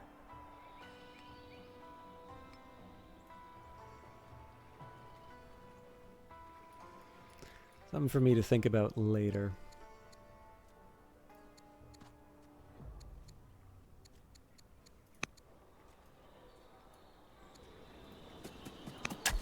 We've kind of worked our way into a bit of a corner here in terms of expanding the city.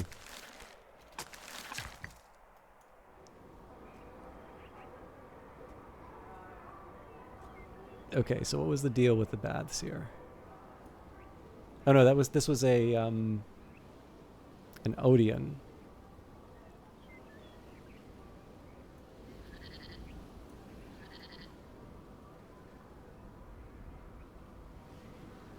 What was I thinking putting the Odeon down here?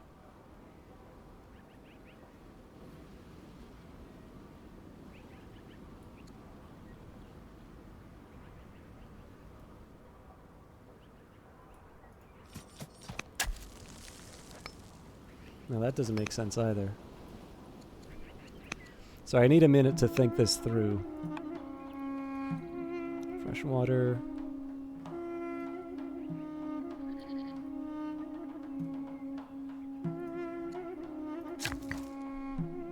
I mean, obviously they don't all have to be next door to hamlets, but sure helps.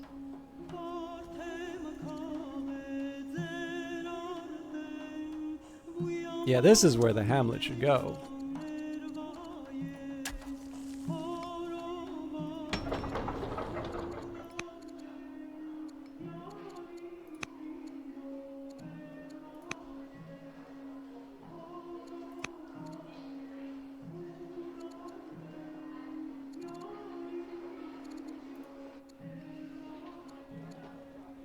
Okay, 8 years for a settler's a little long. Yeah, man, we're a cultural backwater. How many stonecutters do we have? Not enough.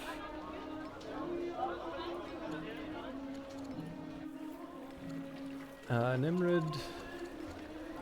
I really feel like I should be investing in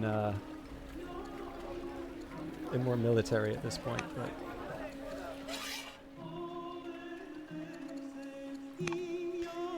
so Hadi is similar, Babylonia much weaker, Egypt similar, Greece counts as stronger. So fortunately, everybody else seems to have chilled out in terms of the arms race too. No honey yet.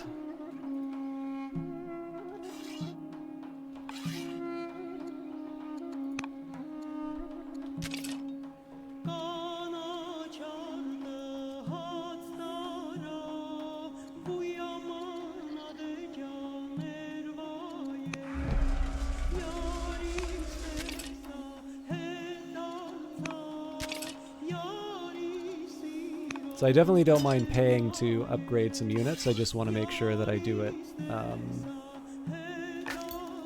I do it when I have, you know, I want to exhaust my existing options first. All right. I think I'll just take another settler, seeing as we are planning on taking the next city pretty soon. Treasury. Actually, should do a festival because of the discontent.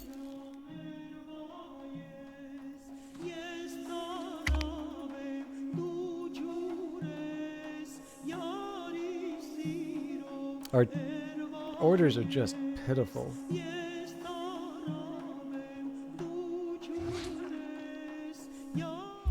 The health of Queen Saria the Noble has taken a serious turn for the worse, and she's now severely ill. Oligarch Zarpanatu the Younger has died in office. Egypt has begun construction of the Pantheon, so we can't do that. And Oligarch Espetu the Scholar is now head of the Adasi family. So,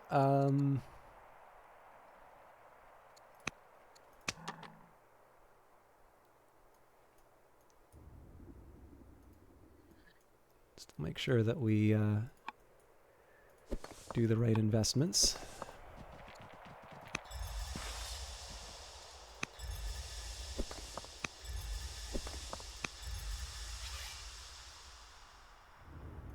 This unit's going to die if it sticks around.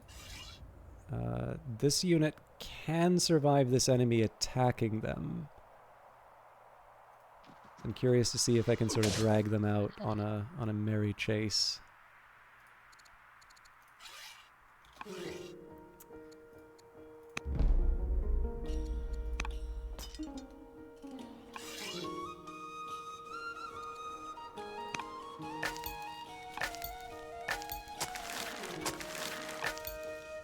Okay, so we've got quite a few orders and nothing really to do right now. Now, I have been ignoring foreign relations. Oddly enough, they're actually going quite well. The other thing I could do would be to try and find some more slingers to turn into archers. So we'll take advantage of the opportunity to explore the wide world. So we're 83 severely ill. We'll see whether or not we survive this.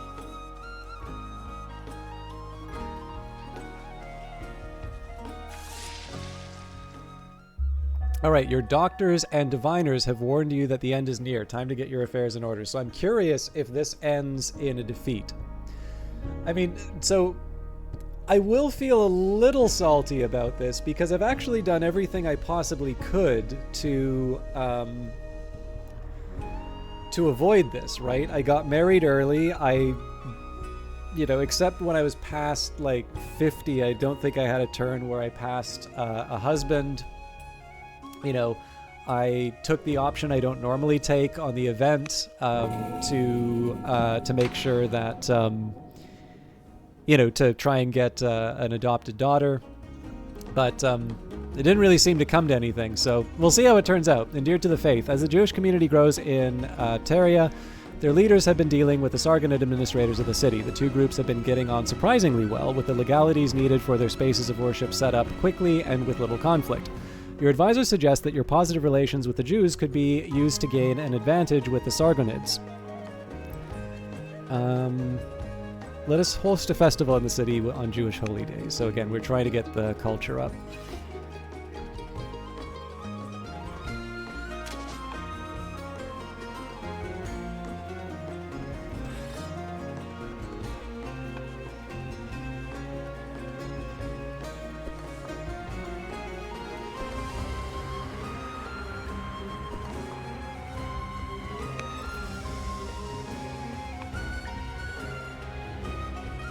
So we're definitely not going to be able to take this turn.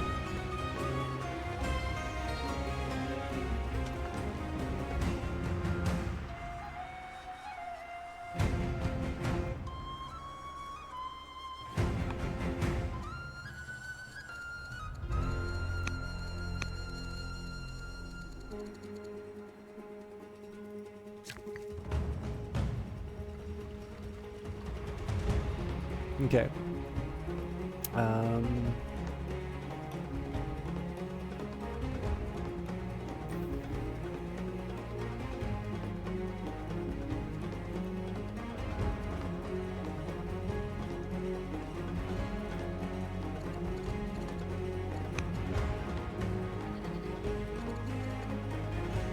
We don't have the 4 laws for the stronghold. I wonder if we can enact any.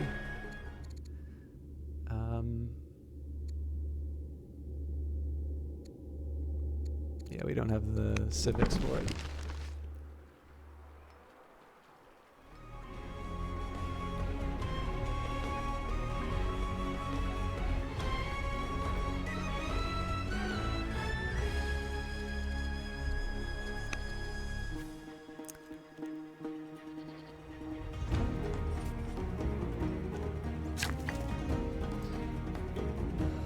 We got like nothing we can build in these areas.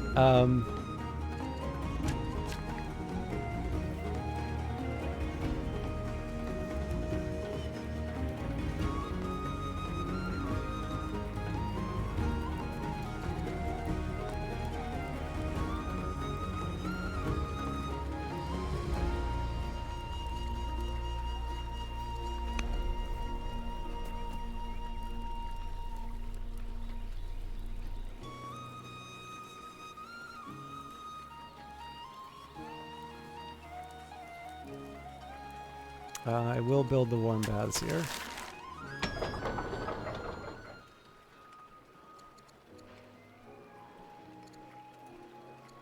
I'm going to keep investing in poets while I can. Sharing the loot. The forces of Greece have recently sacked a barbarian encampment, and they find themselves flush with plunder. King Arimbas the Beloved of Greece wishes to offer us some of the spoils as a gesture of his ongoing friendship. Gems from the looted tomb, cryptic scrolls and carvings, or let him keep it all for himself. No, let's take the science. Shalmansir, the orator, has managed to avoid your agents for some time, but news has reached you that he has resurfaced in the most unlikely of places. It seems that he has joined the Hittite court in hopes of providing them with information on your lands in return for protection. Your spy master, Ishmi Dagan, suggests that assassins could take care of Shalmaster on a Ori payment to Hade could convince them to turn him over.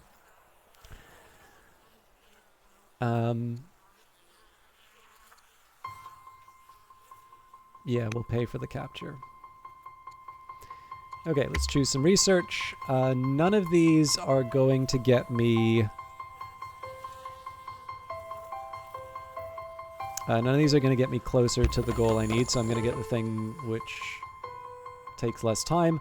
And again, my understanding of the game here is by ending this turn, I am ending the playthrough.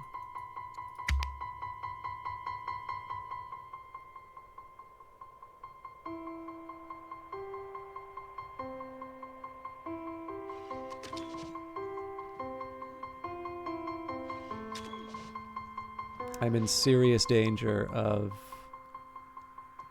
the Hittites taking that from me. You are now known as Saria the Glorious. You're known as Saria the Noble. The nation of Assyria has been eliminated, due to a lack of... Okay, the royal dynasty of Assyria has come to an end. We failed 3 heated baths, control 3. Defeat. The court convenes one last time to discuss the tragedy of our defeat. We tried our best to serve and protect our nation, but Assyria will go down as a minor footnote in the history of the old world. So, I don't know, like, it's definitely bittersweet, right? Like, the aim that we had,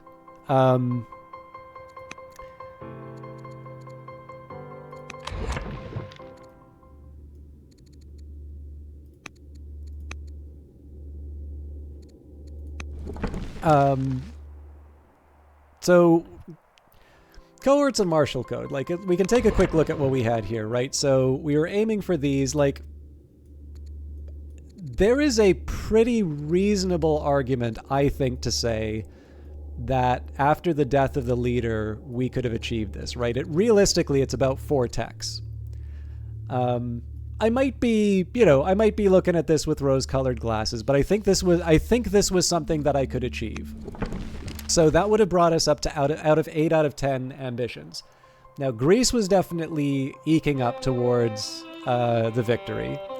My best option, honestly, would have been to try and absorb Hadi into my empire. Something that would have been considerably more difficult, given the fact that they're they're sort of all over the place.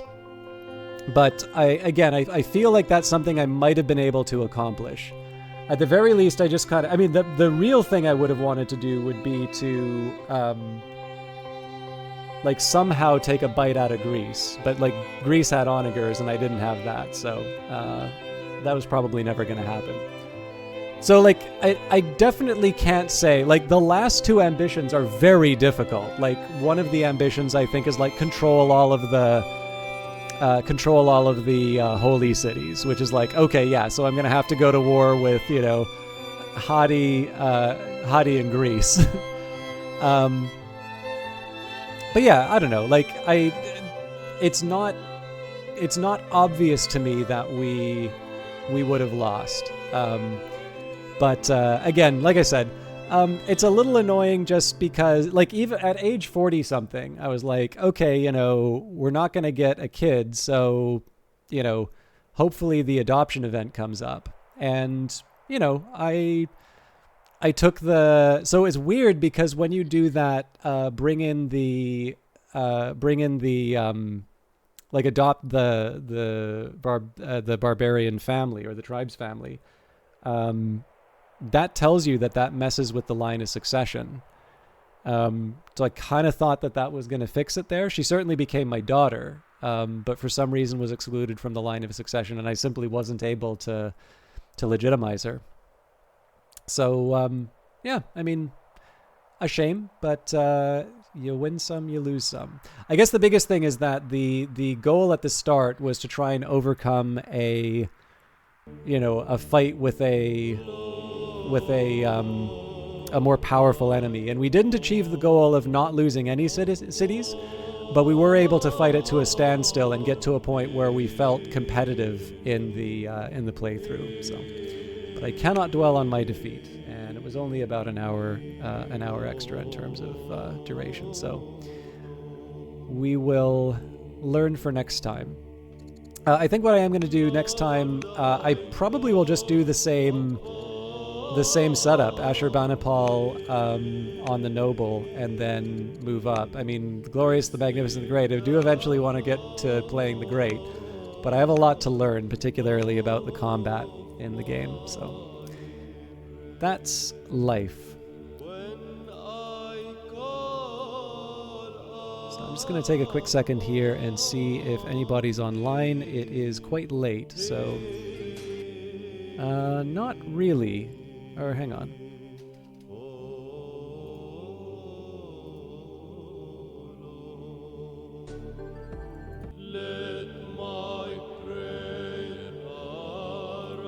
Yeah, sorry, I got nothing.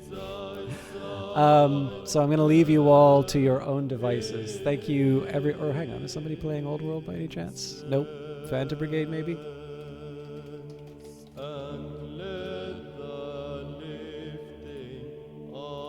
Book of Hours?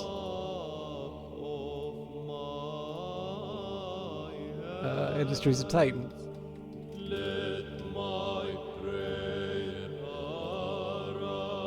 I don't know. I tried my best. I got nobody online right now. So thank you everybody for watching. I hope you have a great night. I will be back at latest on Wednesday. Or no, hang on. Sorry. Wednesday is the local game dev meetup, so I will be back on Friday. Now, because we've got Book of Hours, I would like to spend a bit more time playing that. So I'm not going to, like, I need to keep realistic in terms of what I can do, but I want to try and add extra casts to the week for Book of Hours. And then there's some other things that I want to show. So, for instance, I had a lot of fun with Outlast. So I want to try and work in some Outlast as well. But all of that, that'll sort itself out in time. I do need to wrap up. So again, thank you everybody for hanging out. Dendrian, thank you for lurking. And if you guys do want to see more Old World, let me know, because that is kind of the plan for it on Monday. But I'm not opposed to changing it up. We do have Age of Wonders to play as well. But all of that will be dealt with in the future. Thanks for watching again, and we'll see you in the next one. Bye.